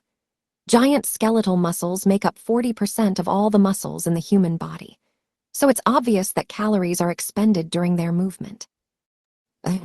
Although you canceled your magic cover, your senseless expenditure of calories has not stopped. But you yourself said that this is a natural physiological reaction of the body. I just can't stop shaking. This is beyond my power. Take a look at me. Am I trembling like you? Stella opened her eyes wide when she looked at her more closely. There were no warm clothes on Titera. However, the icy wind did not seem to worry her at all. She did not tremble at all. Now that you told me about this, I remembered something. Ascarid-san and Ikki did not tremble either after arriving on the mountain. But how do you do it? You do not own fiery techniques. Because they, like me, are professionals, and you still remain to be an amateur novice. Understand, to be a knight does not mean only a battle with the enemy. On the battlefield, it's very important to adapt to the environment and environment. Shivering from the cold during battles is a disastrous affair. When you tremble, your body consumes 5 times more energy than usual. If you don't do anything about it, by morning you will be exhausted again. Therefore, you need to learn to control the trembling until one of the next enemies again arrived here. But how am I supposed to control the shiver? Now I will show you what to do, Tatara said and extended both hands to Stella. And, what, do you want a hug? Stop carrying stupid things, you idiot. You are too tall. Bend over a bit. Blushing, Tatara shouted at the stupid Stella. Stella, completely confused, leaned a little and bowed her head inquiringly to one side. At that very moment, unexpectedly for her, Tatara roughly hugged her head with both hands. Hey, what are you doing this all of a sudden? Just don't tell me that you did it because you got sympathy for me. Can you even shut up sometimes, dumbhead? Calm down and listen to my heartbeat. At that moment, Stella, embraced by the arms of Tatara, cried out in surprise. She, as Tatara ordered her, carefully listened to her heartbeat. Stella immediately heard the abnormality of the heartbeat of Tatara. Ah, I understand. You lowered your heart rate. Tatara nodded her head in confirmation of her words. Right, shiver is a physiological reaction of an organism. You just can't deal with it. Therefore, you need to dig even deeper into your body. In order to reduce calorie costs, you need to lower cardiopulmonary activity. If this is done, then the supply of energy will be disrupted and the level of vital activity will drop. When the level of vital activity of the body drops, then, obviously, the metabolism decreases. Metabolism decreases. Trembling stops, as the body maintains only a minimum level of life support. In fact, this could be compared to the hibernation of mammals. By lowering the cardiopulmonary activity of the body, we lower the metabolism. My heart rate is about 50 beats per minute. Now I lowered it to 20 beats per minute. If you lower your pulse even more, then the likelihood of fainting and death from hypothermia will increase. If on the contrary to increase, then the calorie consumption will remain. Now with a pulse of 20 beats per minute, my body temperature is 33 degrees C. This is the perfect number. Remember it. Now her metabolism worked at about 60% of the normal state. If Stella manages to do the same, she will retain her stamina and stop wasting calories. And subsequent battles will be much easier. Her observers will no longer see Stella in such a shameful state. This is the first thing that you must master as quickly as possible. Get rid of waste of calories and learn to adapt to the environment. It is very important.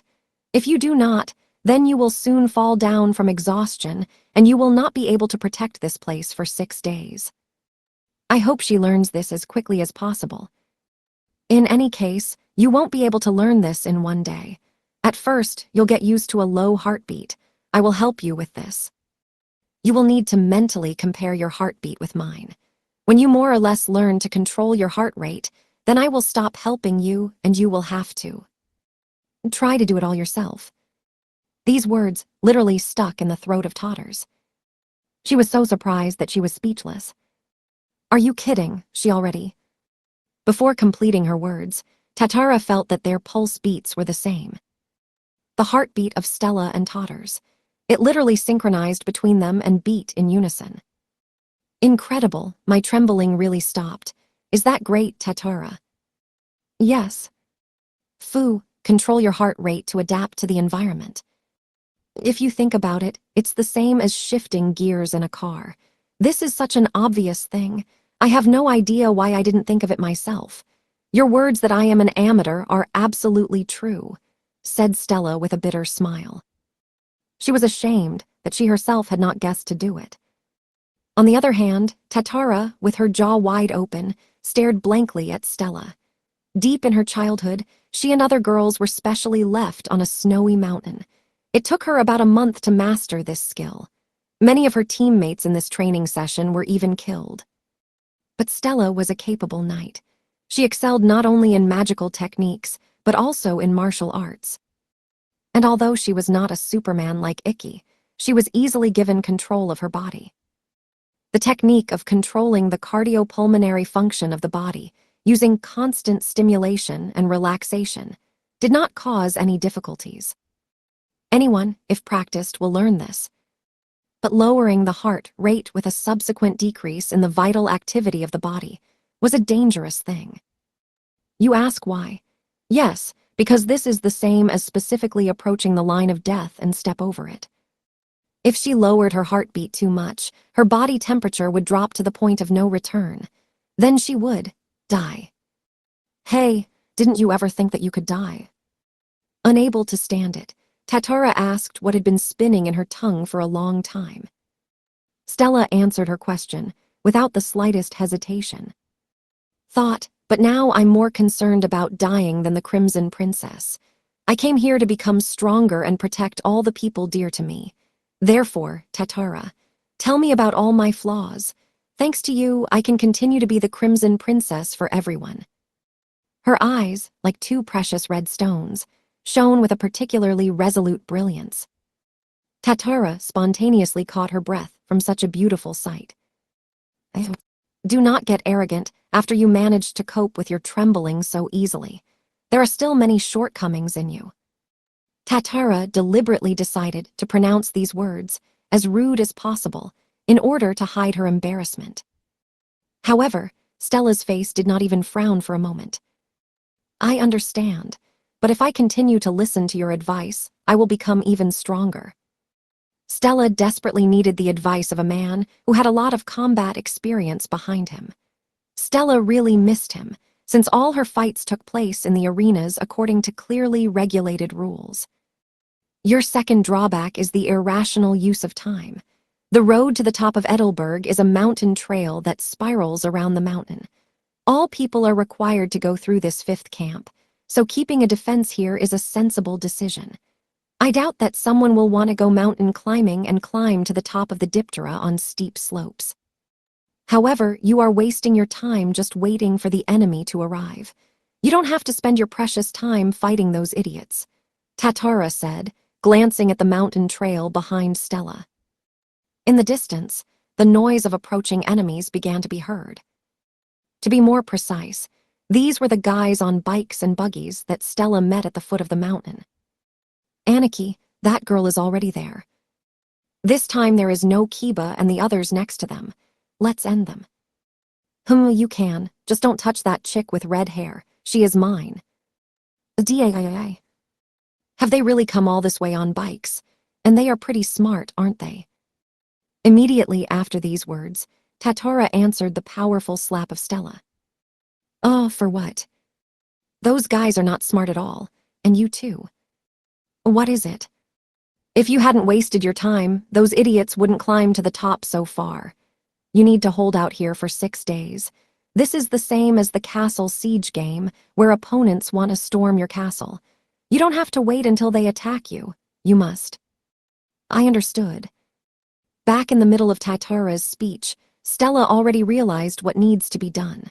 Therefore, raising her leg high, she struck the ground with all her might. Dragon Stomp shook the earth with monstrous power. Her blow caused many cracks in the rock. These cracks quickly ran to Gale and his company and brought down a mountain trail. Ay.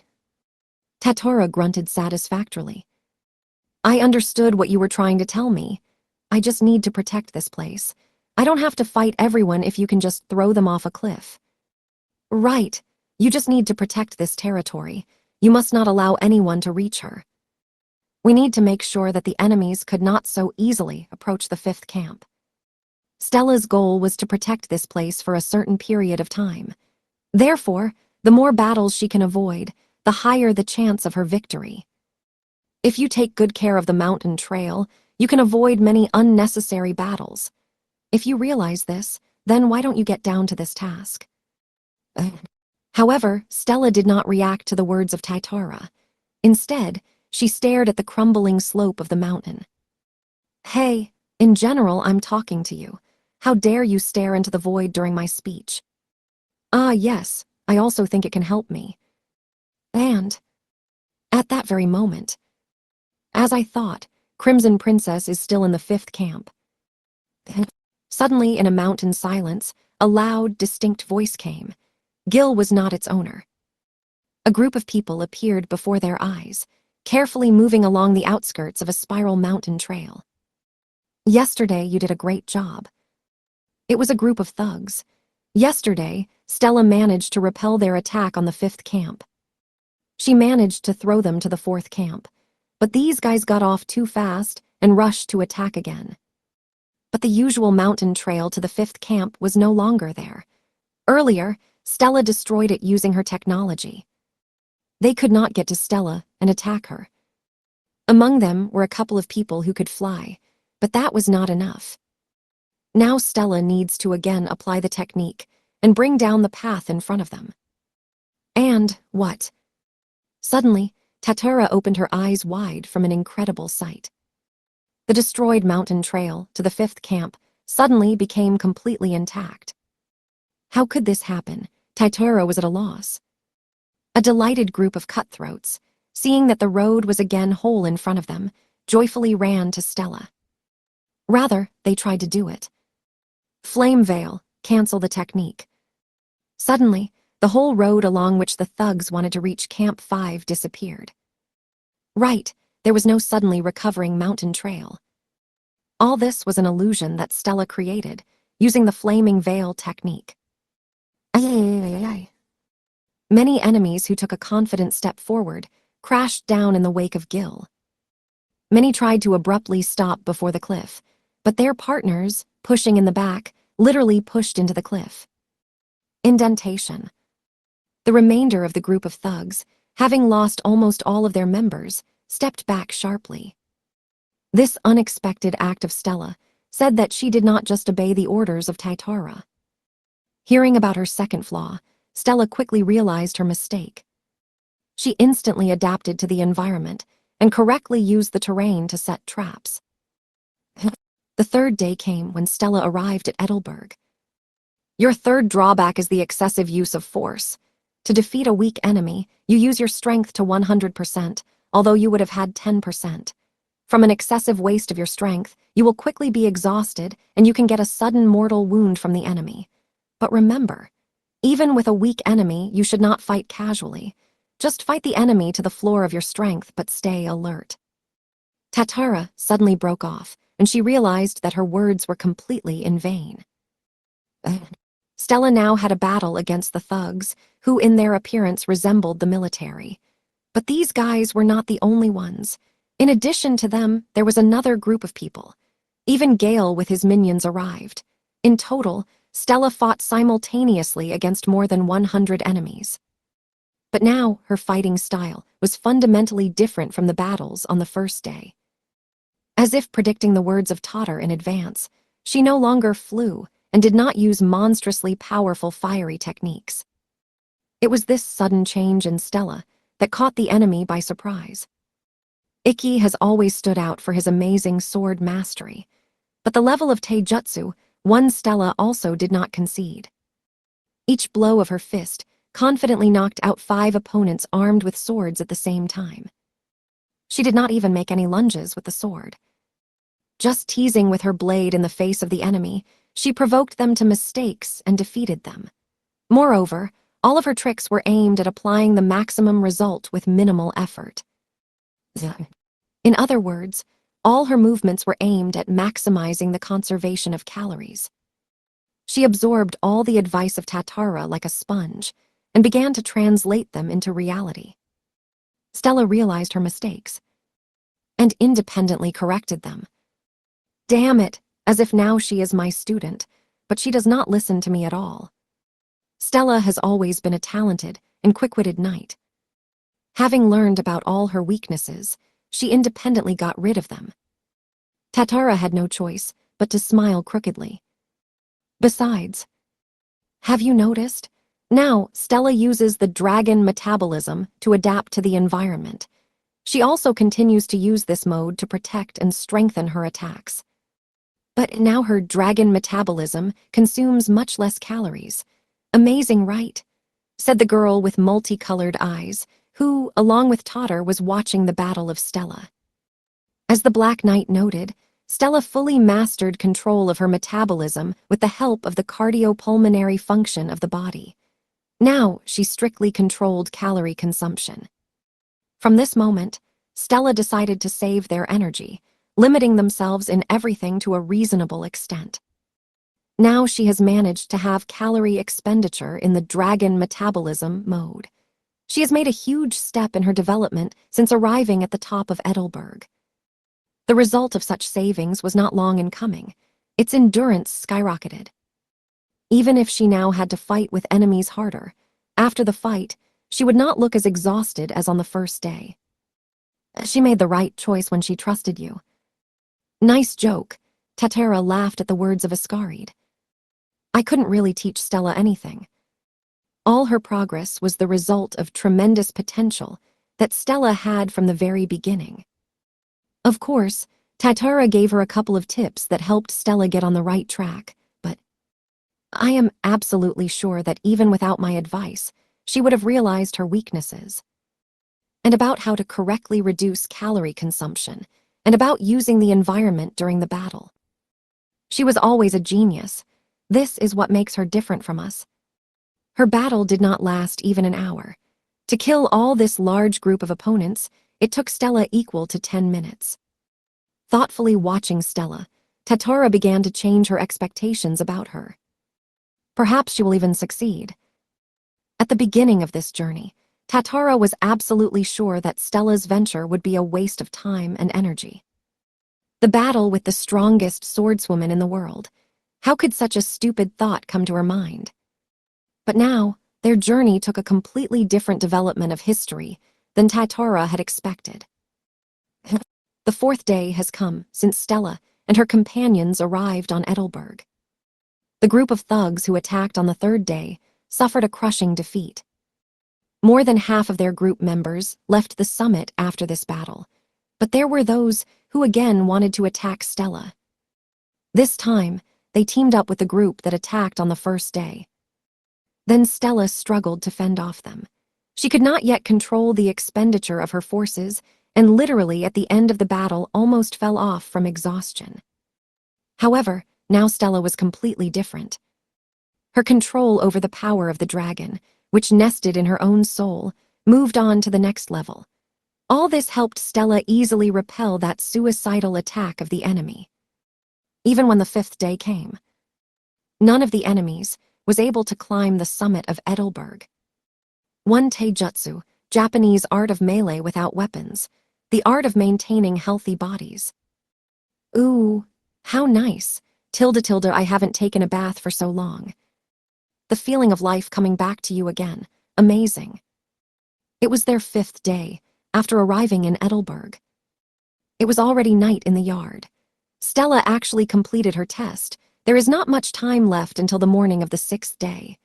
After wandering around the territory of the 5th camp, Stella discovered a void in the rock.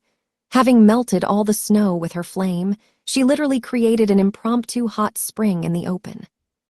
Having plunged completely into the source, Stella began to continuously emit heat to maintain the required temperature of the water. Next to her, Tatara, who was immersed in water on the head, could not but sarsify. Not a source, but like a heated stone pot. At such words, Stella immediately puffed out her cheeks. Do not complain. If you don't like something, get out.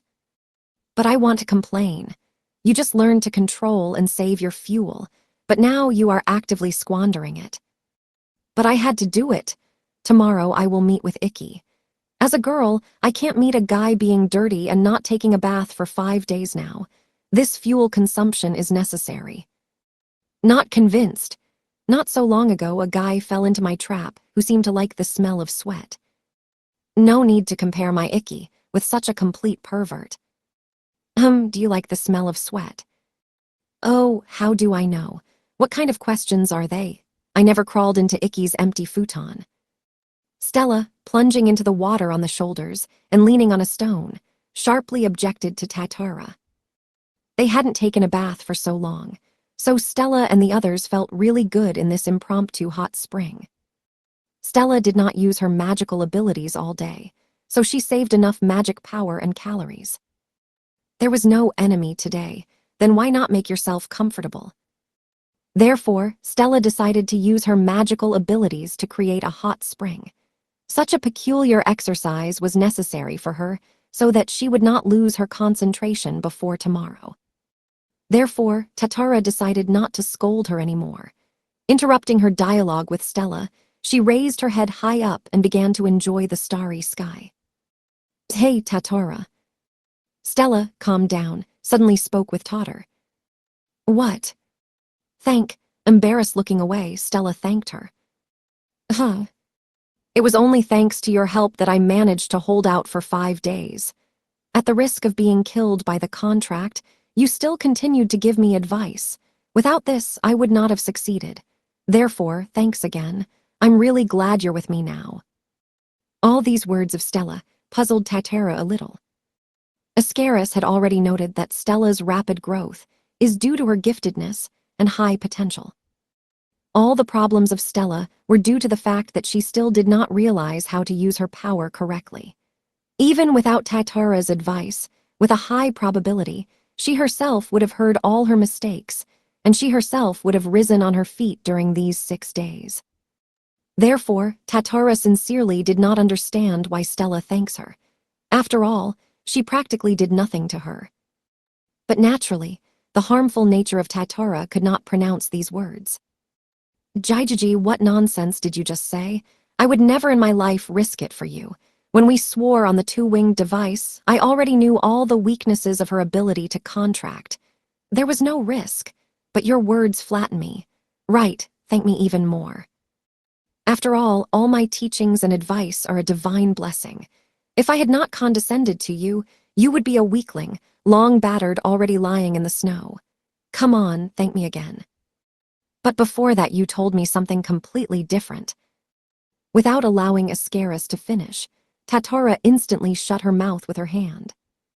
I will definitely thank you again as soon as we return to Vermilion.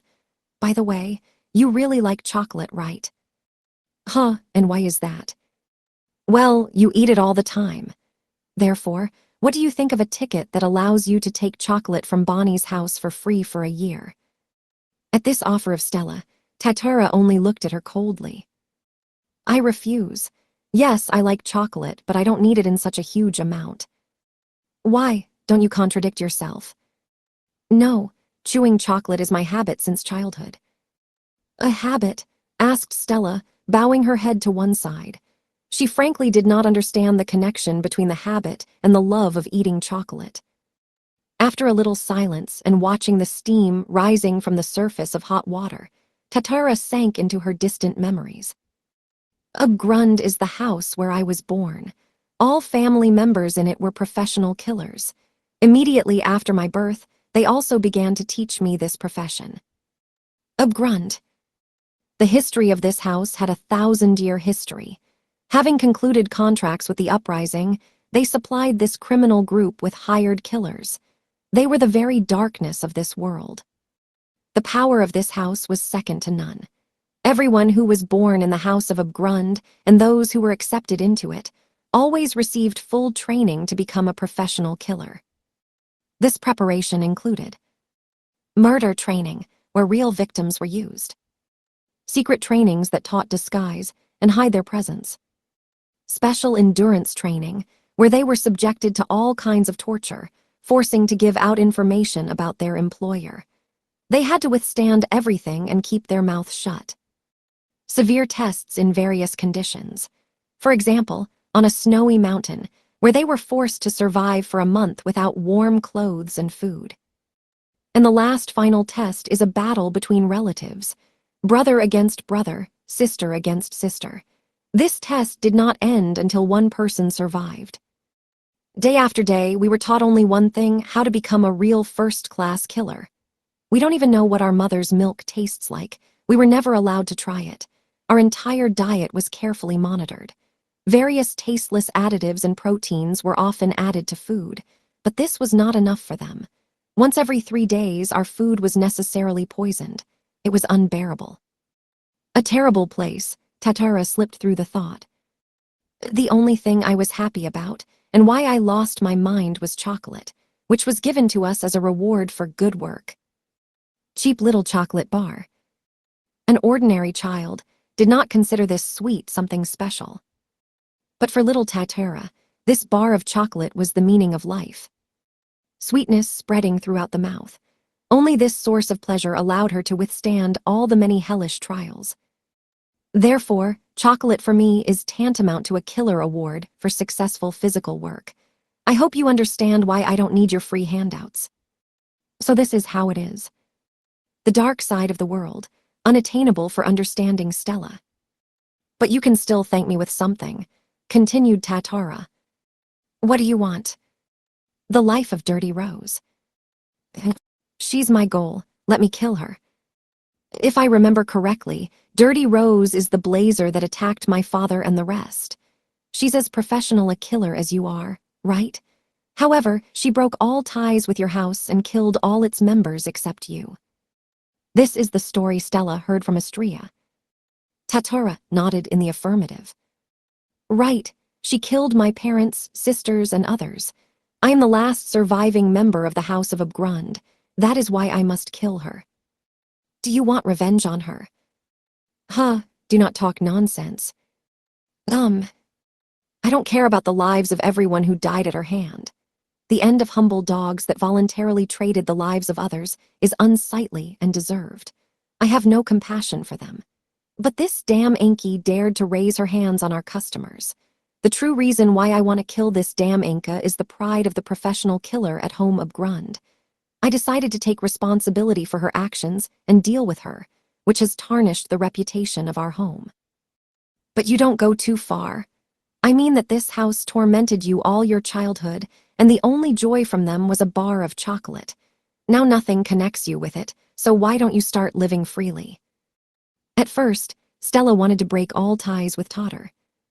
But after she spent a long time with her, her opinion about Tatara changed. The impression that Tatara is a rude, disgusting man remained the same. But Tatara was not a villain like Orgol and others. She was born and raised in a precarious place, but she was engaged in dark affairs at will. Because I decided so. After all, I'm a professional, Tatara said shortly. Her words were full of determination. She was fully aware that her work was far from entertainment. When she felt the cruelty of this world, Tatara was already a professional killer. And like a humble dog without feelings and regrets, she began to exchange other people's lives for money. Despite all the circumstances, I ate and lived on the money earned from the sale of someone else's life. And even after the destruction of my house, I will not change my profession. Never. That would be a cowardly act. These were the thoughts of Tatara Yui. Despite the thorny path, the fact remained that she liked to take life from other people for the sake of a little momentary happiness melting in her mouth. She did not want to give up her profession. Then what should she do next? There were two ways to choose from. The first is the path of redemption. But she did not want to follow him. After all, Tatura did not feel a drop of guilt in front of people when she killed them. She had no moral feelings, because they interfered with real professional killers. Therefore, she decided to go the second way. I want to live like a dog and die someday near the curb. Therefore, I will remain a professional killer from a grund until the end of my life. If my goal succeeds, I will be sincerely glad that I was able to complete this modest work. A man who abandoned his name and lost his place where he could return. Having borrowed the personality of another, she will continue to kill. She will continue her work and will not live at half strength. And when the moment of her death comes, she will not regret and wait for someone else's sympathy. Dirty Rose will be killed by me. I will not let anyone get in my way. Unshakable will of the Tatters. Having decided everything for herself, she decided to follow the path of a man who did not have his own name and constantly borrowed strangers. She was not going to give up and give in to other people's words. Just like Stella Vermilion, who was proud to be the Crimson Princess. Well, I thought over your words and decided, said Stella, abruptly standing on her feet. What are you talking about? I know how to thank you. As soon as our battle is over, we will definitely celebrate the victory in the Imperial Palace. It is at this party that I will treat you with a huge chocolate cake from Bonnie's house. Ha, did you even hear what I told you? This is a special cake that was served at the League Summit 10. Years ago, ordinary people can never buy it. This cake is incredibly large and delicious. Having missed this chance in your life, you, as a professional killer, will never be able to try it again. I told you that I didn't need your handouts. Don't lose. If you die, I will cry. And I will cry until I completely pay all my eyes. After that, I will hold a grand state funeral, as if the next day will never come. For your information, the state funeral in Vermilion is very noisy. I am sure that such a death for you will be the worst of all possible. Therefore, keep in mind. Both crimson eyes, not blinking, looked at Tatura. By their brilliance, Tatura immediately realized that this girl was not joking. She really will mourn the death of a man like her. And especially, the worst possible death, hey? Professional killers should not have friends and should not be dear to someone. Therefore, don't make me repeat the same thing, dumbass. I'm professional. Only beginner amateurs fail. In fact, with these words, Tatura vowed not to die in the upcoming war. Grinning, she bared her fangs. No, she will surely triumph in this battle. Promising Stella that she would not lose, Tatura wiped her evil grin. Her expression was serious now. Better worry about yourself, not about us. After all, tomorrow you will have a battle against the most powerful swordswoman in the world, right? Even if you somehow win against Diptera and survive, or goal hasn't gone anywhere. Do not forget, you promised to treat me with a special cake. I don't care what happens to you, but a promise is a promise. Jaijiji. Do not worry. After all, nothing will happen to me. A little disappointed Stella answered the next taunt of Tatura.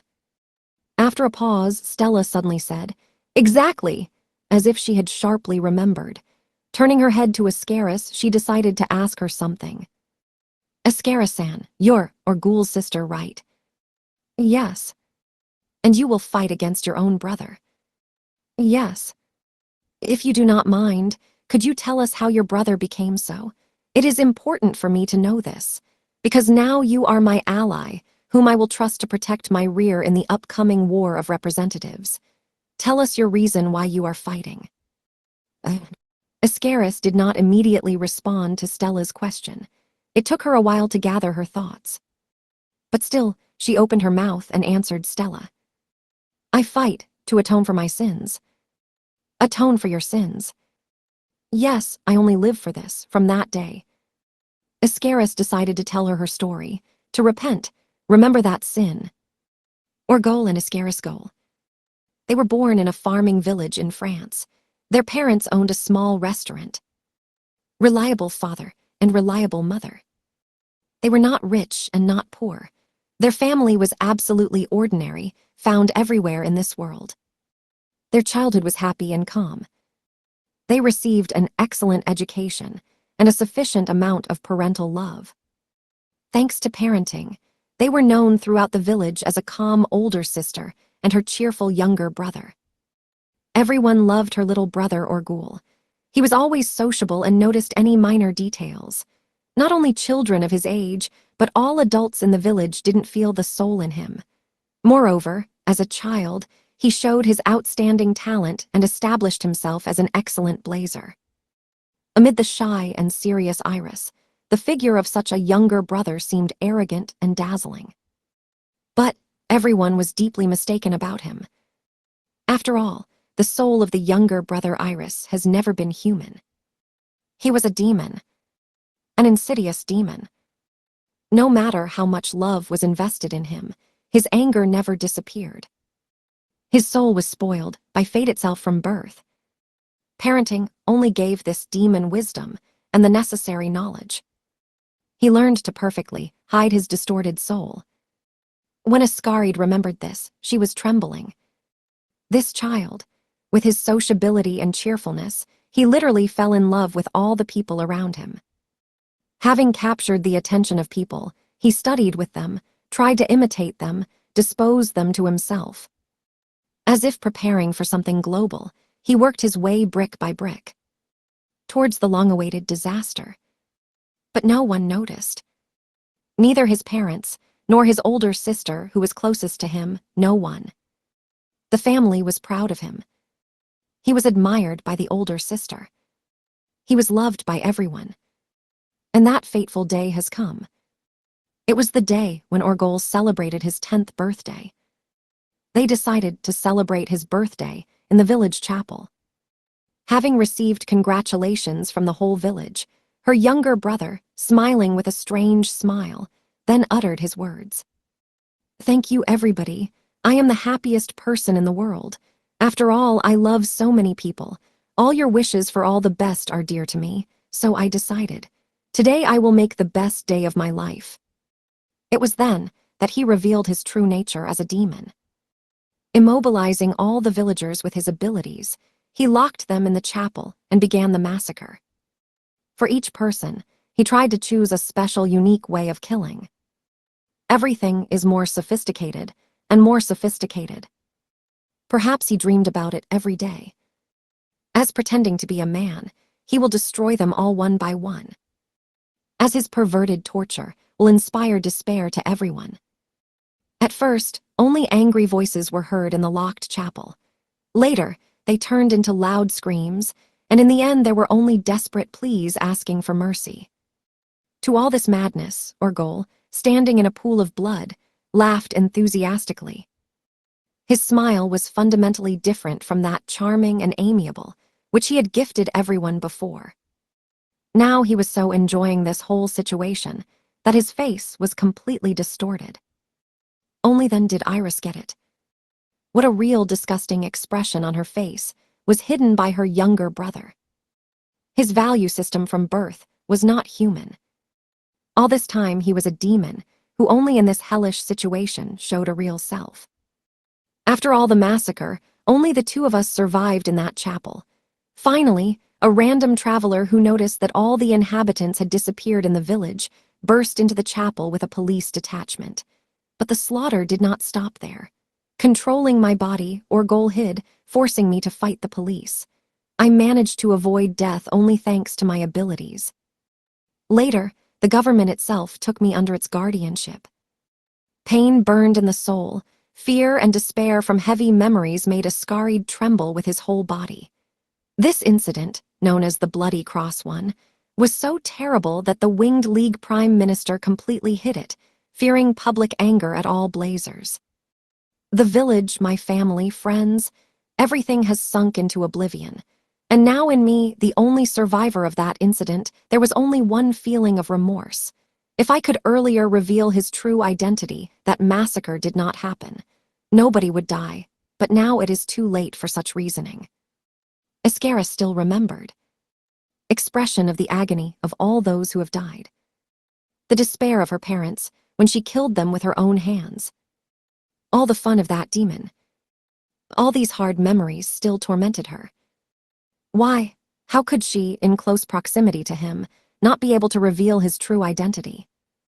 You were the first to take the side of that demon, right? Ascaride was only forced to agree to these words. This was her sin. Therefore, she decided all her life to pay for that sin.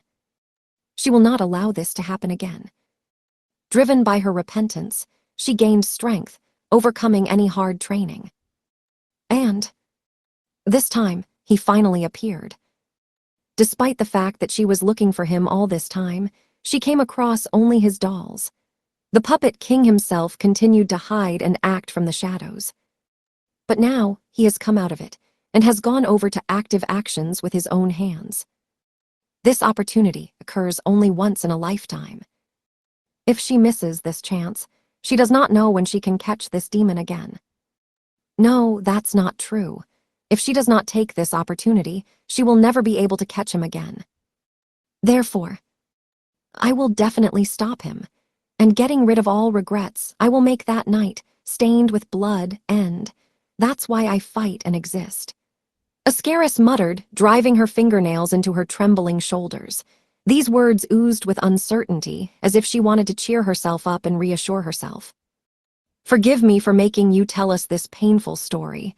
Just think that something like this happened in our world, said Stella, extending her arms to Ascaride's hands. Things are good. I should have shared this with you to build your confidence in me. In response, Stella nodded at her words. Yes, I am glad that we managed to talk to each other. Stella clearly understood for herself that Ascaris was pursuing the same goal as her. Clutching Ascaris tightly with hers, Stella said, Let's unite our forces and defeat him. We must stop his machinations once and for all. Yes, Ascaride answered, tightly squeezing Stella's hands in response. Her expression, which was hard and pale due to terrible memories, softened a little. Looking at the two of them, Tatara continued to be silent. Throughout this long history, Tatara did not utter a single word. She simply looked perplexedly at Ascaris. It was as if something worried her. Tatara, is something bothering you? No, never mind. She answered Stella's question and fell silent again. One La Croix Anglant, French. Meanwhile, the village at the foot of Mount Edelberg was restless. The fight, which began 10 minutes ago, was in full swing. It began abruptly, when the thugs dropped from Mount Stella decided to abandon the plan of attack on Edelweiss and began to prepare for a retreat. It was then that a man dressed completely in all red looked into their tavern. It was the Red Scorpion Lambert Robb. Going to the bar, he released a taunt in the direction of these thugs, thereby disturbing their nerves. How great it is, isn't it? That child stopped your suicide attack on the Diptera, and you survived. I hope that a thought flashed through your mind that you must thank your savior, Her Highness Stella Vermilion. Gee, how dare we say something like a chick who chickened before climbing to the top? So you called me a cowardly little fry, and... Guys surround him. We won't let him leave us alive. Guy with his minions and the rest of the thugs instantly flared up. They still have not forgotten how not so long ago they shamefully lost that child. The tavern immediately became noisy. Avoiding conflict has become impossible. The wolf blade of Yashikazu Kiba, dressed in a dirty black Japanese kimono, broke away from food and in a quiet voice advised his comrade. If you want to fight them, then fight outside. Obeying his words, Rob beckoned for all the angry thugs and left the tavern. Their battle took place in the square in front of the tavern. About 50 of the thugs, who followed Rob, lay flat on the ground. Right, it took Rob only about 10 minutes to defeat everyone.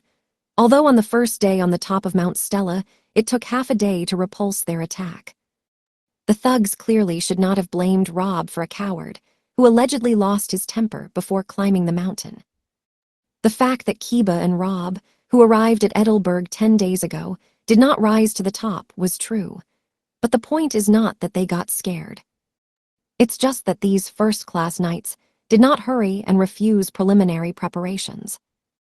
As in the sports world, by training and controlling his diet, a strong athlete a week before the match could accumulate even more energy in his body and show great potential at a crucial moment. This was called a carbohydrate diet. 1.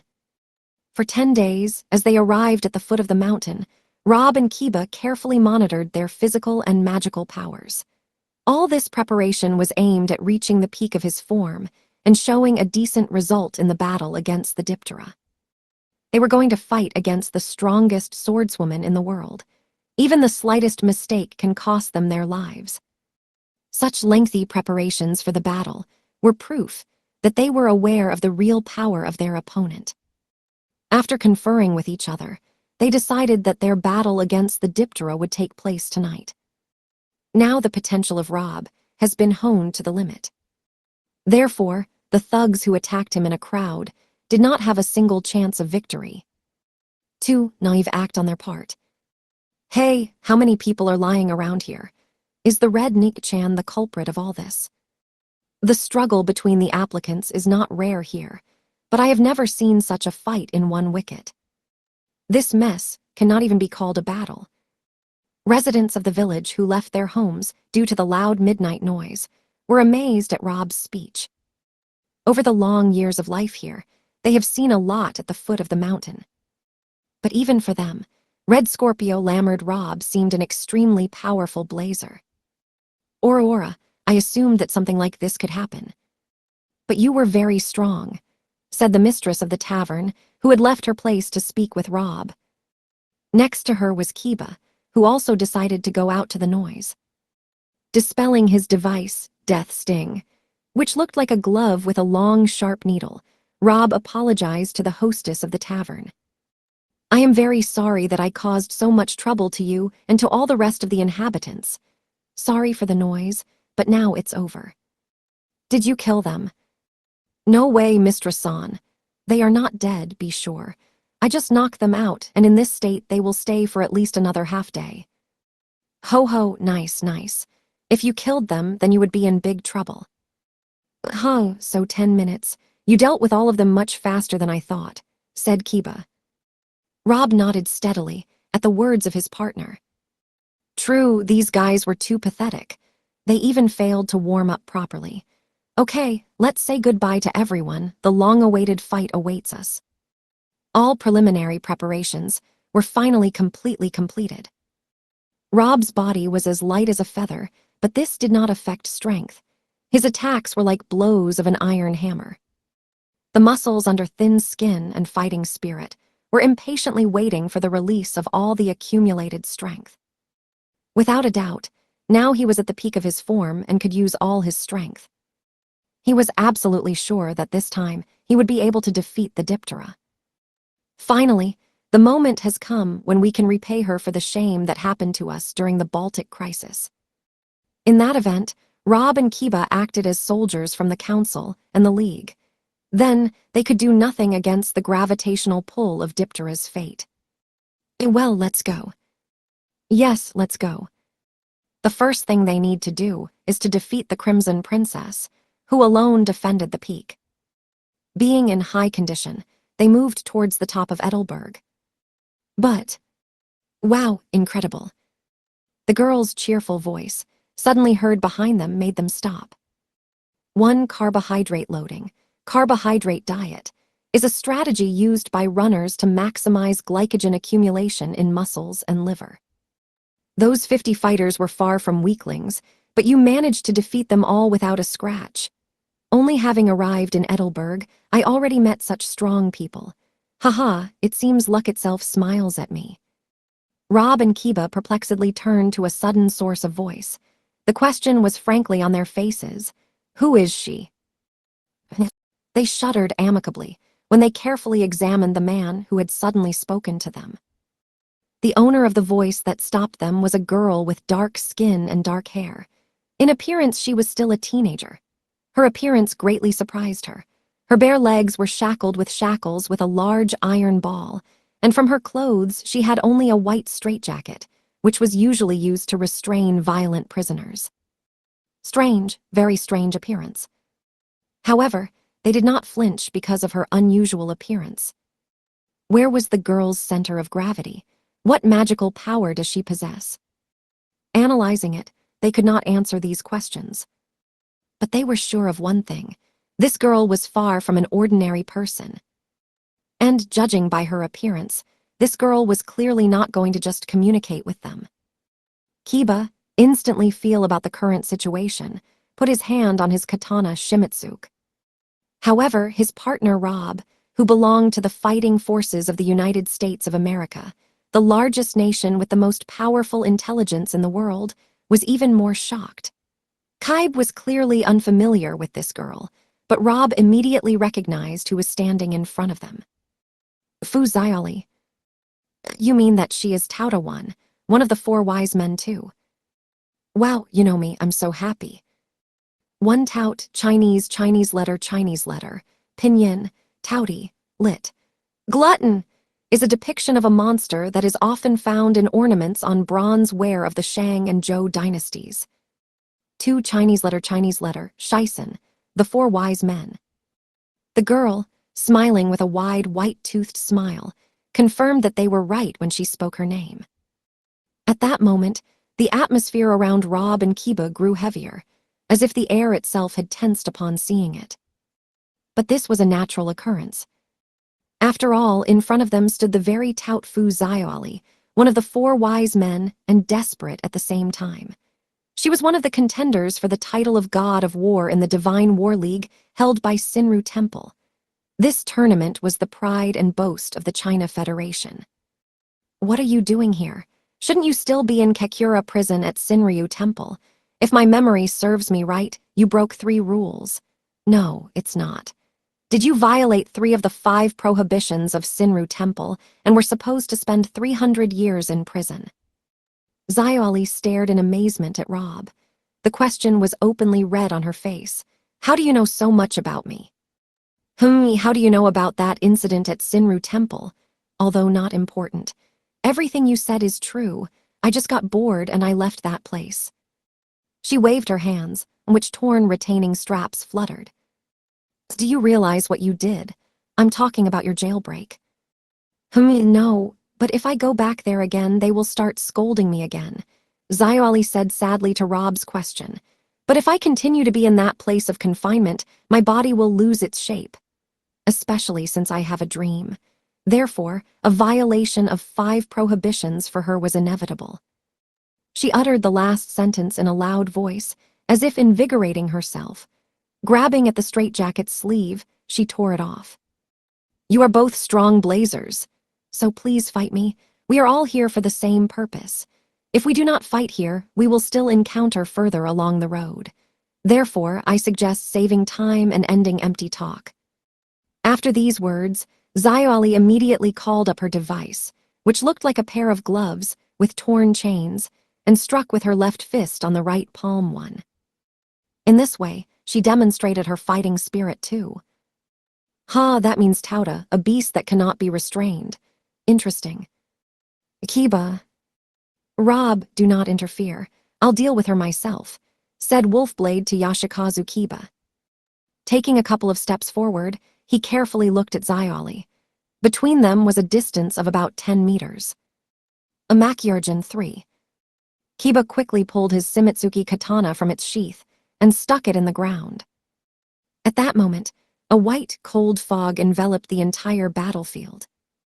When after some time the wind dispelled this fog and the battlefield cleared up, Xiaoli was immediately surrounded by 10 Yashikazu Kiba. Wow, this is the first time I've ever seen a ninja technique. You are all so alike that I cannot determine the present. I'm attacking, all Kiba said in cold blood at the same time. But Xiaoli was not at all afraid. On the contrary, her eyes shone brightly like that of a child who saw a toy on the store counter. Since Kiba came face to face with her, he decided to start with his most powerful technique. After all, before him stood a demon, a titan in a childish guise. He should not show her mercy. His noble art, Mahyurajin, immediately created 9 ice clones, which possessed the same fighting force as the original. His fighting style was based on group kenjutsu. It was because of this technique that Kibu was nicknamed the Wolf Blade. You could even say that this technique was his pride. Tout Fu's Xiaoli looks too careless. As soon as Kiba finishes her noble art and attacks, he will be crushed by a numerical advantage. After all, if you do not immediately identify the real Kibu and defeat him, ice copies that are constantly recovering from any attack will continue to attack her. He will crush her with a number until she understands what is happening. Kiba, adjusting his stance, decided to take the initiative first in his own hands. You are truly amazing. I am happy that I can enjoy the fight with you. The next moment, Kiba and Rob were speechless from the sight before their eyes. Ice copies at a speed that even left residual images in the air attacked Xiaoli at the same time. But she easily evaded all the many attacks. The fact that she escaped all of Kiba's attacks was not particularly surprising. Possessing extraordinary power, it was possible to calmly crank something like that. For example, Rob was also able to avoid Kiba's attacks. The way she defended was also not particularly surprising. Her evasions did not force them to open their eyes wide. Her speed was not confusing either.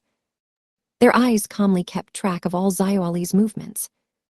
They saw perfectly what she was doing and what else was going to do. Xiaoli's speed was 10 times slower than Kiba's. But still, not a single blow of the ice spear sword hit her. But Xiaoli not only dodged attacks. She wedged into the interval between Kiba's attacks and destroyed ice copies one after another. She used her palms, fists, kicks, the iron ball that was on her shackles. With these attacks, she showed absolute strength between them. Although her movements were much slower than Kiba's attacks, but her blows always hit the target. All her attacks were deeply thought out and did not contain unnecessary movements. So this means what is the power of the desperate. Moreover, it is one of the 4 wise men and at 5 minutes the god of war. Kiba was a world-famous swordsman, but now he felt like a child in front of her. Rob, watching this, simply became speechless from all this spectacle. This girl is a cut above me in the martial arts. I can only come to terms with this. Kiba also felt a huge difference in abilities between him and the enemy, who easily evaded one of his most powerful techniques. But do not forget, Tout, your opponent is not just a swordsman, I am also a blazer. There have been changes on the battlefield. When Xiaoli once again hit her fist on the head of an ice clone and smashed it to dust. All ice clones simultaneously turned into water and fettered her hands. After that, the waters instantly froze back. In fact, Kiba shackled her hands in icy shackles. Zeppo Kasatsujiki 4. Shackling Xiaoli's hands, Kiba, holding the katana high above his head, prepared to strike her with all his might. But his opponent was Tout Fu Xiaoli herself. With all her strength, Xiaoli tore the ice shackles faster than the katana Kiba managed to hit on her. Yes, she tore the ice bonds, but this wild beast cannot be pacified by something like this. Kiba understood that his technique would not hold her back for long. But he did not need this. He managed to hold her back for a few seconds, and that was enough. A flash of absolute zero cannot be stopped so easily. Now all the magical power of Kiba has been invested in Shimitsuku. The temperature of the blade was equal to absolute zero. That is, one touch of this katana was enough to freeze anything in an instant. As soon as he hits her, Xiaoli will die immediately from freezing the body. To be saved, you need to evade the attack of a katana. She was shackled for some time on Xiaoli, so she missed her chance to successfully evade. My blow will be the last thing she sees in her life. Such a thought flew in Kiba's head, but she couldn't make that deadly attack. Xiaoli stopped his katana in flight with her bare hands. How? It just cannot be. Don't yawn. While Kiba was trying to digest the unexpected action of the enemy, the battle was over. With a devastating punch, Xiaoli pierced Kiba's stomach. A man named Kiba, frozen in an instant, was destroyed with one punch. One Chinese letter, something like a greeting probably. You can score these two characters and see the pictures. Two, I did not quite understand the continuation of this phrase, so I decided to leave only one sentence. In the second sentence it was said that her left hand is Chinese letter, a work of art, elegant literature, literary genre, and her right la military affairs, military art, strategy, tactics. 3 Mehu Jurojin Chinese letter, demonic ice 10 wolves formation, an ice formation of 10 wolves. 4 Zeppu Kasatsujeki, severing ice killing strike, a killing blow with tearing ice. Thank you very much for the fight. This combat experience will come in handy for me in the future. Xiaoli again struck with her left fist on her right palm towards Kiba, who literally split into two from her blow. Rob, who was closely watching their battle, was at a loss for the unexpected outcome of the battle. She used ice technique. It was impossible. 5 years ago, Xiaoli fought in the Divine War League using wind-based techniques. It was a well-known fact that Kiba also knew about. Therefore, he could not restrain his excitement when she remained unharmed after touching the blade of absolute zero. She would calmly endure Kiba's Zeppo Kasatsujiki if she covered her hands with fire, water, or at least lightning. But owning wind-driven machinery, she did not have a single chance. After all, the wind would only strengthen the cold air from the Kiba even more. But she calmly repelled his sword strike and immediately counterattacked. As if for a moment, she mastered the same icy techniques as Kiba did, but it was impossible. Su Hei Yu, in red clothes, it's your turn to fight me. Attack me as soon as you are ready for battle. Xiaoli, who playfully defeated Kibu, turned toward Rob. Good, let's fight. Come deadly sting, said Rob. Gloves with thin, long single needles instantly appeared on his hands. Xiaoli thanked him and, kicking the ground, began to rapidly reduce the distance with him. In response to this, Rob took something from his pocket and threw it under her feet with all his might. Catch it. At that moment, a bright white light flashed in the night square. What Rob threw at her was a stun grenade. Yes, at this point, Rob decided to use conventional ammunition, not ability. Usually, something similar was never used in battles against blazers.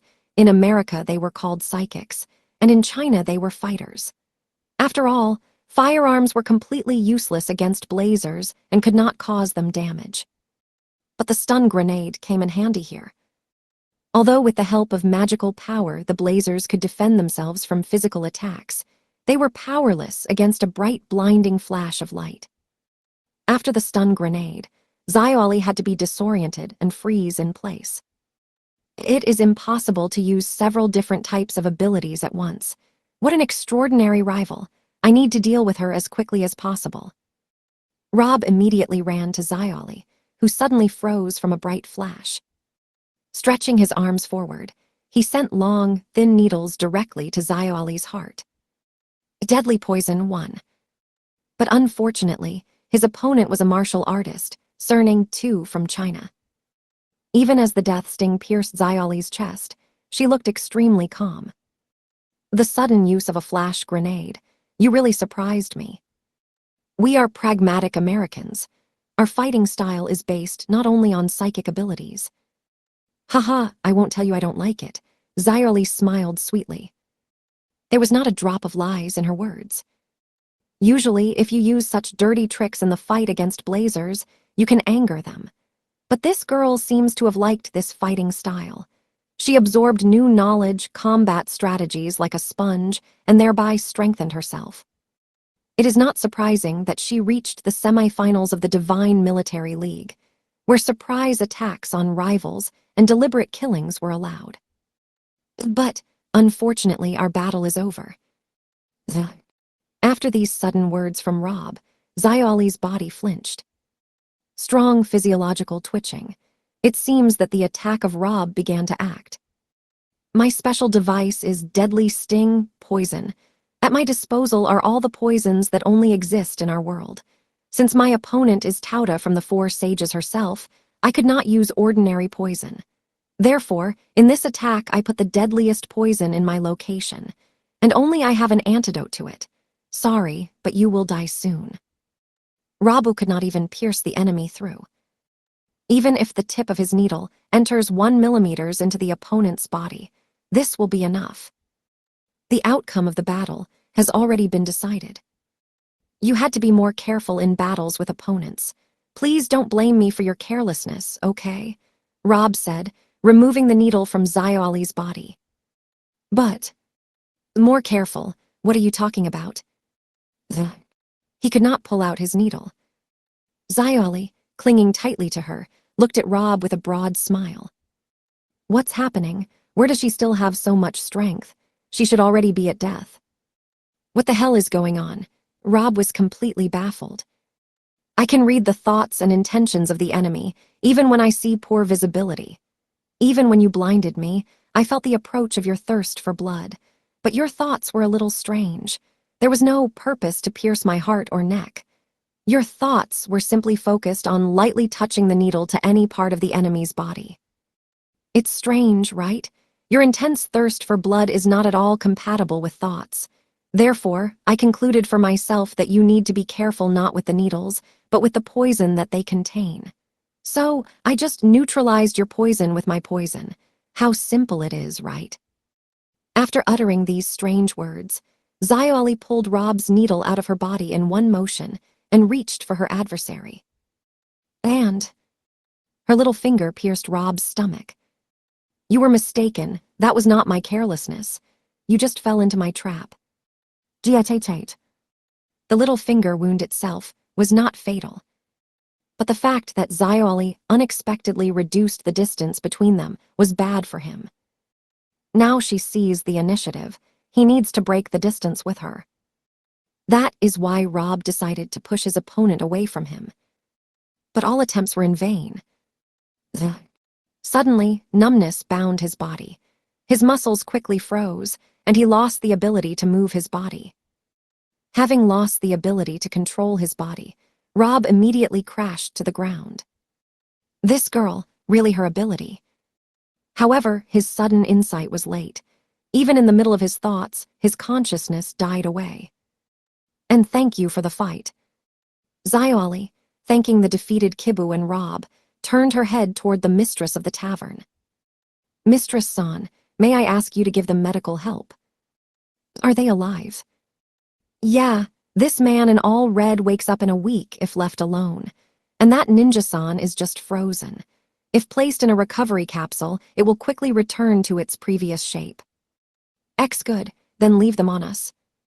Thanks, thanked Xiaoli mistress and turned towards the top of Edelberg. Well, all my secondary affairs are completed. The time has come and say hello to her. Taking a deep breath, she screamed. H-A-A-A. She tried to give her voice strength, so that the person to whom her greeting was intended immediately felt it. Her scream literally tore the atmosphere around her. The trees rustled loudly, the birds scattered scared in all directions. The mountain itself seemed to tremble from the declaration of war by Tout Fu Xiaoli. Zoe. Meanwhile, at an altitude of 6,000 meters above sea level, Stella and the others, being in the 5th camp, started. Whose nasty thirst for blood has just been? Is it really Edelweiss-san? No, it's her. GHH. True, it was not Edelweiss. With her thirst for blood, Stella already met in that incident at the very top of Edelberg. The source of this formidable fighting spirit was completely different. If the fighting spirit of Edelweiss was like a very thin, sharp, and painful blade, that unfamiliar fighting spirit was fierce. It felt the bestial nature, which, it seemed, was ready to absorb absolutely everything. Stell was the stranger to the owner of this frightening thirst for blood, but she realized that this stranger was as strong as Edelweiss. And now this someone is going to climb to the top right to her. Realizing this, Stella again felt the fear of imminent death, just like when she met the Diptera or the King of Puppets. The gravitational pull of fate, as if opening its gigantic jaws, was ready to swallow it whole. But still, despite her fear, Stella did not run away. I have no choice. I have to face my own fear. A little more, and the Crimson Princess will meet in battle with the owner of this terrifying fighting spirit. She must defeat him in order to remain for all the Crimson Princess and the Sword of Vermilion. Chapter 13. Assassin from Sinru Temple, a powerful scream that shook the whole mountain. Not only Stella felt in him a monstrous fighting spirit. At an altitude of 8,000 meters above sea level, Edelweiss, standing in front of the entrance to her hut, also sensed all his strength. It seems that the situation is taking an extremely bad turn. The scream that rang out at the foot of the mountain and shook the mountain was familiar to her. Then, at the final match of the 7-Star Sword Art Festival, gathered a lot of desperate. But among them, there was only one person who had the most powerful fighting spirit. Famous fighter from Sinru Temple, Tout Fu Xiaoli. So you came here too. Thinking about this, Edelweiss looked at the top of Edelberg. The figures of Ikki, who was supposed to stand upside down, were not. Now he grabbed onto the rocky slope of the peak with all his might. He must have lost his balance due to that powerful surge of morale. A little over 30 minutes. It's sad. However, he still improved his result compared to the previous day. Yesterday, Ikki was trying all day to improve his control of magical power. But most of his attempts were unsuccessful. He constantly rolled down from the top. Although Ikki could not hold out for an entire hour at the top, his level of control over magical power had grown. Even with the current result, the power of his Ito Shura ability has already doubled or tripled. Training in harsh conditions is clearly a positive effect on him. Edelweiss shared the same thoughts about Stella. All this time, Stella listened to the advice of her comrades and overcame numerous difficulties. Instead of mindless battles with endless opponents, Stella learned to control her magical power, reducing calorie consumption for her abilities. As a result, her stamina increased several times. A genius whose name is widely known throughout the world. In such a short period of time, she was able to adapt to the environment. Now, Stella is already much stronger than when she first stepped to the top of Edelberg. Of course it sounded great, but in reality it's not so simple. Now, Stella sought to overcome her limits and achieve a state of awakening. But this approach is not entirely true.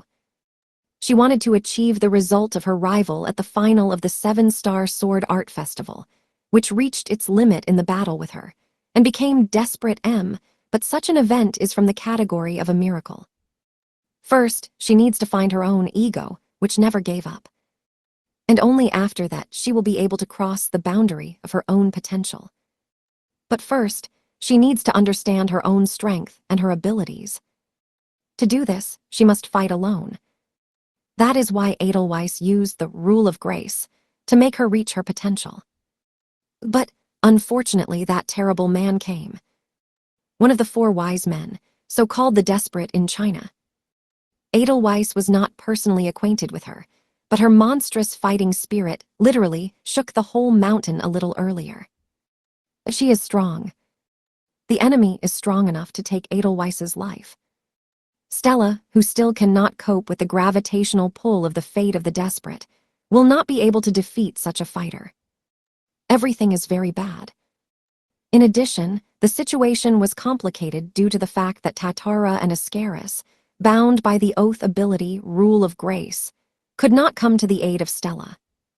The only person who can do anything in this situation is herself. It's time to intervene myself. Having considered everything, Edelweiss decided to leave Ikki alone on top of Edelberg and go down. In the same time, in Camp 5th, Crimson Princess and Tout have already met face to face. About 15 minutes after a powerful cry rang out at the foot of the mountain and shook the entire mountain. A dark-haired girl suddenly appeared in front of Stella, who had been defending the path to the Edelweiss hut all this time in Camp 5. Stella immediately noticed the strange appearance of a stranger. She was dressed in a torn straitjacket, and one of her legs was shackled in shackles with a dragging iron ball. In a word, a very strange appearance. She was clearly not a simple stray person.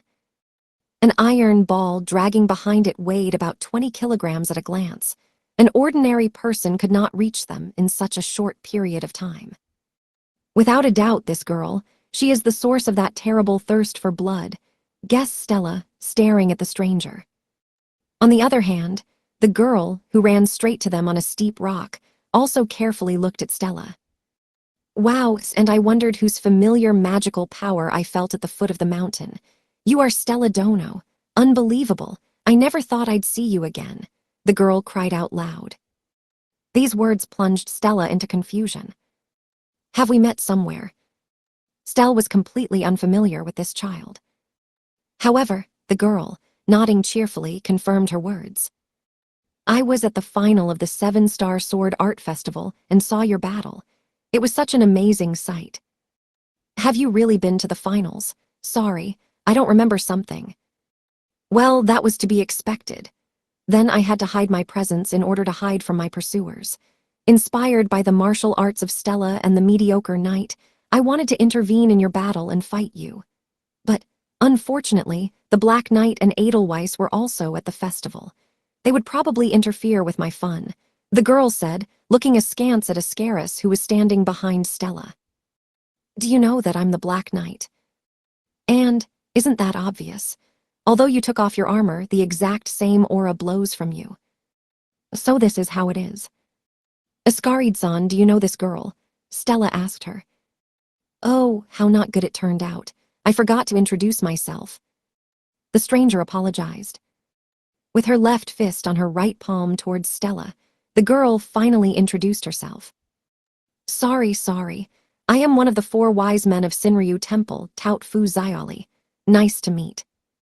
One of the 4 wise men, Fu Xiaoli, are you really? Right, she is the same Sennin from Sinryu Temple, and the youngest fighter to become desperate. So, she is the same legendary beast demon Tout.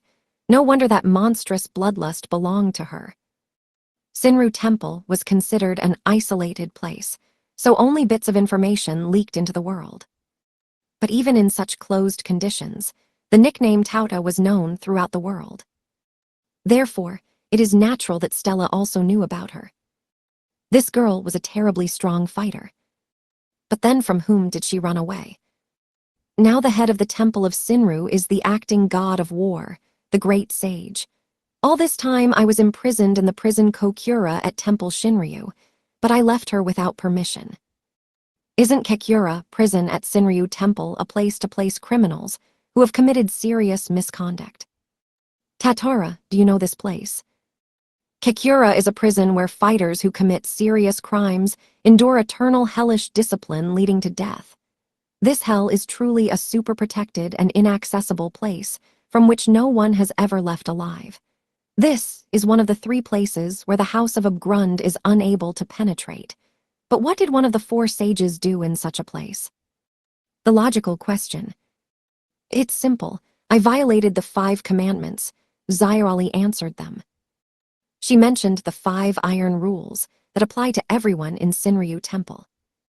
The first rule forbade boasting about someone's combat skills. The second rule forbade theft with the help of their fighting skills. The third rule forbade adultery, using their fighting skills.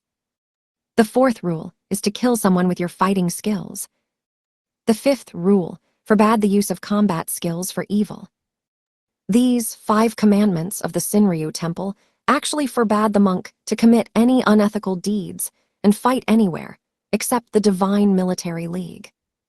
The basic principle of the Sinryu Temple is that all monks should fight only in the Divine Military League.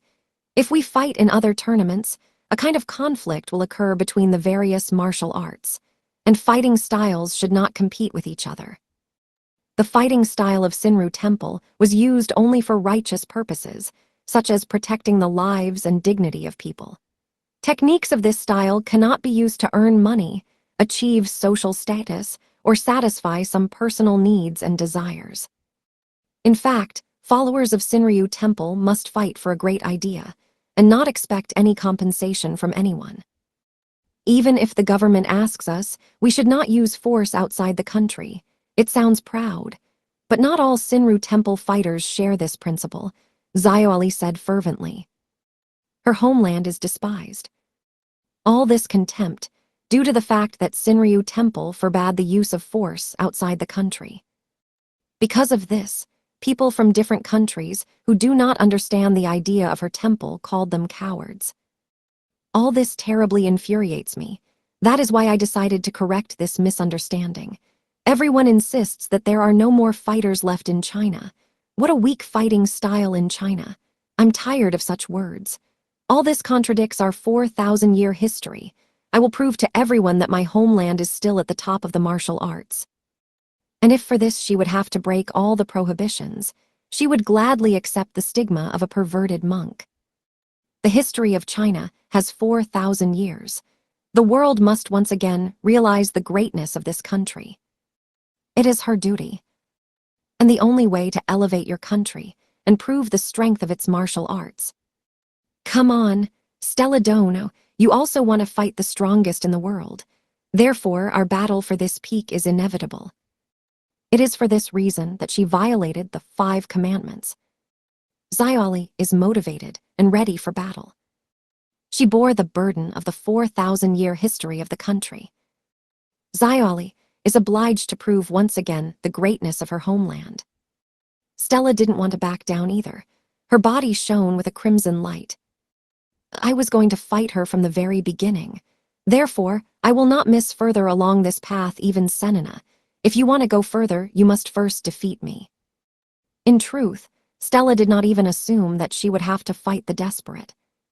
But on the other hand, the battle with the desperate still awaited her in the future, albeit not with this girl. She came here to exceed all her limits. I must defeat her. Serve me, Levitine. Appear from Brahma, Bayani 1. 1 Chinese letter, barbaric demon. Barbarian demon, thus the battle between the Crimson Princess and Tauta began. The first to attack Tautfu Zioali. Pushing herself off the ground, she began to rapidly reduce the distance between them. Zioali decided to choose the shortest path. Keeping Stella out of sight, she ran straight at her. The Zioali device looked like an indigo glove. And she used the fighting style of the 4 sages, which was practiced in the temple of Sinryu. That's all I know about Tauta. The strength of Fu Zioali was the same as that of Emperor Hurricane Sword Auma Kurigane. It was this force that allowed her to successfully perform at last year's Divine Military League. The best option for a battle with her is a long-distance battle. After all, Zioali's fighting style involved a close-range battle. Therefore, the first thing Stella needs to break the distance with her. If she adheres to this tactic, her chances of winning will increase. My opponent is a martial artist who knows what surprises up her sleeve. Stella already felt monstrous pressure, which seemed to suck her into a bottomless abyss. The thought of an imminent defeat obsessively tormented her head. This was a characteristic feature of all the desperate, who, with a thirst for blood alone, could crush their opponent. Even though Taut's bloodlust was less disgusting than that of the king of puppets and Habub, his strength remained the same. To overcome this pressure, you need to get rid of fear. Indeed, otherwise her heart will not be able to beat calmly, and she will be sucked in by the gravitational pull of Tauta's fate. Previously, this had already happened to Stella when she tried to confront Edelweiss at the top. I can defeat the enemy in front of me. You just need to believe in yourself and in your strength. First, I must negate the advantage of the enemy. I will do everything possible. I will use my best tactics, abilities, strategies, all that I have. Fortunately, I did not have battles today, so my stamina and physical strength are at their maximum. I need to give my best. Try this one, Fang of Satan. Stella, trying not to let fear go to her heart, attacked Zioali from a great distance. The huge, fiery, 7-headed dragon was instantly released from Levitine. Each fiery head with wide open jaws threatened to swallow Xiaoli. But Xiaoli continued to remain calm. Wow, what a powerful technique. Despite the fact that a formidable seven-headed dragon appeared on her way, she did not stop and continued to run straight to Stella. She did not even change her speed. Her smooth running did not slow down or accelerate. Of course, the fire dragon abruptly rushed to this lazy sacrifice. A huge number of heads, colliding with each other, sharply slammed their jaws. With her leisurely run, Xiaoli should not have time to evade. 7 ghouls simultaneously attacked her. This opponent is easy to catch. The outcome of the attack seemed obvious, but I can't get on it. What Stella observed greatly struck her. To everyone's great surprise, Xiaoli's slow pace, which can even be called sleepy compared to Ikki's speed, easily allowed her to dodge the attack. She did not defend herself and did not evade. She simply slipped past all the dragon's heads without changing the pace of her run. Why did Xiaoli run leisurely? The answer is simple. She did not consider it necessary to accelerate in this situation. A true professional will not increase speed unnecessarily. Closely observing the dragon's movement in front of her, Xiaoli slipped between the dragon's heads without receiving a single drop of damage. Her movements resembled a steady stream of water.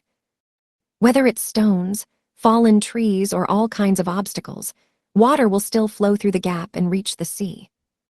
This technique belonged to the style of the 4 wise men, whom Sinryu Temple was so proud of. The Azure Dragon technique is flowing water. Regardless of running speed, using this technique you can slip through any obstacle.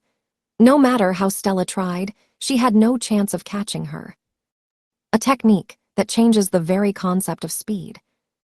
Even so, I have not finished. The Crimson Princess cannot be called an inexperienced knight. She could use the same technique in different ways.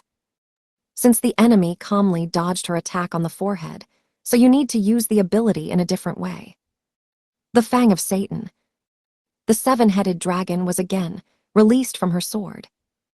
But instead of just attacking forehead, Stella decided to surround the enemy and clamp in a vice. I will catch you. Surround. And at the same time crush from all sides.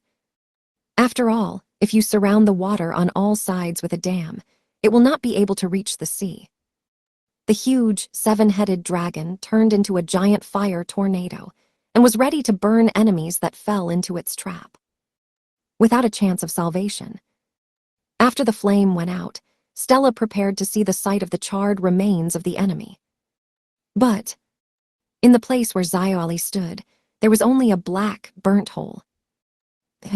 Suddenly, an intuition like a bolt of lightning pierced Stella's brain. This was the 6th feeling that appears in people who have been on the verge of death in dangerous battles many times. Trusting her feeling, Stella turned back. Right behind her. Hey. Stella immediately prepared for a counterattack.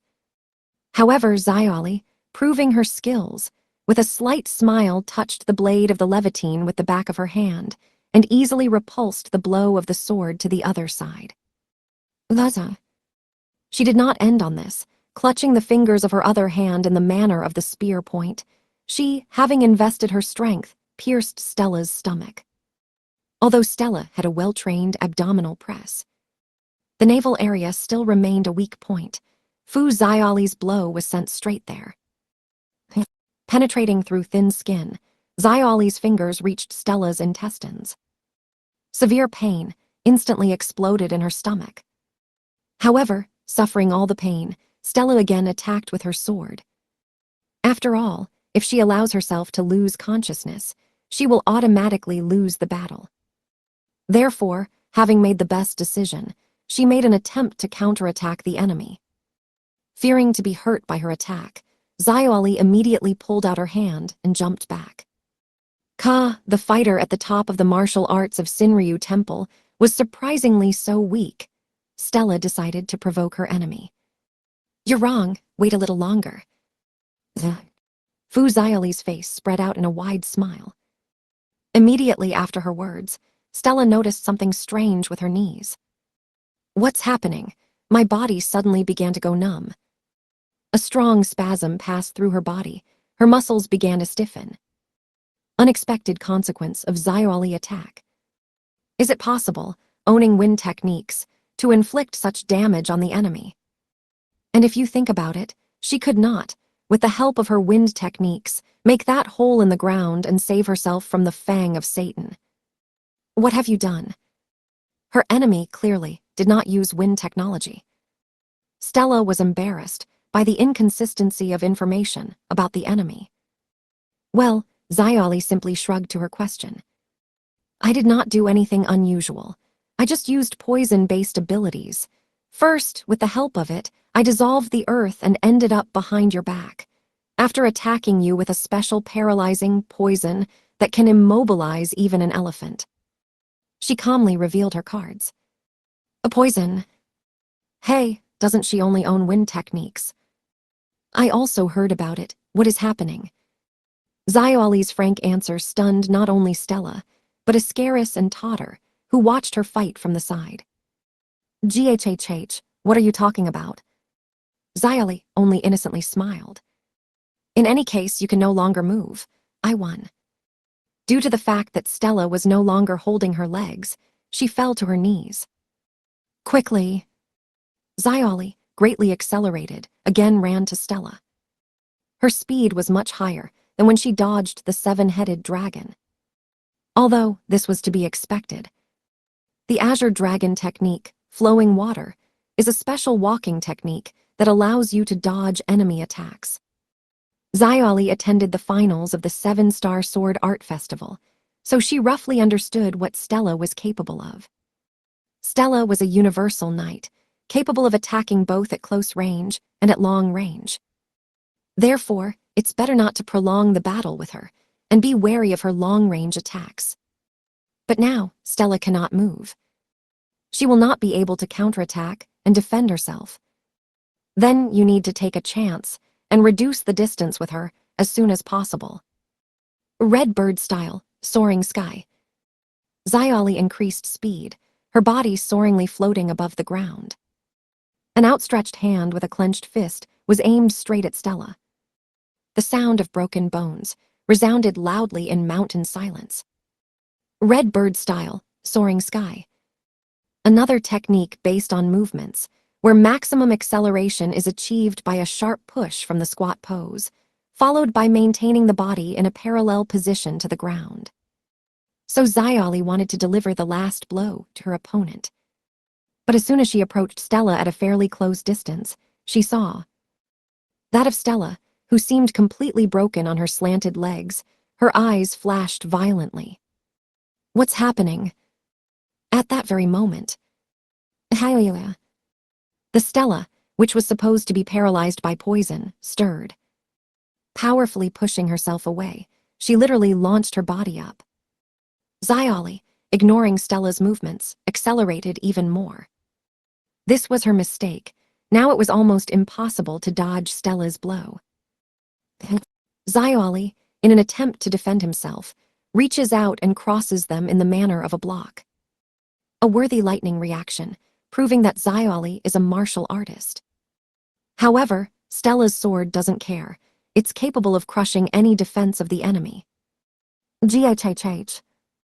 As soon as Levitine touches Tout's hands, a loud crunch of broken bones is heard immediately. No longer able to withstand such a powerful attack, Xiaoli's body breaks off the ground and flies 30 meters away from the 5th camp directly into a stone block. GKHH.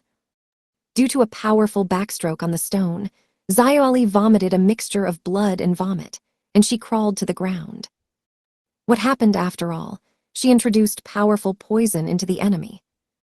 Stella's unexpected attack confused Xiaoli's thoughts. But Stella did not give her time to recover. Stella, having called its fiery wings, instantly shortens the distance with its adversary. Flying to Xiaoli, she continually swings in the air with her fire sword, leaving a train of flame behind her. Terrible firestorm, ready to incinerate all the enemies in its path. As the enemy approached, Xiaoli reacted instantly. She immediately descended to the earth with all her limbs, like a four-legged animal. Standing in such a position, she wanted Stella to plunge her sword into the ground.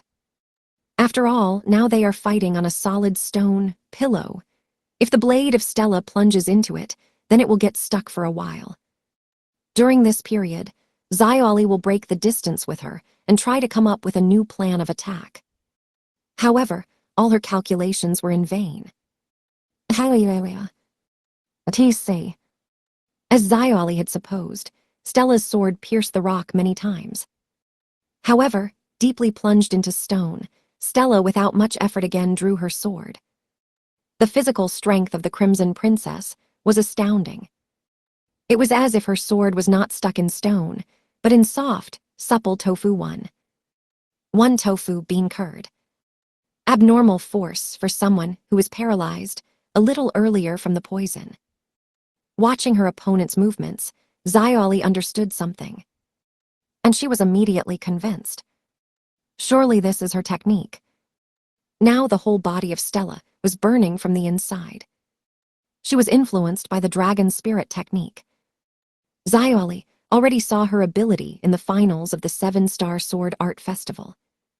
Stella, increasing the temperature of the blood, with the help of heat, evaporated all Xiaoli poison from her body. And concentrating all the monstrous power of the dragon in her body, Stella was about to attack her again.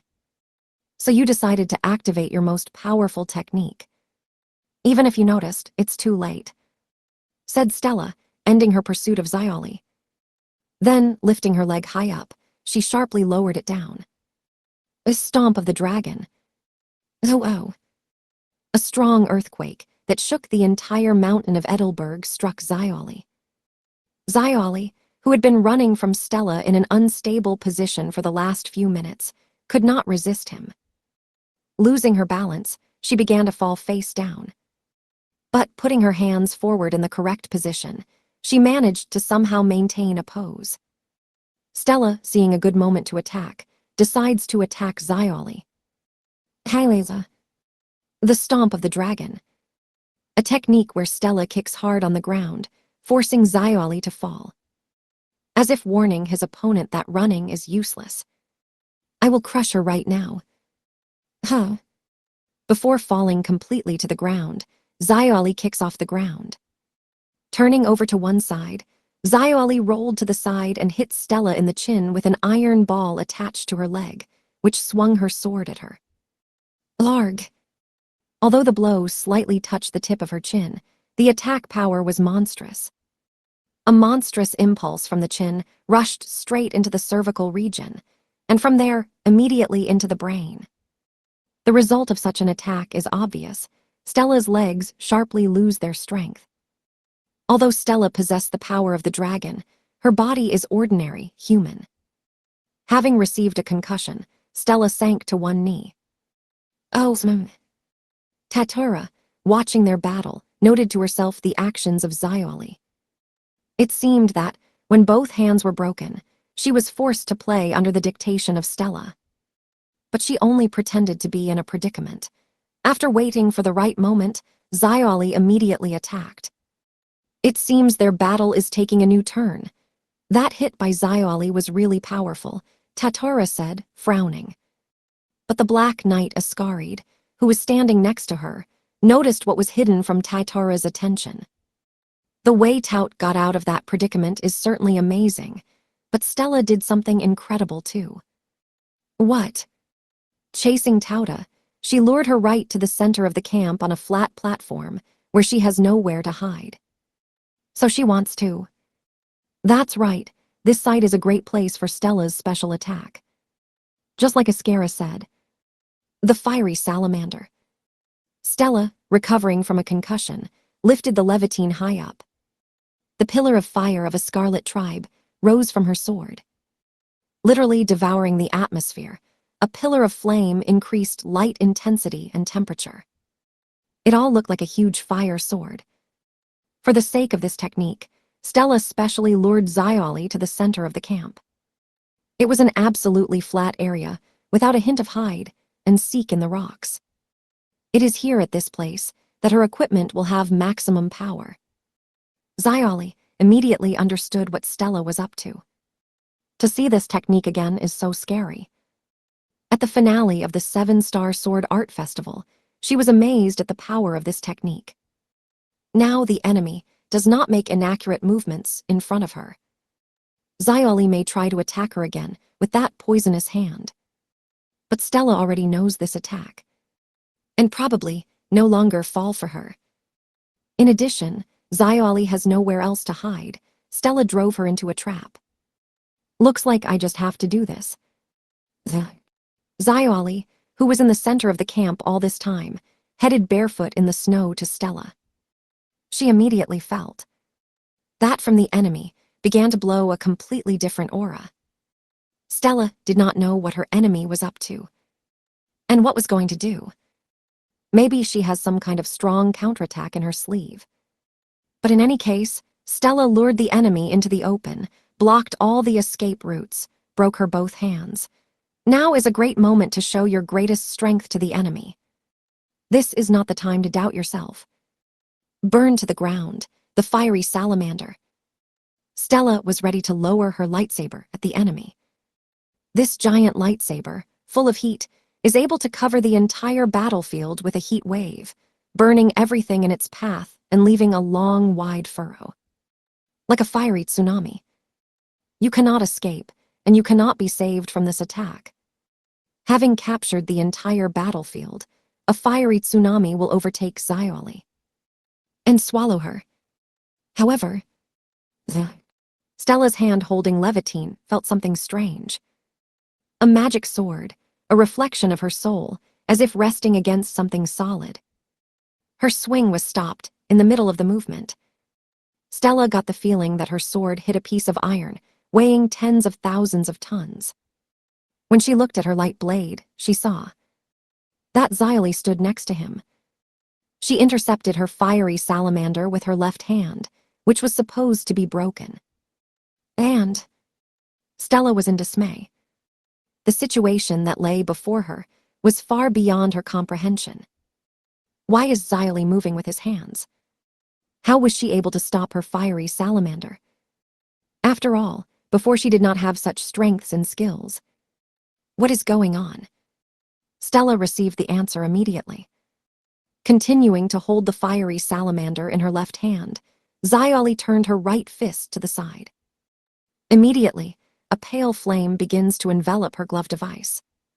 The flames from her glove begin to wrap around Tauta's hand. And when the whole right hand begins to flicker with a pale blue flame, Xiaoli said, "A fiery salam. This spell, without a doubt this power." True, that was her dragon power. Immediately, after the situation clears up for Stella, Xiaoli's fist, blazing with a pale blue flame, rushes straight to Stella. Get. Stella, instantly canceling his fire salamander, takes the Levitinum enemy attack. At that moment, a huge amount of heat strikes Stella. Even the activated dragon spirit mode cannot cope with such a huge wave of heat and light. This strength, and the fact that Xiaoli's hands were in order, meant that Xiaoli and Stella both became owners of the dragon power. So this is how it is. You have the power to copy the ability of the enemy. Copying abilities. Rumors reached Stella that Xiaoli had windmills, not poison abilities. But now, she used the power of the dragon, although before that she used abilities based on poison. There was only one answer to this riddle. Xiaoli changed her abilities by copying the strength of her rival. Even in words, it sounds incredible. Bingo, I can copy the power of my enemy just by touching him. This is my ability, Deceiver. 1. Chinese letter, Chinese letter, Chinese letter, Chinese letter, faker. Cheater, scammer. Xiaoli confirmed Stella's hunch. In other words, this is my dragon flame. It does not obey you in any way, Stella. Therefore, take it seriously. To defeat the dragon, you need to become a dragon yourself. Therefore, Xiaoli, possessing the power to copy other people's abilities, copied the power of this mythical formidable monster, which was the source of Stella's forces. And now, Stella will have to fight the enemy, possessing the same strength as her. Stella gritted her teeth. Before this whole situation, let her and copy my strength. There is nothing to worry about. Stella stopped resisting the enemy, fire salamander, which all this time pressured her from the front with all her might. Making a powerful push-up, Stella jumped high and headed towards the edge of the camp. At the same time, spreading their fiery wings of a dragon, her body flashes brightly in flames. Gaining frantic speed, Stella flies directly to Xiaoli. This attack is far from Stella's crazy deed. After all, she understood that the enemy copy ability has two serious flaws. Xiaoli will have difficulty controlling the power of the dragon. After all, the power of the Stella dragon is one of the most powerful abilities in the world. It doesn't matter how good a duplicate of the ability an enemy has created. The copied ability can never surpass the original. In other words, the enemy power of the dragon cannot become stronger than Stella. This is the first drawback. The second drawback is the difference in skill level. The fact that an enemy ability has been successfully copied does not mean that it can easily be completely mastered. At the moment, Xiaoli has well mastered the dragon regeneration. Let her heal her wounds completely and successfully attack Stella with the fire salamander. These techniques are just copies. They cannot be more powerful than Stella's techniques. The strength of Dragon Xiaoli cannot be any stronger than the strength of Dragon Stella, who from early childhood trained and honed her abilities in many battles. This was two serious flaws in copy. I will not deny that at first I was confused by her strength. But now I have calmed down. I have nothing to fear. After all, the strength of the enemy is only an imitation of my strength. Hallelujah. Pointing her sword at Xiaoli, Stella flew straight at her with fiery wings. In response to her attack, Xiaoli held out her right hand to her. Are you so upset that I copied your abilities?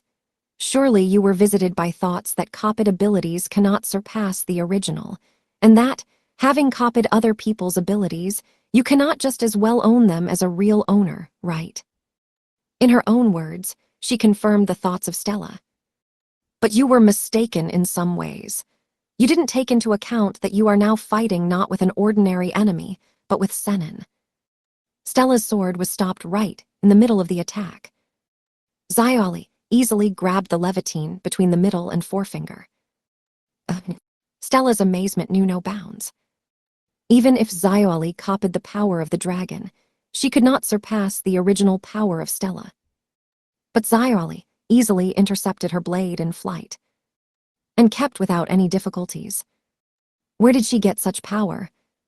Stella is not even able to bring her sword back. Monstrous power held her levitine tightly, and this force far exceeded the strength of Stella. How did you master the power of the dragon better than me? However, to Stella's amazement, Xiaoli laughed and shook her head in the negative, as if saying you were mistaken.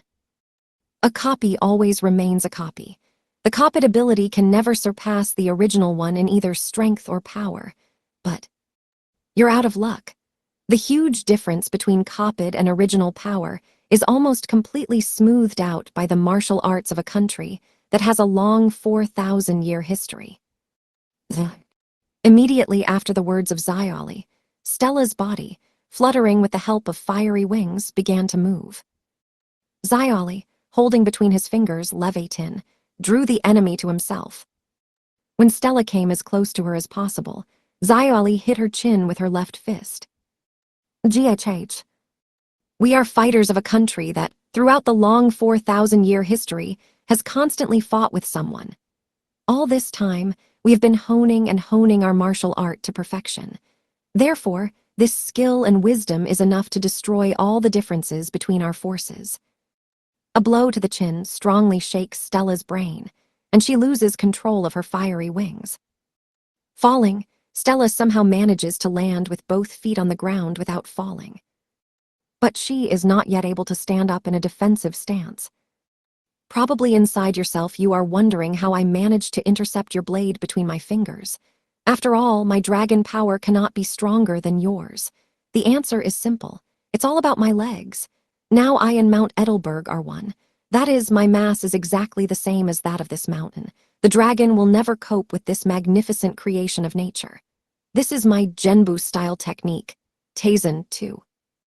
1T Chinese letter, Chinese letter, Chinese letter, Japanese letter, Chinese letter, Chinese letter, Chinese letter, black tortoise type. Large mountain, black turtle style technique, giant mountain. Genbu style technique, Taizen. The essence of this ability was to dig as firmly as possible with the whole foot and 5 fingers into the ground.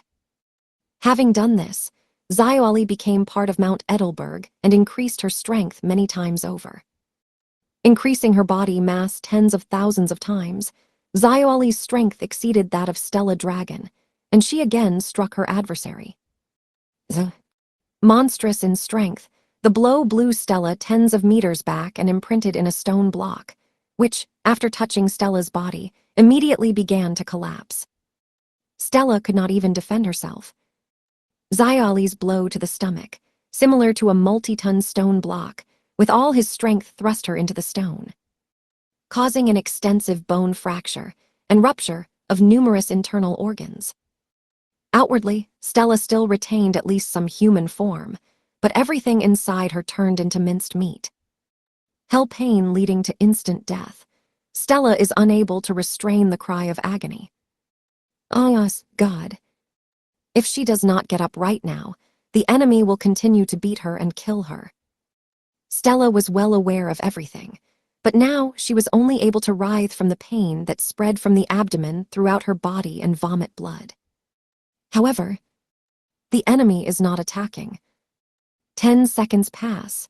20. All this time Stella restores her crushed bones and organs with the help of dragon regeneration, but Xiaoli still does not attack her. She does not understand that, when Stella recovers, she will attack her again. Oh God, it bothers me a bit. Continuing to stand in the same place, Xiaoli stares at his fist. Having finally ceased to understand her opponent, Stella, coughing, hardly gets to her feet and points her sword at Xiaoli. GHH, are you having any problems? Xiaoli shook her head. No, I just never thought that the power of the dragon is so great. Having invested it a little more, I would have killed you with your own strength. It is probably very unpleasant to receive such damage from your own strength. Now I have to ask you something. Do not take it as an insult, but... Xiaoli interrupted for a moment and looked seriously at Stella. Maybe you should give up. Never. I put all of myself into this fight. She would never do such cowardly things. After such an offer by Xiaoli, a wave of anger swept across Stella's body. Why do you refuse? You won't be able to defeat me. I doubt that you still have some kind of ace up your sleeve. Stella understood that she was behaving like a stubborn child, whom a rational adult is trying to rationalize with all his might. The words of the enemy were not lies. Stella was already familiar. The feeling of absolute helplessness that arises at every meeting with the desperate. And that feeling only got stronger and stronger. The darkness of these people, like the abyss, is ready to devour it entirely. No, never. Stella frantically waved her head. I still have a chance to win. My opponent is the same person as me. Oh. Cheating herself, she tries to cheer up, so that it is not completely attracted to the gravitational pull of the desperate fate. She must remain for all the Crimson Princess. Although not easy, you need to maintain that tiny sense of confidence in your victory in the heart. There are no more tactics or strategies left. Only mastery of the sword. Approaching Xiaoli, Stella attacked her with a whirlwind of sword attacks. But, look, you fell into despair since you do not understand what to do next. Stella was a worthy swordswoman, but all of her attacks with a sword were easily reflected by Taude. Without even budging, she repelled all of Stella's attacks with her right hand. Xiaoli seemed to be playing with Stella, brushing off her like an annoying mosquito, unable to even scratch her. Each time Stella's attack was beaten off, her hand was subjected to monstrous recoil. An ordinary person is not able to cope with the mighty mass of Mount Edelberg. All this plunged Stella's heart into even greater despair. Suddenly, this huge mass hits Stella's head. Stella's body instantly falls, and for some time she rolls on the ground. GKH, it hurts. A blow of the same strength as that of Habib breaks Stella's skull. Injury leading to instant death in an ordinary person.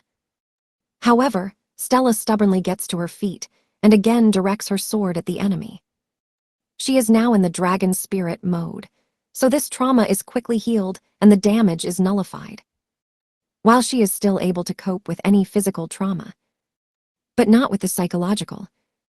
Embarrassment read perfectly in her crimson eyes. Stella could not understand what her opponent was doing. Xiaoli seemed not to attack anything. She was just watching Stella and her sword. Along the way, repelling the attacks of Stella. But even so, Stella was somehow injured by her. As if her enemy is attacking with invisible blows. Stella concludes that it is too dangerous to approach close to her. Then the only thing left for her. A fang of Satan. Stella decided to change the tactics of the battle. The seven-headed dragon, escaping from her sword, rushes to Xiaoli. She decided to attack Xiaoli with ranged ability. But now Xiaoli imitates the power of my dragon. Her technique proved to be ineffective, like the fire salamander. Xiaoli did not even need to shy away from Satan's fang. She just continued to stand still and bathed in the flame of Stella.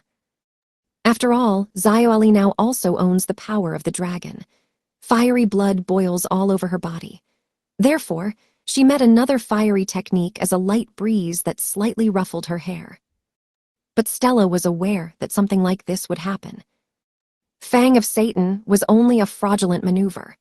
After this technique, Stella instantly applied the Empress's robe, which completely made her invisible to the enemy. With this ability, she wanted to sneak up behind Xiaoli and inflict a mortal blow on her. And even such a deceitful maneuver did not help Stella. As before, Xiaoli simply intercepted her sword with 2 fingers. However, she did not even turn to face Stella. How did you find out about this attack of mine? I just felt that in your fiery technique there was no desire to kill me. Did you really think that a fake thirst for blood could deceive me? Xiaoli answered, continuing to hold Levitine between her fingers. Stella needs to get her sword back somehow. For this, she decides to make every effort. But that was Xiaoli's trap. At that moment, when Stella exerts all his strength and desperately pulls his sword towards himself, Xiaoli sharply unclenches his fingers. Without expecting this, Stella's body bends backward under the influence of its own strength. And it was at that moment that Xiaoli decided to bare his fangs. Turning to face Stella, she slaps her on the side. Stella, instantly reacting, takes her hit with the hilt of her sword. She seemed to be able to defend herself from Xiaoli's blow. But the impulse of the blow, instead of scattering over her sword, penetrated inside her and exploded in the body. This was another Chinese martial arts technique that closely resembled Ikki Kurigane's Dokuga no Takai. This technique was enough just to touch the enemy to send a dangerous vibration that could destroy the enemy's body from the inside. No matter how strong the skin and muscles of the dragon, the internal organs are always soft and vulnerable. Stella immediately begins to vomit blood due to rupture of internal organs. She has too many choices for melee combat techniques. It is useless for Stella to attack her forehead against her forehead. In response to the useless attack of the enemy, Xiaoli decided to remind Stella about the real situation. You still cannot understand the current alignment of the battle?" she asked, looking worriedly at Stella. Mockery and compassion were simultaneously read on her face.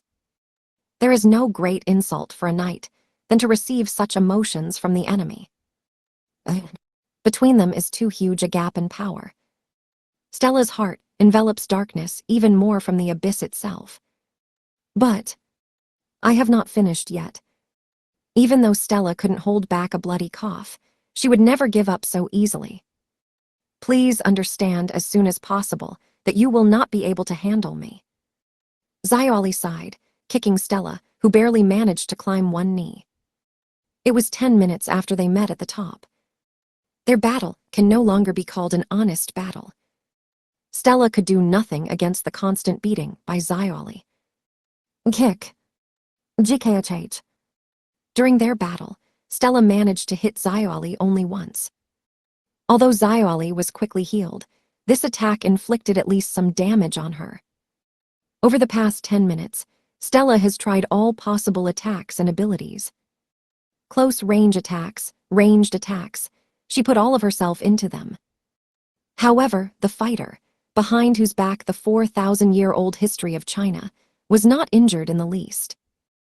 Xiaoli, without hesitation, repulsed all of Stella's attacks.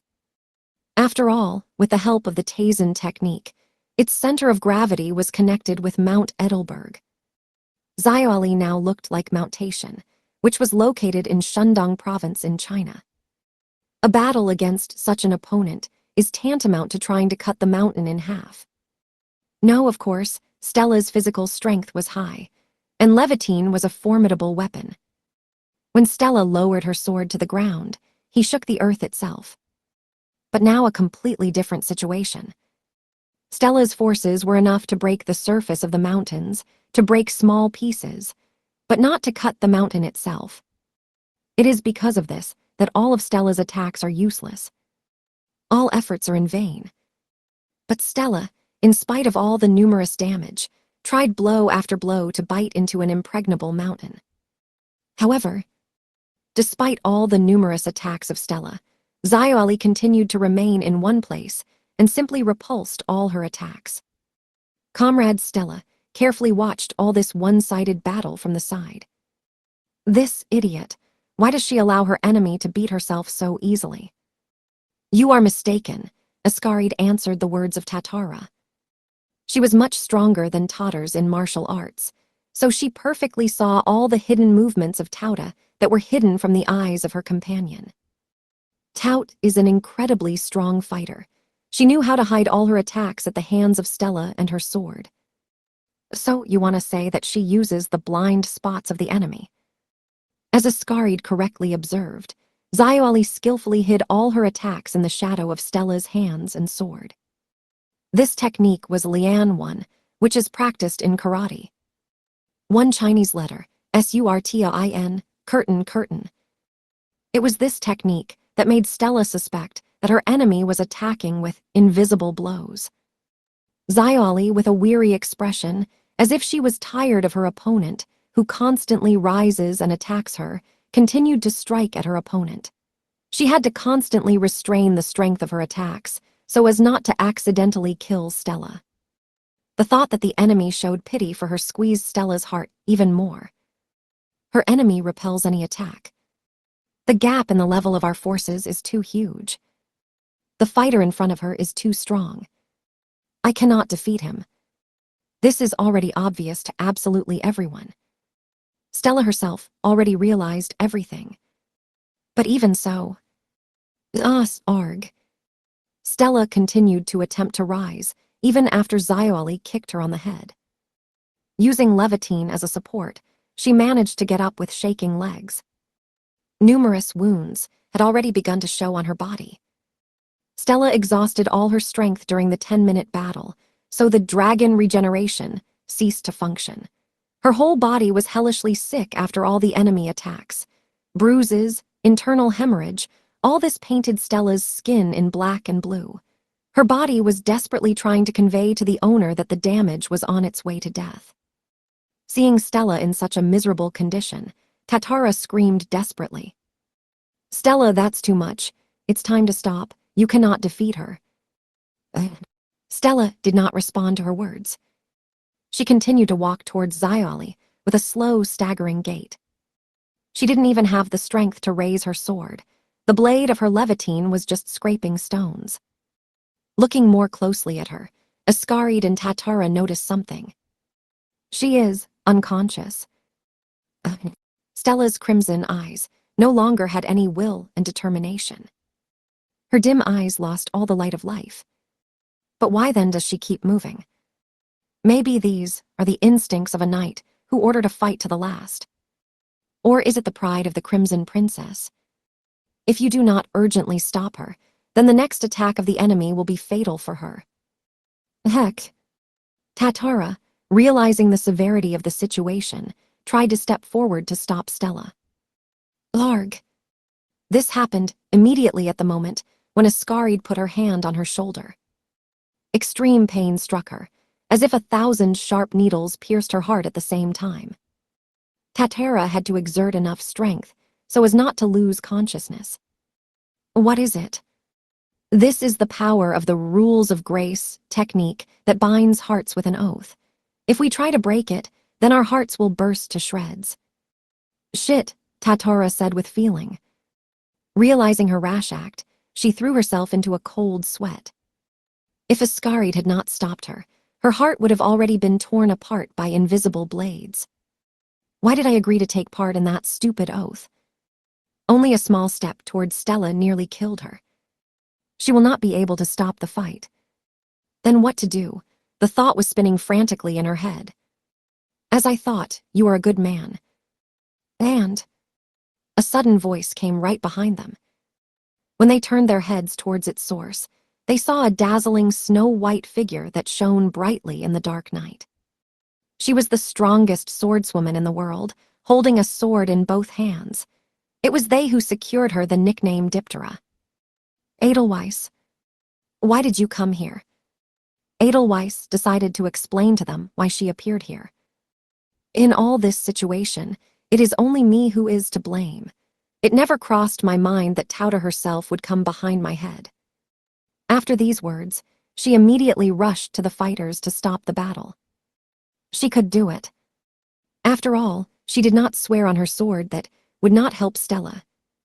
She had another oath in which Edelweiss promised Stella to fight her if she could fulfill her condition. So right now, she will stop Stella. She could not allow the reckless act of the night girl to lead to suicide. But at the same moment, a black whirlwind swept between Ascaris and Totter. The dark blade, which dissolved in the night, was aimed directly at Edelweiss. This blow of the sword without pity was supposed to kill its target. But even the most cunning and sudden attack is not able to hit the strongest swordswoman in the world. Edelweiss does not hesitate to repel this murderous attack with its twin blades. However, at the same moment, her face is very embarrassed. She clearly did not expect such actions from this person. Why? Yes, it was this man who attacked her suddenly and stopped Edelweiss's attempt to defend Stella. Constantly training his body and his skills, he managed to get in the way of the Diptera. It was Stella's lover, the Ikki Kuragain mediocre knight. Sorry, Edelweiss-san, but I can't miss you forward. Ikki suddenly appeared in front of Edelweiss and blocked his path with his blade. Such an act from him confused all observers. Hey, you, what are you doing? She really wanted to help Stella. That's why I stopped her. But why? Ikki loved Stella more than his life. Therefore, he decided to explain to everyone his act. At first, I shared your thoughts. After the Battle of Chaldea, Stella lost all of her self-control, so I made a decision to protect her. I specifically went on this journey with her so that no one dared to harm her. He remembered that state of Stella in Chaldea. Then Stella fell into hysteria when she learned that the soldiers of her empire were dead. Therefore, she wanted to become even stronger. After all the inhabitants of Vermilion loved her. Stella wanted to stay the Crimson Princess for them. She considered herself the Sword of Vermilion, which is obliged to protect everyone in her empire. For this, she went to Edelberg. This desire of Stella at first did not like Icky. But I realized that all this time I was wrong when I swore an oath on a sword. Now I have no words for you. I understand that you are worried about me, but please, believe in me. I have to do all this. Then Stella spoke those words. She asked to believe in her reckless act. But why did she demand it? After all, even the inhabitants of Vermilion themselves did not want her to suffer because of them. Then why was Stella stubbornly fixated on the debt of the imperial family? Why on earth? Icky did not understand all this. But in some ways, he agreed with her. If Stella did all this for the sake of the Vermilion Empire, I would try to stop her just like you. But now, she is fighting for the sake of her eye, which until the last does not want to give up. No matter what people thought of her, she did not give up and walked forward. Just like Icky his whole life. So how then can he not believe in it if he himself shared the same feelings? I, like you, swore on a sword. As long as Stella continues to believe in her, nothing will happen to her, therefore please just believe in her. Even if his actions will be condemned by all. Even if his actions lead to the most tragic end. The only way he could help his beloved. My weak power can stop you. Having said these words, Icky sent his black katana directly to Edelweiss. Edelweiss looked at him carefully. Clear. She realized another mistake on her part. The rule of grace, technique for Edelweiss, was another attempt to stop Stella from doing her crazy thing. But she should not have compelled her comrades to take an oath.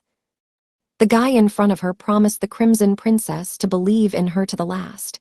Therefore, he was ready to say goodbye to his life and his beloved. Disgusting move from Edelweiss. Why did she make him swear an oath? Now in the eyes of this guy, the struggle of two feelings was perfectly red. He wanted to help his beloved and stop Edelweiss at the same time. Icky is not the kind of person who just scatters in his own words. Edelweiss will not be able to convince him. Then only one thing remains. Once you have decided everything, then do your best. Enough of empty talk. To help Stella, she needs to defeat the enemy in front of her. Therefore, she abruptly lunged with a sword in his direction. Naturally, Icky was ready for this. His super-fast strike with a sword repelled the strike of Edelweiss, causing a pillar of sparks. Still weak. No pity. The black and white flash endlessly collided with each other. There was not much difference in strength between the incompetent and the strongest swordswoman in the world. As Edelweiss noted a couple of days ago, the art of owning a sword at Ica is top-notch. But Icky felt very tired, so Edelweiss had an advantage in battle. All these last days, Icky has been constantly training, unlike Stella. His training place was the peak of Edelberg, located at an altitude of more than 9,000 meters above sea level, where his body and spirit were loaded to the limit. Therefore, the fatigue of Icky is understandable. Moreover, fatigue was not only physical but also magical. In other words, his physical and magical powers are greatly depleted. Therefore, in this battle Icky could not use the Ito Shiro. And because of this, he was at a disadvantage from the very beginning. GH. Having exchanged a couple of lunges, Edelweiss manages to block Icky's intets with his left sword, thereby greatly reducing his defense. Immediately after this, she swings her right sword at the defenseless Icky. The goal of Edelweiss is the torso of the enemy. Forgive me for neglecting your will and determination. I will apologize for this later. But I can't let the Crimson Princess's story end right here.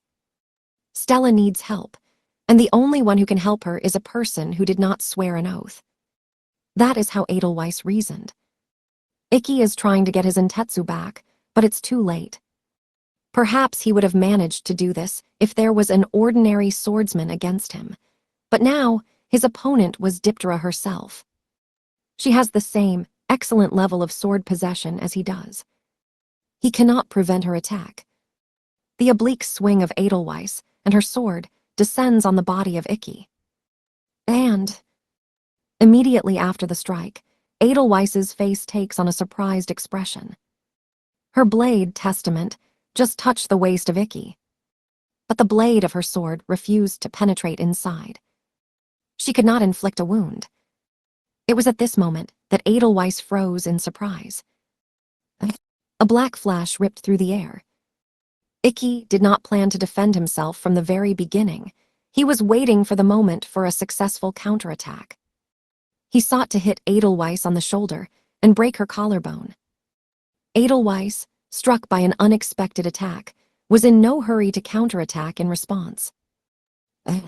She is the strongest swordswoman in the world, so it was in her power to defend herself with her left sword. Nevertheless, she did not, and due to a strong blow, her body staggered back. Yes, she took a step back.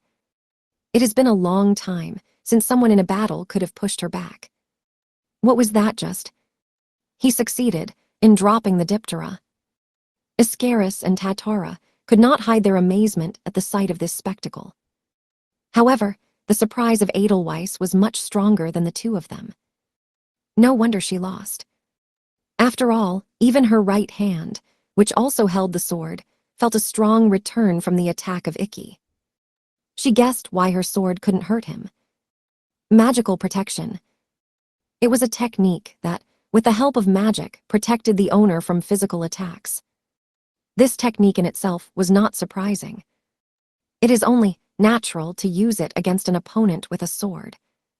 Stella had already used something similar in her very first fight with Ikki.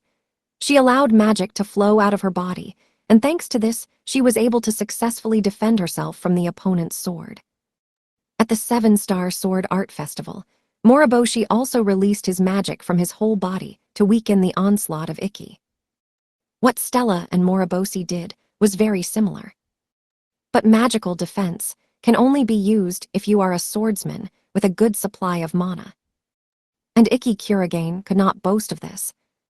His magic is weak, and his mana reserves are scarce. Such weak magical defense should not be an obstacle to an enemy attack. Only one explanation occurred to Edelweiss. Ikki concentrated his magical power, point-wise, only in the place where her blade was aimed, thus protecting yourself from wounds and blood loss. But she was the strongest swordswoman in the world, whose movement tracking is incredibly difficult. Her attacks are quick, just so you can't see them.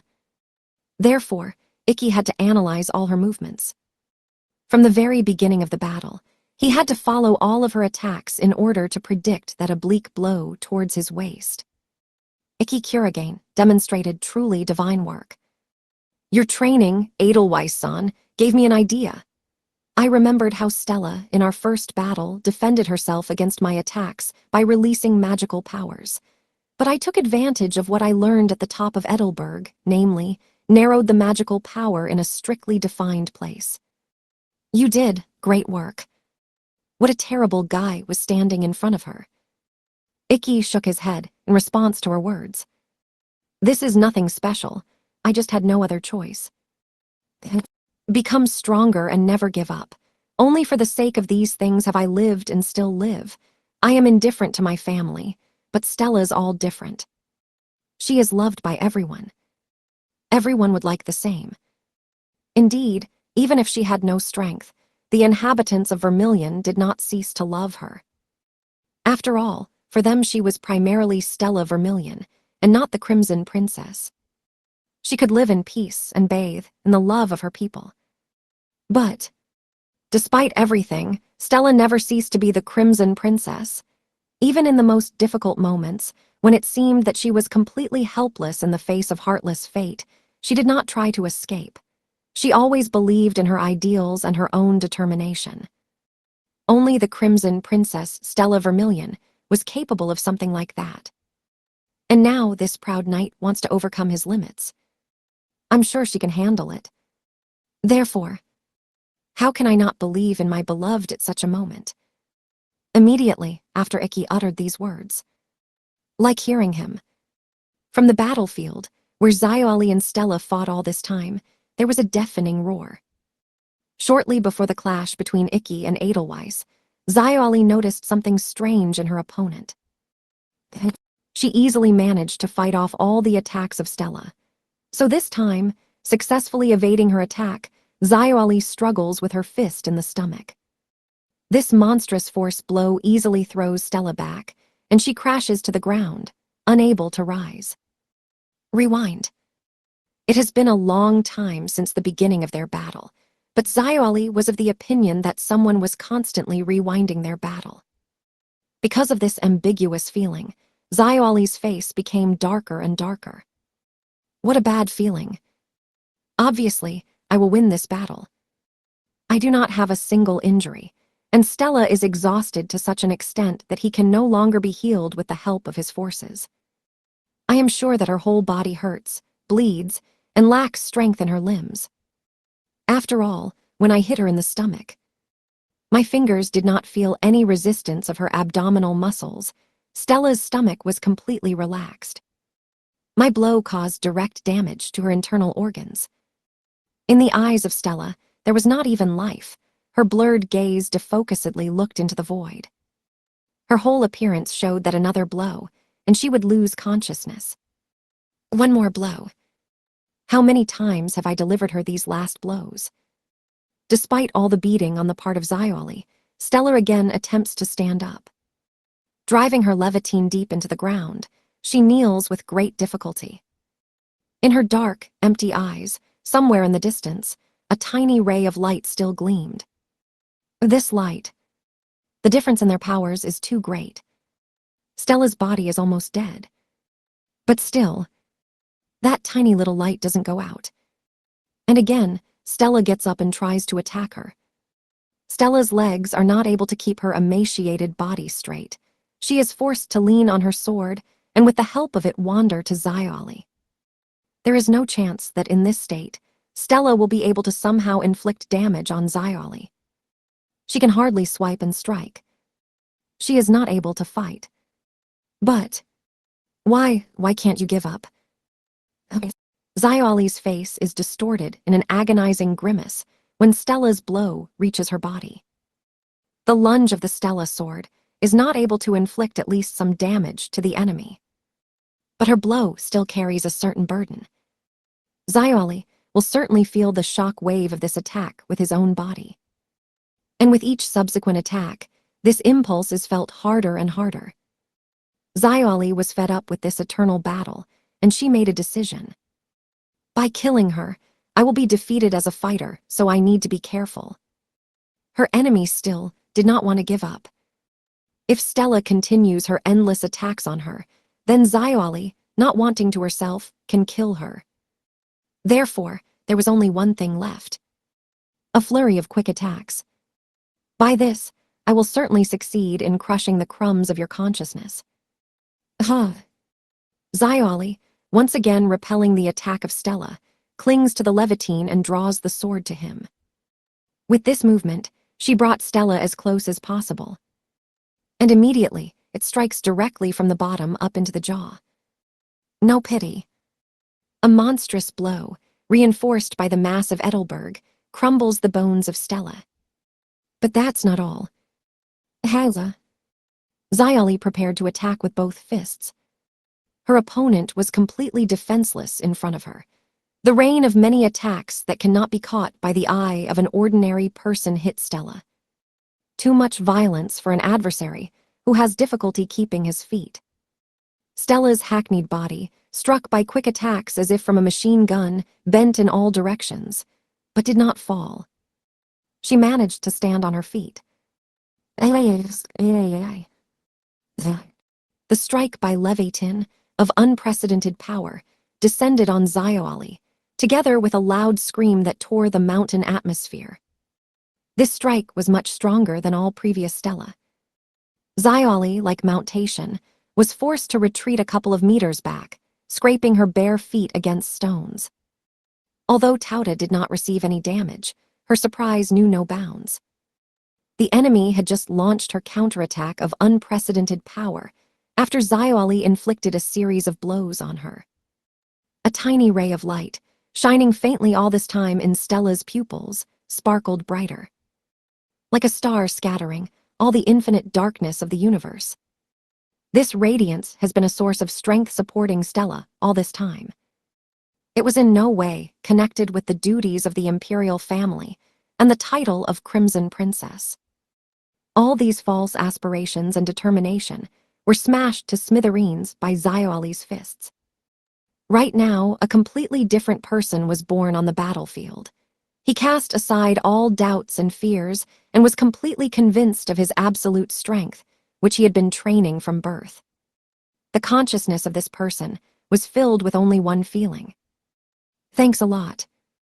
To parents, to sister, and all other people who lived in the Vermilion Empire. Yes, right. Memories from early childhood surged on Stella, completely disconnecting her from the real world. It was the day when her abilities first showed themselves. It was then that she wanted to embark on the path of chivalry. On that fateful day, she in the kindergarten at a puppet show received terrible burns of her whole body due to unexpectedly splashing out of her strength. A sudden fire in such a crowded place, of course. Not only she alone received damage. Fortunately, the adults quickly reacted, and no one died, but still a lot of people got burns. She was just a small child whose abilities appeared suddenly, regardless of her will. She had no malicious intent. But even understanding all this, it would be logical if someone harbored anger at her because of an unexpected fire. However, there were no such people in Vermilion. When her body was in flames, Stella cried from unbearable physical pain. But the teachers, the children who took part in the puppet production, and other adults, despite the fire, remained next to her and did not cease to cheer her up. Yes, I always knew about that. All the inhabitants of Vermilion loved Stella. And they never wanted their beloved princess to hurt themselves for their sake. Stella understood all this. But still, she did not give up the desire to become the Crimson Princess for all of them. Stella convinced herself that, as a member of the imperial family, she was obliged to protect all the inhabitants of her country. And even when another obstacle appeared on her way to the night, she crushed her and continued to be Crimson Princess again for everyone. But why? There was only one guess left in her head. When all unnecessary was eliminated, Stella realized, I just wanted to be cool for everyone. I wanted to be a proud daughter, and not a miserable whimpering child, enjoying the love of others. That's where her path of the Crimson Princess began. Gratitude to my parents, to my inhabitants of the Empire. This is the real source of her strength and determination. I just want people who love me to consider me cool. How trite. Her inner, I never hesitated or surrendered, always gave her strength. Well, the time has come. Her body was still able to move, therefore only forward. Her eye has not yet given up. Therefore, with my sword, I will express gratitude to all my close people and remove another obstacle in my path. I am not driven by the duty of an imperial family. Father, mother, older sister, you have always loved and raised me. Now it's my time to repay you. I will prove to everyone that that little whimpering child turned into a proud, strong knight. The fiery salamander.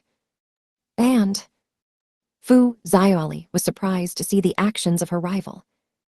The Crimson Princess Stella Vermilion lifted the levitine high into the sky. Xiaoli has already seen these movements before, so no doubt about it. This is a powerful technique, the pride of its opponent, the fiery salamander.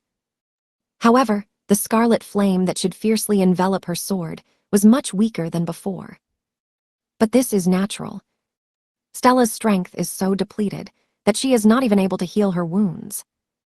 Due to the deep exhaustion of the body and injuries throughout the body, Stella is not able to put all her strength into the fire salamander. Then why does she, in such a weakened state, want to use such a powerful technique? No, something is wrong here. Suddenly, Xiaoli's head lit up a hunch. Exactly how she might not have noticed. The faint radiance from Stella's sword was exactly the same as in her pupils. Xiaoli failed to extinguish that ray of light. I think I was mistaken about her. She considered Stella a weakling who was just getting in the way. What a stupid misunderstanding. Just look at her face. Can such an expression be called weak? Although Stella was a strong enough knight, she was well aware of her limits laid down by fate. But despite all this, the light in her eyes did not want to give in to anyone. She also had values, from which, even in the most difficult situations, she did not want to refuse. Stella was proud of her homeland just as much as she was. Xiaoli cannot break her heart. As long as the fire in the soul burns, it will not give up. And this flame will burn brighter and brighter. Xiaoli, from the very beginning of the battle, was completely wrong in relation to his opponent.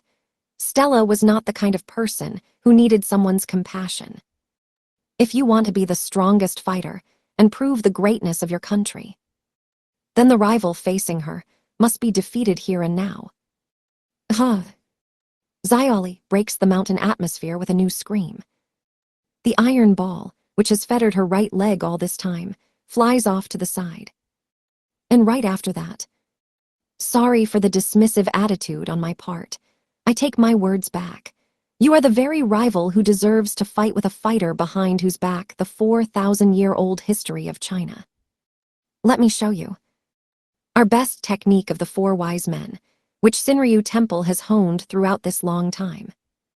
Overwhelmed with determination, Xiaoli closes her eyes. Drawing a semicircle with her hands, she slowly raises them above her head, not forgetting to breathe deeply. This breathing technique inflates its lungs to the limit, allowing the blood to absorb a huge amount of oxygen. Breathing so for a while, strength begins to overwhelm her body. With a loud roar that shakes the mountain itself, Xiaoli's body released a pillar of blue flame into the night sky. The raging force inside Xiaoli has become an order of magnitude more powerful than at the beginning of the battle. This was Xiaoli's secret technique, which belonged to the style of the 4 wise men. Among the fighters of the Sinryu Temple, only she and the incumbent god of war, the great sage, could use this technique. The secret technique of the 4 wise men is Kiranku 1. 1 Chinese letter, Chinese letter, Chinese letter, Kilin achievement. Achieving Kilin. Kilin is a mythical creature known in Chinese and other cultures of East Asia. It is sometimes included in the list of 4 noble animals along with the Chinese dragon, phoenix, and tortoise, instead of a tiger. This breathing technique, disabling all the instincts of survival of the body, released all the magical and physical strength for a short period of time. Ikki, who was watching their battle from the side, immediately noticed the blue pillar of flame piercing the heavens. Is it really? Xiaoli's secret technique was very much like his Ito Shura. She will strengthen Xiaoli's martial arts dozens of times. And besides, the copied power of the Stella Dragon will also be strengthened. Anxiety, squeezing the heart of Ikki, comes to Tauta. However, Xiaoli completely ignores the concern of Stella's comrades. Focusing all of the dragon's increased power in her bayani gloves, her hands flashed a pale bluish flame. Now, in her shining fists, all the pride of the 4,000-year history of China is concentrated. I attack. For the first time in an entire fight, Tout truly exposed her fangs. Wrapping her arms in flames, Xiaoli ran straight at Stella, who raised her sword high into the sky. She decided not to counterattack Stella with a long-range attack. As one of the desperate, she understood. Their battle has already crossed all sides and invaded the kingdom of the unknown. A long-range, sword-like technique can be smashed by me again. But now the question was different. Whose skill and tactics will be stronger? Who will continue to believe in their values until the last and not back down? No more hypocrisy and deceit. I will continue to believe in my bayani device, in which the pride of the 4,000-year history of China is concentrated. Therefore, only forward. Do not neglect your opponent's determination. If you start to cunning, then she will never know the answer to the question of whether her fist can break the will and determination of the enemy. I will definitely win. Therefore, only forward. And at the moment, when Xiaoli crosses the distance of the defeat of the sword of Stella, the levitine of the Crimson Princess descends. Sword versus fist, initiative on the side of the enemy. To get to her, Xiaoli just needs to dodge her sword strike. But Xiaoli refused to do so. She decided to fight her seriously. Moreover, Xiaoli felt that in the sword of Stella, which fell directly on her, incredibly huge weight was concentrated. But on the side of Xiaoli, there is a huge burden on China's 4,000-year history. Pride in her homeland was her strongest feeling. Let me show you all the power of Taishan. Xiaoli, as close as possible to Stella, struggles with his feet to dig into the ground. The strength of the dragon, reinforced 10 times a little earlier by the Kiringku technique, adds weight to Mount Edelberg. With strong support under his feet, Xiaoli waves his left fist, a radiant pale blue flame toward Levitine. Xiaoli's left arm, clad in bayani against Stella's Levitine. Immediately after a powerful collision, the atmosphere around the burgundy and blue flame exploded. Tilde. The consequences are not long in coming. Xiaoli's left arm, under the influence of the incredibly huge severity of the enemy attack, immediately breaks. But this does not end her damage. The powerful recoil force, flattening her hand, moves up the shoulder, crushing it, and penetrates the internal organs, turning them into minced meat. Her muscles, trying to withstand powerful pressure, are torn to pieces in an instant. Moving down her legs, a powerful recoil comes out through her feet right into the rocky surface, causing cracks in all directions. Despite all the damage, Taishan remains unshakable. Xiaoli's back did not even bend. She tested the whole determination of Stella, her willpower, aspiration. Suddenly, there was a loud sound of breaking glass. The sound was not heard somewhere in the distance, but right between them. Its source was the levitine of the Crimson Princess, who cracked the entire length of the blade. But simple cracks were not complete. Levitine, unable to withstand a powerful clash with bayani, began to split. Symbol of the soul of Stella Vermilion. Not surprising. Her sword, like the owner himself, accumulated damage throughout this battle. And Xiaoli, having gathered all her determination and will into a fist, finished off her device completely. The hard fate of the desperate finally crushed the soul of Stella. I won. Destroying Levitin's Stella, Xiaoli was absolutely sure of victory. All she needs to do next is to drop Stella's defeated sword with her left hand and deliver the last blow with her right. The power of the dragon was already concentrated in her right fist. Victory will be mine. With these thoughts, Xiaoli tried to push the cracked levitine aside. And what? She could not move him. Her left hand couldn't even completely defeat levitine. All this puzzled Xiaoli a little. The pressure of Stella's sword didn't disappear or even weaken. What's happening? Xiaoli looked at Levitine with a surprised expression on her face. Cracked sword of the Crimson Princess. He had to split completely and collapse to the ground. But, through the numerous cracks of the Levitine, a bright, dazzling golden light seeped, breaking the darkness of the mountain night. And the wider the cracks became, the more piercing the light became, which could even eclipse the bluish flame of Xiaoli. Suddenly, Xiaoli realized what was happening. Stella's sword did not collapse. Yes, exactly. Levitin's Stella evolved. You said a little earlier that, as heavy as a mountain. And then all I need to do is cut the mountain. Immediately after Stella's words, even more light begins to pour out of Levitine, and the sword explodes. Righteous fire burning darkness and despair. A huge surge of heat and fire at the same time erases the consciousness and world of Tout Fu Xiaoli. The highest peak in the world, Kenho, Edelberg, was divided into two parts. Golden light pouring from Levitine. All the comrades of Stella who watched her battle became witnesses to an incredible sight. The light, turning into a sword, swallowed the mountain and Xiaoli. For a while, everything calmed down and silence reigned on the battlefield. But an instant later, with a loud roar, a black crevice ran from their fifth camp to the base of the mountain. Xiaoli, not trying to counterattack, immediately fell into this abyss. Convinced of her victory, Stella raised her lightsaber high into the sky. Her sword. Stella's high-raised sword resembled her old Levitine, but had a completely different look. Double-edged blade of golden color. Its size was much greater than the growth of Stella, and in the central part, the thickness was much wider than any inflated human hand. Despite the monstrous dimensions of the blade, which could easily chop the head of an elephant, it did not lose its elegance and was completely covered with various exquisite decorations. Levitine has evolved.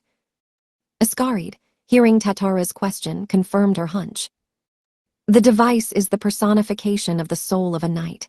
When any changes occur in the soul, the weapon also changes its shape. As if answering her, which until recently did not want to put up with restrictions, Stella's soul evolved, and with it her sword took a new form. Stella's sword, responding to her feelings, became even bigger and more beautiful to defeat the enemy. But suddenly, this proud symbol of Stella's soul crumbles like sand. And immediately after that, Stella's body begins to fall to the ground. She is no longer able to maintain her body in a standing position and begins to fall into her own crevice.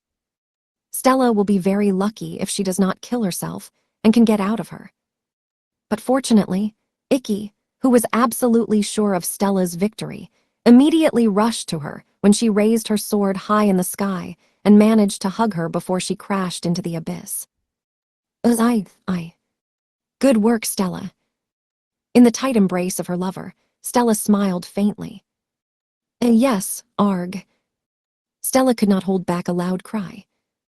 Ikki hugged her so tightly that her crippled body ached in all places at once. Ikki, take it easy. My body is so badly damaged. Sorry, I didn't mean to hurt you. And, unexpectedly for herself, Stella noticed that Ikki was trembling all over. He was so afraid of losing her that he could not do anything about his feelings. You were so worried about me. How else? But still, you believed in me. Yes. That's how, thanks. Suddenly, a ray of light fell on Ikki's face, and the guy immediately raised his head up. Stella decided to trace the source of this light. It was the sun rising from the horizon and announcing that the morning of the 6th day had arrived. The last night of her trial was over. Stella's ears immediately caught someone's loud applause. The man who applauded her was Edelweiss, who gave her this test. That was awesome, Stella. Edelweiss-san. Seeing her silhouette, Stella, leaning on Ikki's shoulder, somehow managed to stand up. I have completed your test. Confirming the words of Stella, Edelweiss nodded. I watched you all the time, so I know. I am pleasantly surprised that you managed to repel the onslaught of Tout Fu Xiaoli, who is recognized as the most talented fighter of Sinryu Temple. It seems that I greatly underestimated the knight, known throughout the world under the nickname Crimson Princess. For a moment she broke off. So now you are worthy of a battle with me. Having said these words, Edelweiss's eyes flashed with a bloody gleam. You managed to defeat the strongest opponent and cope with my test. It was for the duel with me that you arrived at this peak. Well, are you ready? I'm not going to deny you the battle anymore. Edelweiss, increasing her thirst for blood, tried to provoke Stella. She was sure that Stella would not avoid a fight with her. However, Stella, with a calm expression on her face, softly refused her. I refuse. Why? During the battle with Xiaoli, I remembered something. Vermilion has always been a small country trying to maintain its sovereignty. I tried to protect my people and gain new strength only because I wanted to become cool in their eyes. This simple ambition made me move forward. I just wanted all the people who loved and gave me good things to be proud of me. I love Vermilion so much. Therefore, Stella must live on. She will not be able to defeat the strongest swordswoman in the world. Suicide is meaningless. Stella did not want to die before her loved ones. Now I have to do something else. I need to return to Vermilion as soon as possible in order to gain strength and heal all my wounds. The experience and knowledge that I gained here will help me deal with that fucking bastard. So now is not the time for empty fights with you, Edelweiss-san. I have more important things. So this is how it is. I think this is a good idea. Stella's answer pleased Edelweiss. A wide, happy smile lit up her face. To protect all the people who are dear to us. It sounds great, but it's hard to achieve. One must have firm determination for such a great goal. The future I want to live in depends entirely on our inner self. As long as we continue to believe in our values, any obstacle to fate cannot stop us on our way to a great goal. Until we give up any action we can do. After all, people have already proved this when they reached the moon without wings. 1. A very long and difficult to reproduce monologue Edelweiss. How could he translated it? Edelweiss's words, addressed to Stella, surprised Icky. But Edelweiss, continuing to smile with a sly smile, brought her index finger to her mouth. But before you return, I suggest you go upstairs to my hut and have breakfast for the last time. Truth. Edelweiss's proposal caused a stormy delight at Stella. All these 6 days of testing, she had problems with food, so Stella felt very hungry. Stella gladly decided to accept the warm invitation. Thank you so much, Edelweiss-san. However, her words of thanks were stuck in her throat.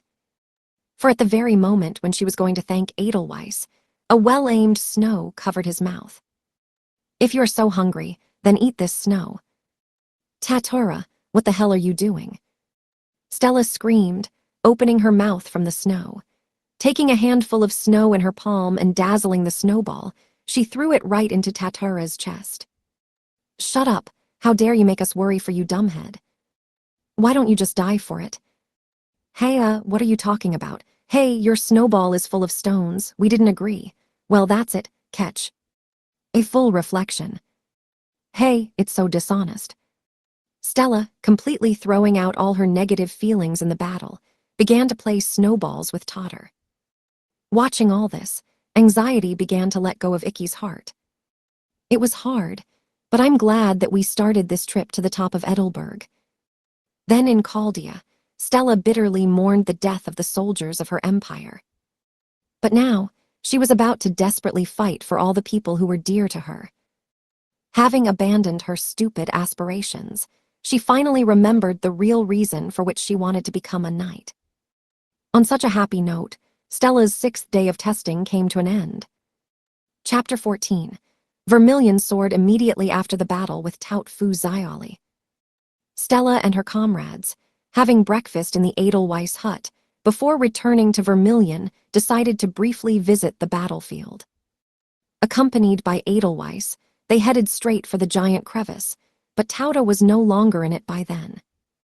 During the battle with Stella, Xiaoli copied her dragon power. Thanks to this, she managed to defend herself from the fire and quite quickly heal her wounds. When they went down to the foot of the mountain, they immediately saw Xiaoli, who, for her too, was able to get out of the crevice and go down to the valley. She told them that she had no right to stay on top after she was defeated. But all these 6 days, Edelweiss watched the training of Stella and Icky. And now it has become so quiet and lonely again. Edelweiss sighed with a smile, preparing afternoon tea for herself alone, although a couple of hours ago her house was full of people. At first, she thought of Stella as the next annoying sudden visitor who wants to disturb her peace. But when she began to observe the training of the younger generation, she even felt fun. And now, when Stella and Icky left her house, she became a little lonely. But soon, they will face a difficult test, which they have never encountered. If this training helps them in any way in the future, she will be happy. Such were the thoughts of Edelweiss. It was nice to spend my last vacation with them. By his actions, the puppet king disabled the gears of this world. Balancing without support, the current world is on the verge of destruction. The coming horror has not yet fully shown itself, but soon their world will change.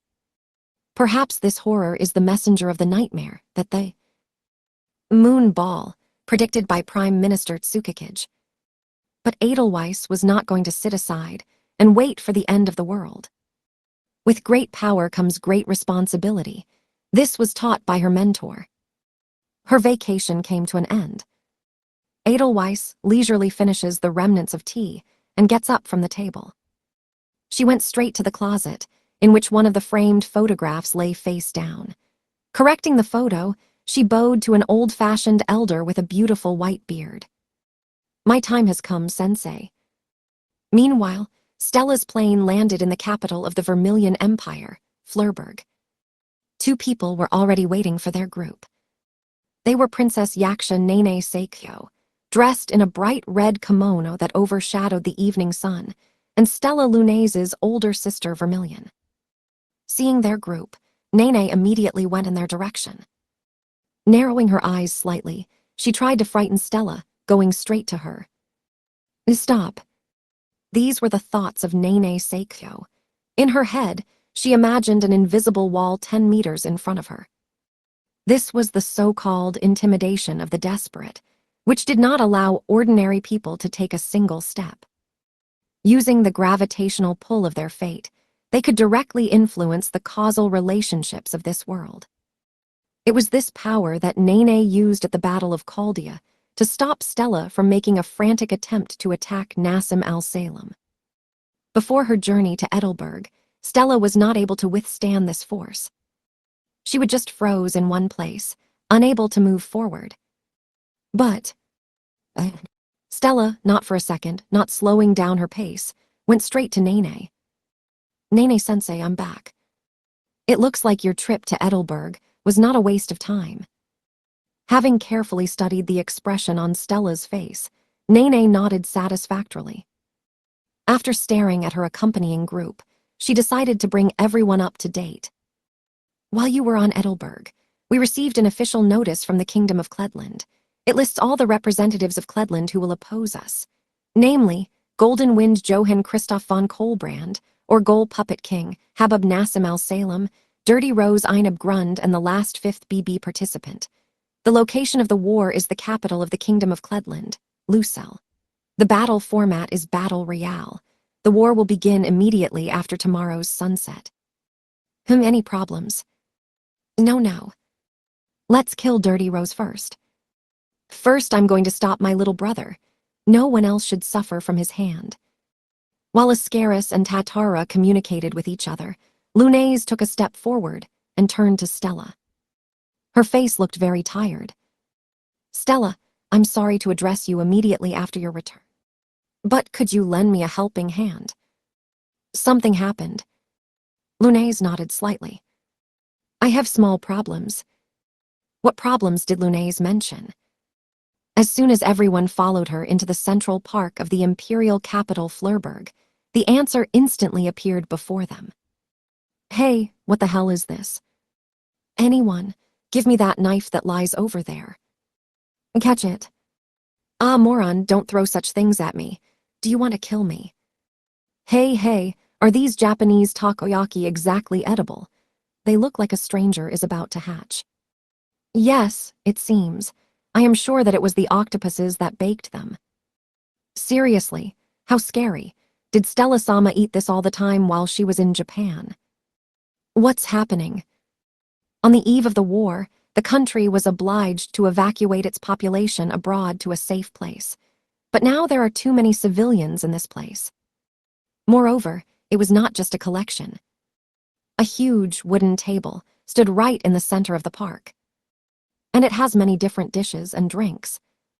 Icky and the others, who had just returned back to Vermilion, opened their eyes wide in surprise. "Lunaise-san, Shouldn't all the citizens of your empire have been evacuated to the territory of neighboring countries? You decided to have a holiday. Is this some kind of festival? An incredible act from a nation whose fate should soon be decided in the war. As soon as Stella realized what preparations were taking place before their eyes. Lunane, is this preparation for a state funeral? Lunase nodded. True, a huge wooden table with many dishes, and a noisy crowd of people around it. That is how the state funeral in Vermilion took place, which took their tradition from the day of independence. And now the preparations were in full swing. Contrary to the decree of the imperial palace on evacuation abroad. Lunase had a terrible headache from all this. No matter how much Hahayu and I tell him, he refuses to listen to us. God, TDU is unbearable. What a good thing, Gokuro-san. Look, this sake I personally got from the brewery of the Imperial Palace. Yes, our king is the best. It's getting hot, isn't it? I can't wait for tomorrow. Wait a minute, I'll call Mom and come back. I hope Luna-chan does not hear us, otherwise she will get angry again. Luna-chan has been standing behind you for a long time and is looking at you like a fly on shit. What? Sirius, who had just noticed them, was speechless for a moment.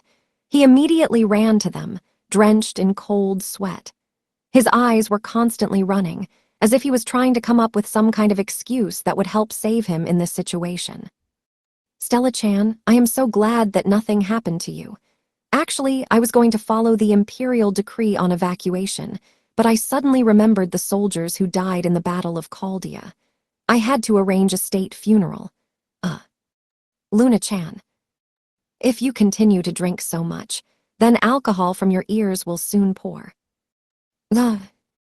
Sirius tried to object, but Lunase's eyes were still burning with anger. Aha, Luna-chan, don't make such a scary face. With a cheerful smile, a middle-aged woman came up to them, who had been preparing food all this time. It was she who was responsible for the beginning of that mess, when Ikki first visited Vermilion. Yana-san, do you think I have no right to be angry with you? I have already explained many times that there will be a war between representatives, and there is nothing we can do about it. Yana nodded at Lunase's words. We all understand perfectly, but even if we cannot fight, we want to support our team until the last. This is exactly what they wanted. They were not going to sit in a safe place and follow from there the progress of the war. After all, they are all one big family that must share the pain together. Therefore, they will not run away. They will continue to believe in the victory of Vermilion from their own home. And wait for the return of their beloved Stella. This is a war in them too. Yana-san is right, Luna-chan cares too much about us. I am happy that Luna-chan wants to protect us as a member of the imperial family, but I also have pride in our country. That's why we won't back down. Their battle was to believe in the victory of their team. Yana and all other people continue to proudly defend their opinion. And this has been repeated many times in recent days. Looking at all this, Lunase sighed heavily and turned to Stella. That's why I asked you for help, Stella.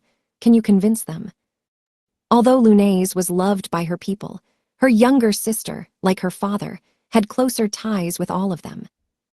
Therefore, Lunase wanted Stella to help convince their people to evacuate to a safe place. But Stella, in response to all this, was not angry, but rather laughed. I didn't even imagine that something like this would happen. But still, I won't stop loving them for who they are. Stella's words greatly confused Lunase. She did not understand at all what her younger sister was trying to say with that. Therefore, Stella decided to explain. Lunane, let's just give up. What are you talking about? These people cannot be changed.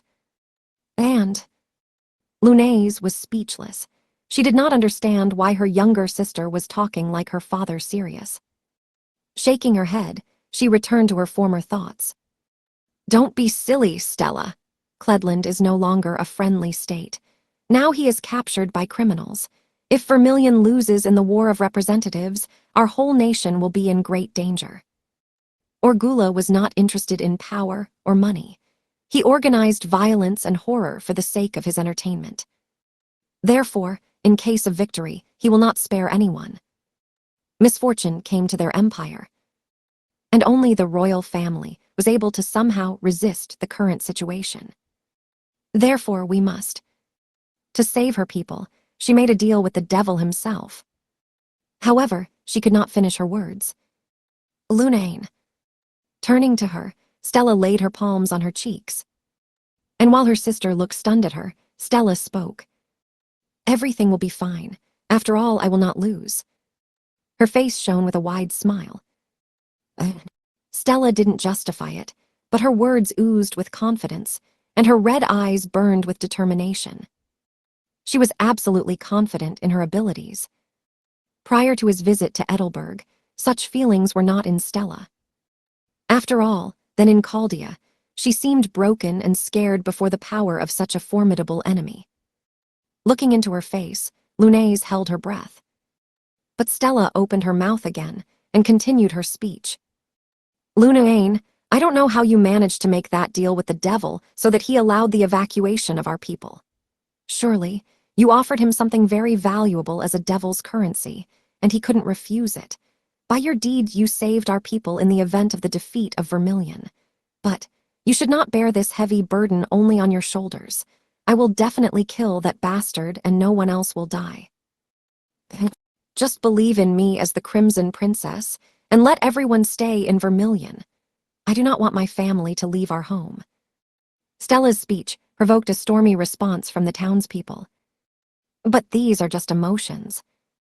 Win the war without suffering a single sacrifice, too perfect to be true. Good does not always conquer evil. Justice can bend under violence. Such emotional people should not stand in power and control the life of the state. After all, the duty of any government is to protect its citizens. So Lunase tried to open her mouth and remind Stella of things that she prefers not to mention. And words stuck in her throat, and she could only squeeze out a short scream. The first princess of the Vermilion Empire and the next heiress to the throne. Lunase from childhood understood her responsibilities, so she always tried to be guided by her mind. The current king, her father Sirius Vermilion, possessed the charisma of a warrior. He thought little of his actions and was guided only by his feelings. But her mother was a wise woman. She, like Lunase, was guided by reason, but she was only an advisor to her husband. Therefore, Lunase has long decided for herself. She will not allow her feelings to prevail over the mind. That's what Lunase Vermilion thought all this time. But at that moment she felt that Stella, who had been pulling her cheeks to the side all this time, had an unusual expression on her face. She seemed to have regained full confidence, so a firm determination was read on her face. The Crimson Princess really succeeds in saving their country. Lunase's heart, as if hiding from all fears, was chained. And now Stella's words cracked him. Just a small crack. But, please, save Johann. Lunase's lips trembled, and large tears dripped into Stella's arms. The first princess of the Vermilion Empire, and the next heir to the throne. She could not restrain her emotions, which seemed to have always been tightly locked in her heart. All is well, Johann. If you can't do it alone, I'll certainly help you. Even in her youth, she made this promise to her beloved childhood friend. Therefore, she did not want to lose him. And now, in front of such confident words of Stella, she could not restrain her emotions. For Lunase, who put the mind above the senses, it was incredible. Therefore, she abruptly removed Stella's hands from her face and tried again to tell everyone about the current difficult situation. Let me prove my words. Serve me Levitine. And Stella, without allowing Lunase to object, shouted loudly and called on her device. A proud embodiment of her soul immediately appeared in her right hand. Raising high her huge fire blade, She launched a pillar of flame into the sky. This light was addressed to all the dead, for which they organized a state funeral. After all, only thanks to their victims, Stella gained new strength, so let her light reach them and make them laugh. Leave everything to me, Lunavain. I will definitely protect Johann and everyone else. As long as you believe in me, the Crimson Princess will never lose. Her speech, which touched even her unperturbed sister, could no longer leave anyone unperturbed. Just watch me. And keep believing. I will definitely win. This was Stella's unwavering resolve. She was absolutely sure that she could now cope with absolutely everything. That's how Lunais finally got it. Right now, a real ruler was born before her, who is able to lead their empire to a happy future. Her proud little sister has grown so much. Then, I will believe in you too. I will not be able to create an ideal future for the Vermilion Empire. But right here, the Crimson Princess Stella Vermilion was ready to open a new page in the history of their empire.